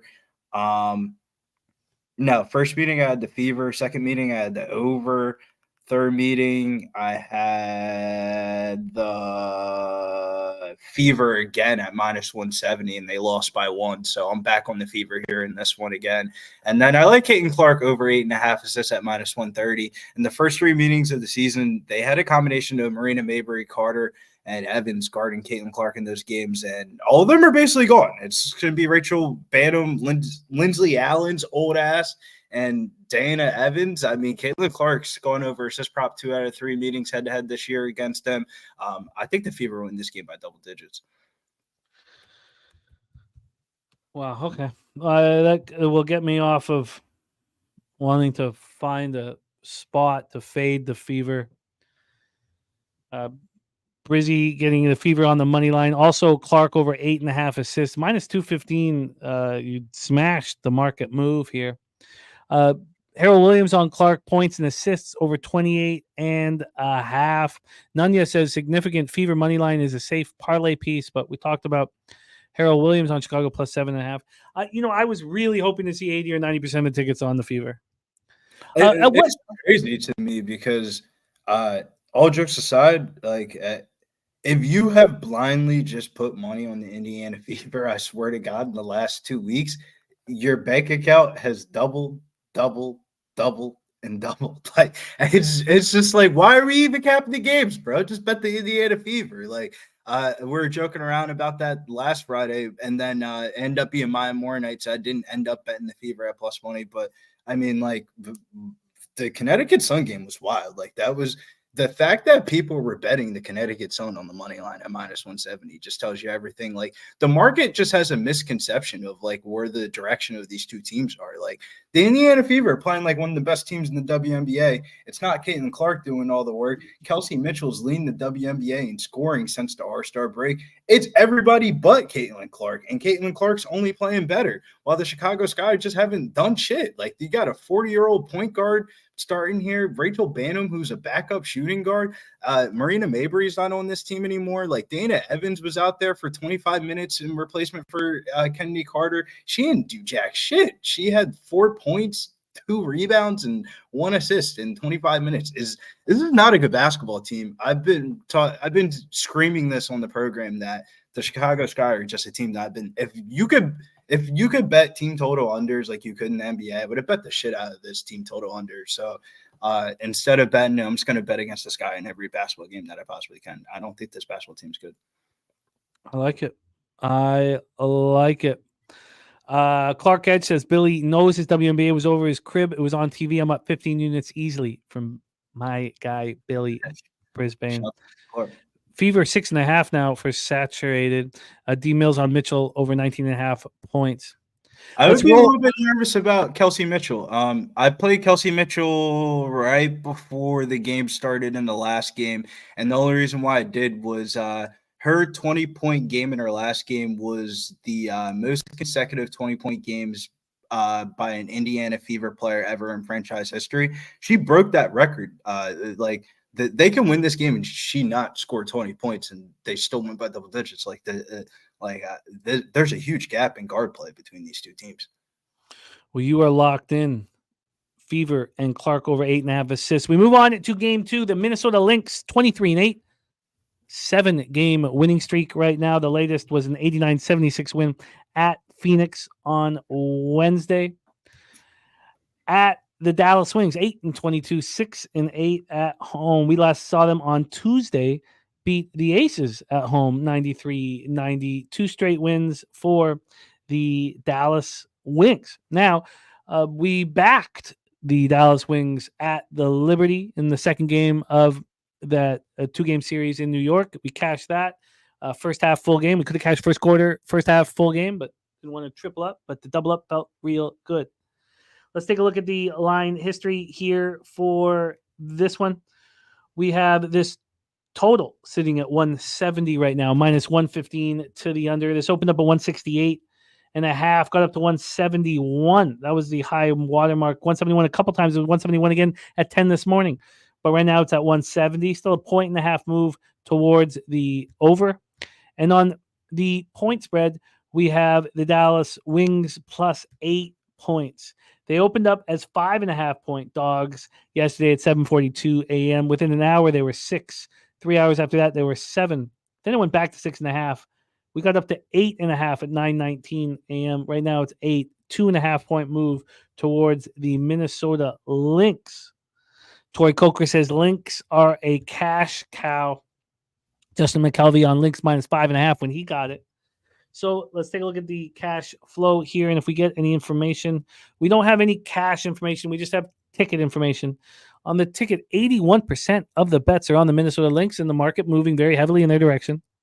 68% of tickets on the under. Brizzy, game 2 on our board. Lynx, Wings, College Park Center, Arlington, Texas. Yeah, a little bit of my betting scenario had an opportunity to move on either the Lynx money line or the Fever money line last night, and they're both basically sitting at the same exact odds. And I knew both of them were gonna move towards the favorite, but this one kind of feels a little bit trappy. I'm not gonna lie. We finally seen a glimpse of what this Wings team was sought to be this season. This was a team that finished 4th last year in the WNBA. And for example, they're not even in the playoff race right now for this year. They're coming off back-to-back wins. Their last game being the most impressive with a win over the Aces, 93-90 outright win as a plus 9.5 underdog. The last time that these two teams met was actually a camp day game where the Lynx dropped a 88-94 game with an inspired Enrique performance.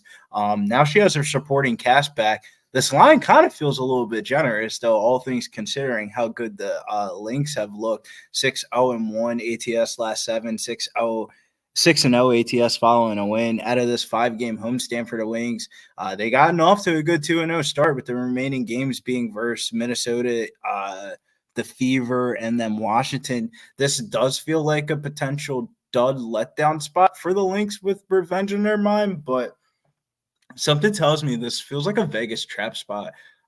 If you like the Lynx, I would bet their team total over.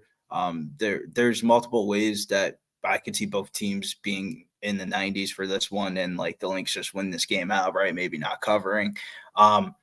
I stayed off of this one, but I think there's going to be a lot of points, but with there being a lot of points, that just could create a backdoor cover for the Dallas Wings. But fuck, man, this team does not play defense, man.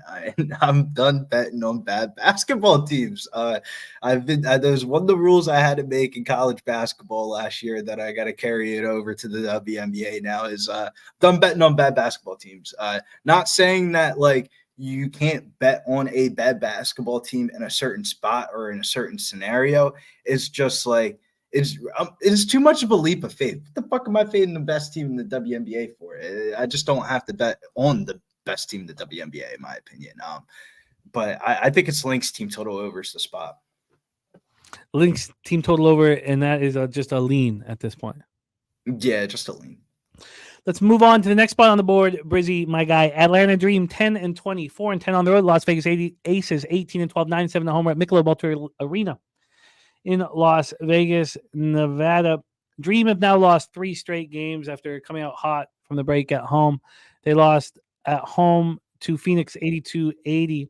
Then they lose on Monday at home to the Fever 84-79.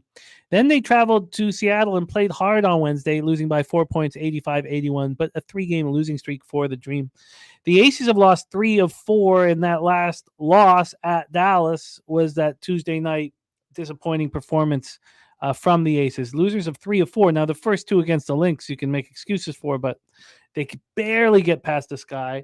They lose to Dallas. Is this team just going to kind of struggle their way to the finish line?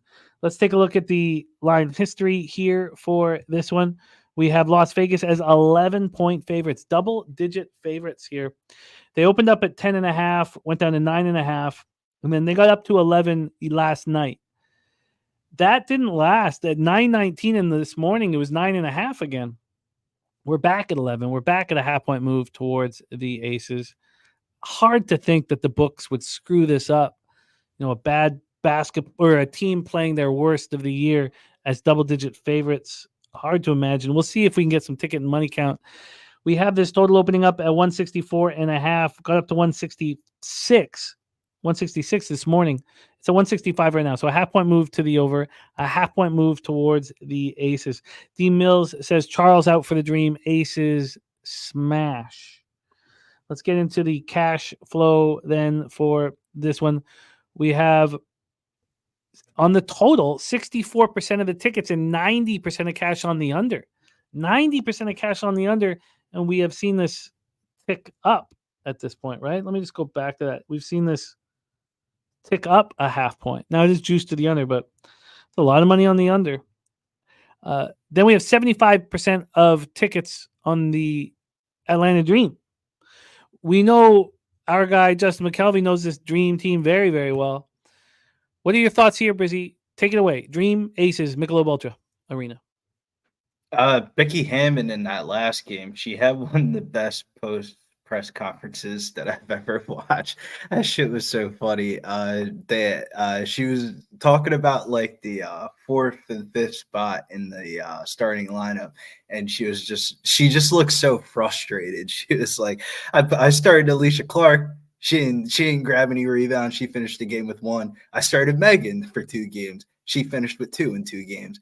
I don't know what to do anymore. It's like, and you see the box scores and you watch this team play, and it's just like, man, Asia Wilson's probably having one of the best like WNBA seasons that you ever will watch in person or on television ever in league history. And everybody else is just like a fucking standing statue. It is terrible to watch. I don't know what's going on with everybody else, but the fans are screaming for Kate Money Martin. The fans were walking into the stadium saying America needs Kate Money Martin. Kate Money Martin's been a DMP since the All-Star break. I don't know what's up with her. It's been a historical bad run for the Aces in terms of sports betting wise. If you've been backing them, they've gone 0-9 ATS in their last 9 games, 0-8 ATS in their last 8 games following a loss, 0-4 ATS in the last 4 home games. Luckily for them, they get Atlanta tonight, who are coming into town. I mean, they've been in better form, 6-1-2 ATS in their last 9 games overall, but they've been struggling picking up these wins outright, going 4-10 away from home. And now no Tina Charles for tonight. I have no idea what the fuck we're going to see from this front court tonight. No Tina Charles, no Tyus Parker. I no Aerial Powers either. I really have no. It's about to be the Naz Hillman show. I can't even imagine. Kubaj, if you're playing daily fantasy, I would imagine Lorella Kubaj is probably going to be like one of the best daily fantasy plays of the slate. She's probably going to be bare minimum price. That tells you everything you need to know. This is actually one of the games that I got to come into the qualms of like telling myself to bet on the Aces because I think they smash in this spot, but I need to just narrow it down. Like I might just pick first quarter, just get in, get out, just get in, get out. Like I can definitely see this being a backdoor cover. Maybe Becky gets in everybody's ass tonight and tells them lock in Friday night in Las Vegas, but maybe you see the dream backdoor cover with I'm not a big fan of betting on basketball teams, but gambling being around the stadium or inside the stadium, and I could definitely see this being like a backdoor Vegas cover with some bullshit at the end. But I can see why people are betting the under. If you look at the under and trends for this game, the under's 4-0 in the Aces' last 4 games following a loss. The under 7-3 in the Aces' past 10 games. The Dream are 3-1-1 towards the under and 12-3-1 to the under in their last 16 games following an ATS win. So a lot of things do say the under. No Tina Charles out there. On paper, you would think if you didn't read anything about the injury report, you would bet the Dream plus 10.5, and then you would see Tina Charles is out and who's replacing her, and that makes me want to bet on the Aces. You know, a team that hasn't covered a spread in 9 straight games is a double-digit favorite. It tells you it's either it's like the books don't give out free money, or this is the biggest traps of ever. Like. No, this is a must bet on the Las Vegas Aces. 10.5, or you going first quarter, first half full game? Because I wanted to trifecta. Like Becky's got to get up in that ass, and I think if it's for the Dream, if you look at a lot of their numbers, they're terrible on the road in these first halves. This is screaming. This is 10 points is a lot, though, man. Oh, of course. It's a ridiculous amount for a team that hasn't covered 9 straight games. It's a ridiculous amount. It's just like I feel like if I go first quarter, first half full game, I go 2-1. But don't you want to wear down this Atlanta Dream team over 40? I think I want to take advantage of they don't know who's their starting center tonight. Like Naz Hillman guarding Asia Wilson. I want to take advantage of that matchup. Not 40 minutes into the game and coaches adjustments and double teams later. Like maybe like the first 8 minutes is just a huge blowout. Like I don't know if you guys watch a lot of the WNBA games. A lot of the times with the Aces is like they'll be up by like 6 or 8 points at the end of the first quarter.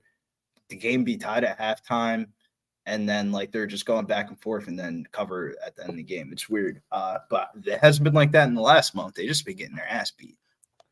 This is it makes you want to bet on the Aces, but man, like is it no, I'm going to. I'm going to bet on the Aces. This is so I haven't made a move in WNBA since the double up spot that I told you about with the Liberty and Wings in the second half. That's my last bet. Doubled up there. I'm doubling up on the Aces first half full game. For a team that has not covered in 9 straight games to be this big of a favorite, this is all right. I think the opener tells you everything you need to know. The bookies Also, trying to put the 8.5 up. Tina Charles got ruled up, and that line just got smacked. I'm not also just so you guys know, I'm not tweeting this out. I'm not being tweeting out. You know, I'm not trying. It's too late in the year to be like, oh, I'm 4-1. You know, come on. 4-2 up 5 units. So I'm just gonna quietly bet the first half and full game Aces here as soon as the show ends. Let's get onto the final spot. But Brizzy, you're staying off this one. I'm thinking about Jordan right there with you. Like I just needed like like sometimes in betting where you just have too much information and like I'm money wise, there's no more money than I could put on the fucking Indiana Fever today in that Chicago Sky game. So it's like the rest of the games are kind of like ancillary to me. This is one of those spots where okay, so I'm first half full game for me. Let's move on to the final spot on our record-breaking show. Never gone this long before, and records are made to be broken. We'll beat this. Let's roll. New York Liberty at the Seattle Storm. Liberty 26-6, 12-4 on the road. Seattle Storm 19-11, 12-4 at home. Wow. Climate Pledge Arena in Seattle, Washington. The Liberty lost 2 of 3. That last loss on Wednesday at the Sparks. Embarrassing. 94-88. Do they come out angry against the Storm team? It's not playing very good basketball. They lose at home to the Mystics. Then they barely squeak past the Dream by 4 points. Interesting spot here. Let's get our much love, Al Cervic, my guy. Don't forget about our poker tournament tonight. Anybody wants more action? We have this total at 163. Opened up at 163.5. We have a half-point move towards the under. Then from a spread perspective, we are sitting here with the Liberty -3. They opened up -1.5. We have a 1.5-point move towards them. These are two teams playing underwhelming basketball. I don't know if I find the angle here. Harold does, though. He's on Liberty first quarter.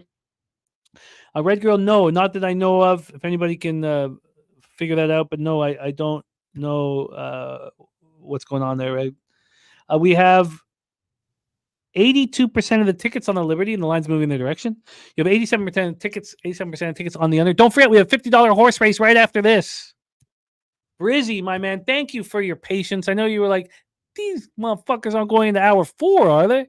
So thank you. Thank you for your patience with us, my guy. Take it away. Liberty Storm, Climate Pledge Arena in Seattle, Washington. Yeah, this is a weird game. It's like one of those type of games where like I kind of like joking around before the show and stuff like that. Like I'm relaxing. It's Labor Day weekend. I'm not trying to be stressed out. Hey, we got a couple of action across the day, across the weekend. I just want to pick on cigar games. I don't want to pick on games that are going to be sweats, and this is going to be a sweat regardless of what side you're on. But if I was in the casino and I was trying to grind for like the weekend or something like that, I'd be betting the shit out of the Seattle Storm in this spot, but I'm not in that situation. We were kind of able to see the cracks in armor for the Liberty in that last game where they lost first to Sparks, a spot where Jacquel Jones missed a game. The energy just kind of seemed off the whole entire night. I was saying I wanted to bet the Sparks so bad in that spot, and I just didn't double down in that spot. Just one of those type of spots where I should have been on it, would have been on it, could have been on it. Didn't really need to be on it. Stewie returns to Seattle tonight. They'll be locked in defensively, 6-1 towards the under last 5, following a straight-up loss, 5-1 towards the under last 6 game. Seattle was able to squeak out that win in their last one versus the Dream at home, but still not another ATS cover. If there is another team behind the Aces that are wild for ATS non-covers, it would be the Seattle Storm, as they go to 0-7 ATS last 7 games overall, 0-6 ATS last 6 games following a win. This could be a defensive slugfest with the under going 5-1 in the last 6 for Seattle's home games. This is going to be a fun game to watch. My lean would be for Seattle in the under here. A lean towards Seattle and the under. We'll see if he moves forward on the Aces. I will retweet anything that you put out for your official action. He's on the Fever money line and Clark over 8.5 assists. Brizzy, we love rocking with you. Thank you so much for all that you do for this show. You do an enormous amount. Brizzy, our WNBA expert, patiently waiting as we're 4.5 hours deep. I love it, Brizzy. I love it. Brizzy, you have an off day for the Locker Room podcast, but you have Contender Series on Tuesday. And then what's next Saturday? Next Saturday is UFC Vegas 97. Sean Brady, Philly's finest, Sean Brady, taking on Gilbert Burns. Man, it's been a nice little run for the Brazilianos, but It's all coming crashing down next weekend. And we already got tapped in for the Contender Series. One of our Cage Warriors friends fight Will Curry on Tuesday night. So we're locked in here at Pub Sports Radio. It should be a good weekend next weekend. And best time of year, UFC Noche right around the corner. You know what time it is. Sugar Show, Sugar Show, Sugar Show. And he told me the line's moving. You know what time it is. Make sure you tune in Locker Room Podcast. Hit that like, subscribe. NFL right around the corner as well. I love it, Brizzy. Thank you for all you do for us at getting_Bills_ for our guy, Billy Brisbane. What a guy he is. Great friend of the show. Let's bring back the co-star here at Betting with the Bag, my guy, Jose Bouquet. Jose, we have broken our record.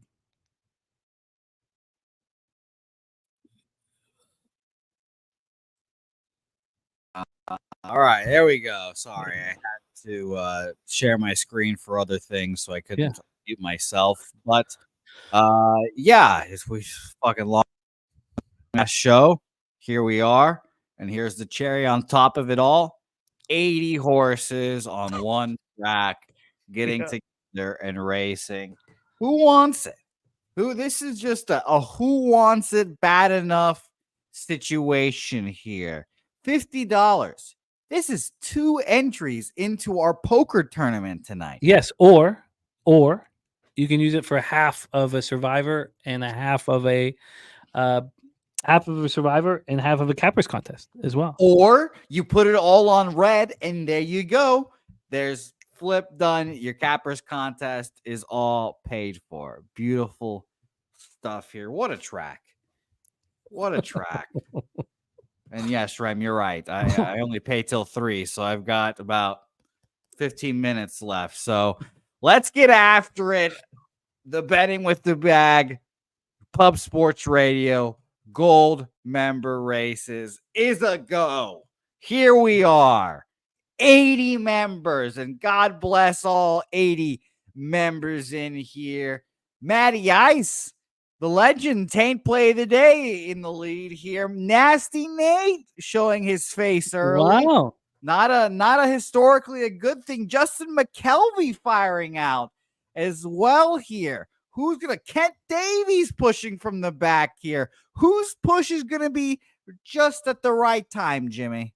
Well, here comes Juan Ruiz. Goran Ninkovsky and Juan Ruiz moving very fast. Will Bardo, a little Domo, and Oldie making a big push for the $50. We have a line of thoroughbreds here with Juan Ruiz trying to come home with it. Juan Ruiz and Voodoo Ranger. We're getting into the last furlong, the final furlong of action. Juan Ruiz trying to hold on, but Gerald Jones says no. Ricky Bobby making a huge move. Ricky! No, Joseph Thompson and Fernando Mendoza, our winner. Congratulations, Fernando. Coin says, who won the $100 horse race yesterday? Our friend Ricky Levine did, and he asked to be placed in the survivor pool with that $100. Jay Peasy was right there. Man, that was tight. Look at Ron Crawford, Coin, Gerald Jones, Juan Chavez, Ricky Bobby. That was tight. Fernando and Preston was right there. We want Preston to win because then we carry the cash over. Wow. Nutflush is embarrassing both of his horses. Oh, man. Oh, man. Well, again, Nutflush, that's good money. That spends here. Don't you worry. Both of them were in there. Oh, man. And Jimmy, again, it would be a real shame if we saw like 2 Nasty Nate horses or 3 I'm That Heat horses. I'd hate that. I would hate that. We could have our own Bob Baffert, you multiple horse owner. It'd be a shame. We have 19 players signed up for our poker tournament tonight, and we love you guys. Let's talk about who's in. Billy Friedrich. We have Irvin 903, Tim Earl, a past champion, Kelly McInnes, Guillermo Zertucci, myself, Juan Ruiz, K. Wolf, Kent, Kongs, Clips, Nasty Nate, Nordy, Pistol, Pete Loshak, Preston, Ramon Scott, Saturated, Say Hey, Jose, Slaughter, TJ. Whoever knocks out TJ wins a shirt bought by our friend TJ. Whoever knocks me out or Jose gets $50. Now, remember my rule, though. If you are Canadian and you knock me out, you get paid in Canadian. Yeah, Sorry. if you're French Canadian, go fuck yourself. We stopped that. We stopped that rule because our friend K Wolf is a proud French Canadian. Our friend Slatsy, proud French Canadian. We love you guys. Oh, fuck. We love you guys. Oh, there's Fernando Mendoza. There's our guy, Fernando. Love you, Fernando. Love capping with you, man. Get that money. $50. Please email us at pubsportsradio@gmail.com. Get your winning. And thank you so much for being a gold member. We love it. Thank you, Fernando. 19 players up. That's pretty good for right now. I think we get to 50. If we get to 50, we'll do more of these. If we get to 50, we'll do more of these. Yeah. Ladies. And that is before the tournament starts. I want 50 before the tournament starts. And don't forget, if 4 hours and 44 minutes and 44 seconds wasn't enough of us, you're getting a whole lot more tonight at 7:45 Eastern. We're going to be, is it East 7:45? Am I right? Time zones? Yes, 7:45 Eastern. We'll be right here again.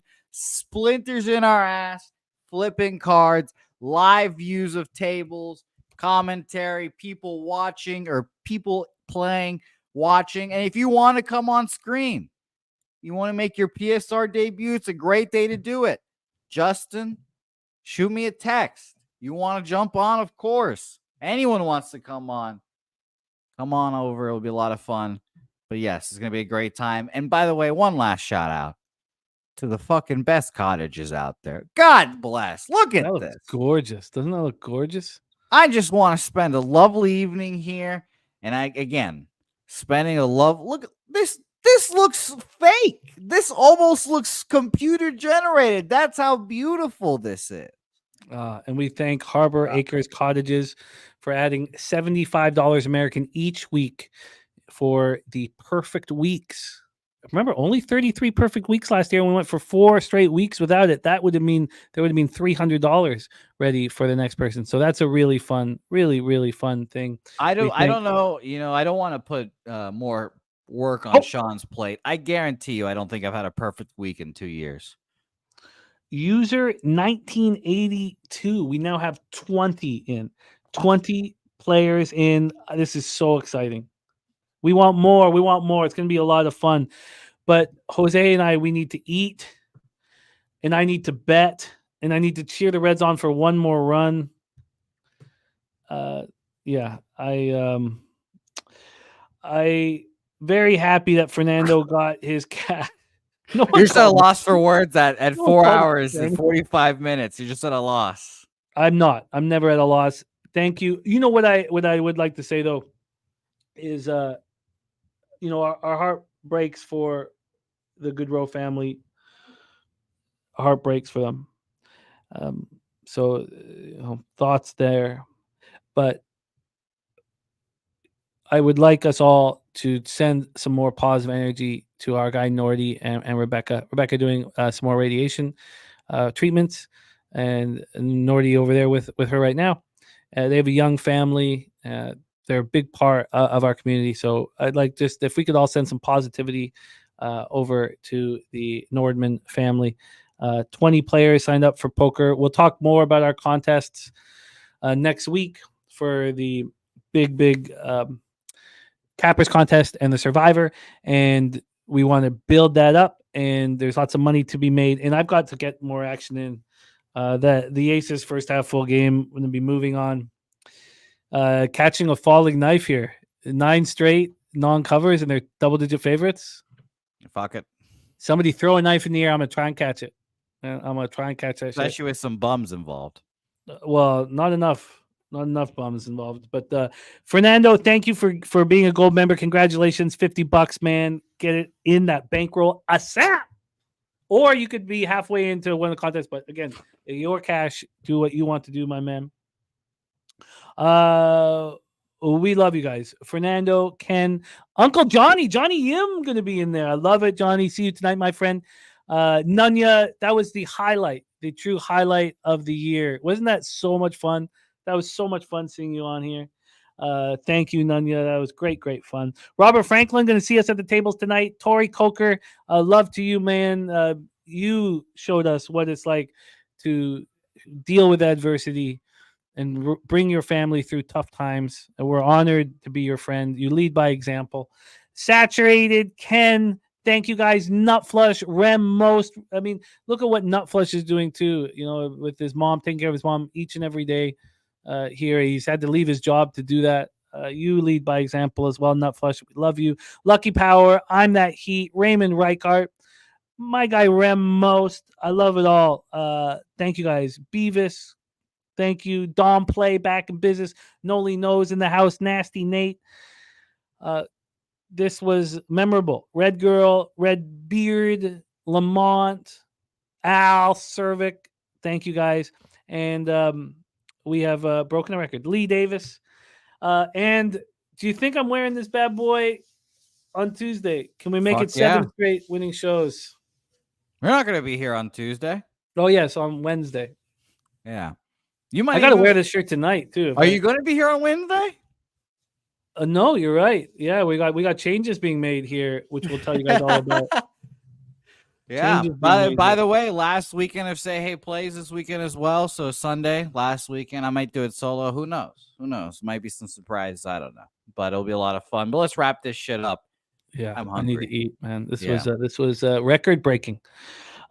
Jay Peasy. Says, wow, this show reminds me of the Friday went to pub, left on the plane, the show started, got to Texas while the show was still going on. Yeah. Ken Mizrahi said I'd be sleeping and showering with the shirt. Well, we're not washing it. I'll tell you that much. I bet you it smells real good. The magic of Pete Loshak. Come on. Jose, thank you for all your hard work. Thank you to all the guests on the show who were so patient while we broke down sports for 5 hours. This is our new record. Jose, please bless our action and lead us into the future. And it's not even NFL season yet, guys. God damn. Let's fucking milk these bookies. Let's have a hell of a day. And please, Milwaukee, can you score one goddamn run so I can cash this over? You sons of bitches. Leche. A los bookmakers.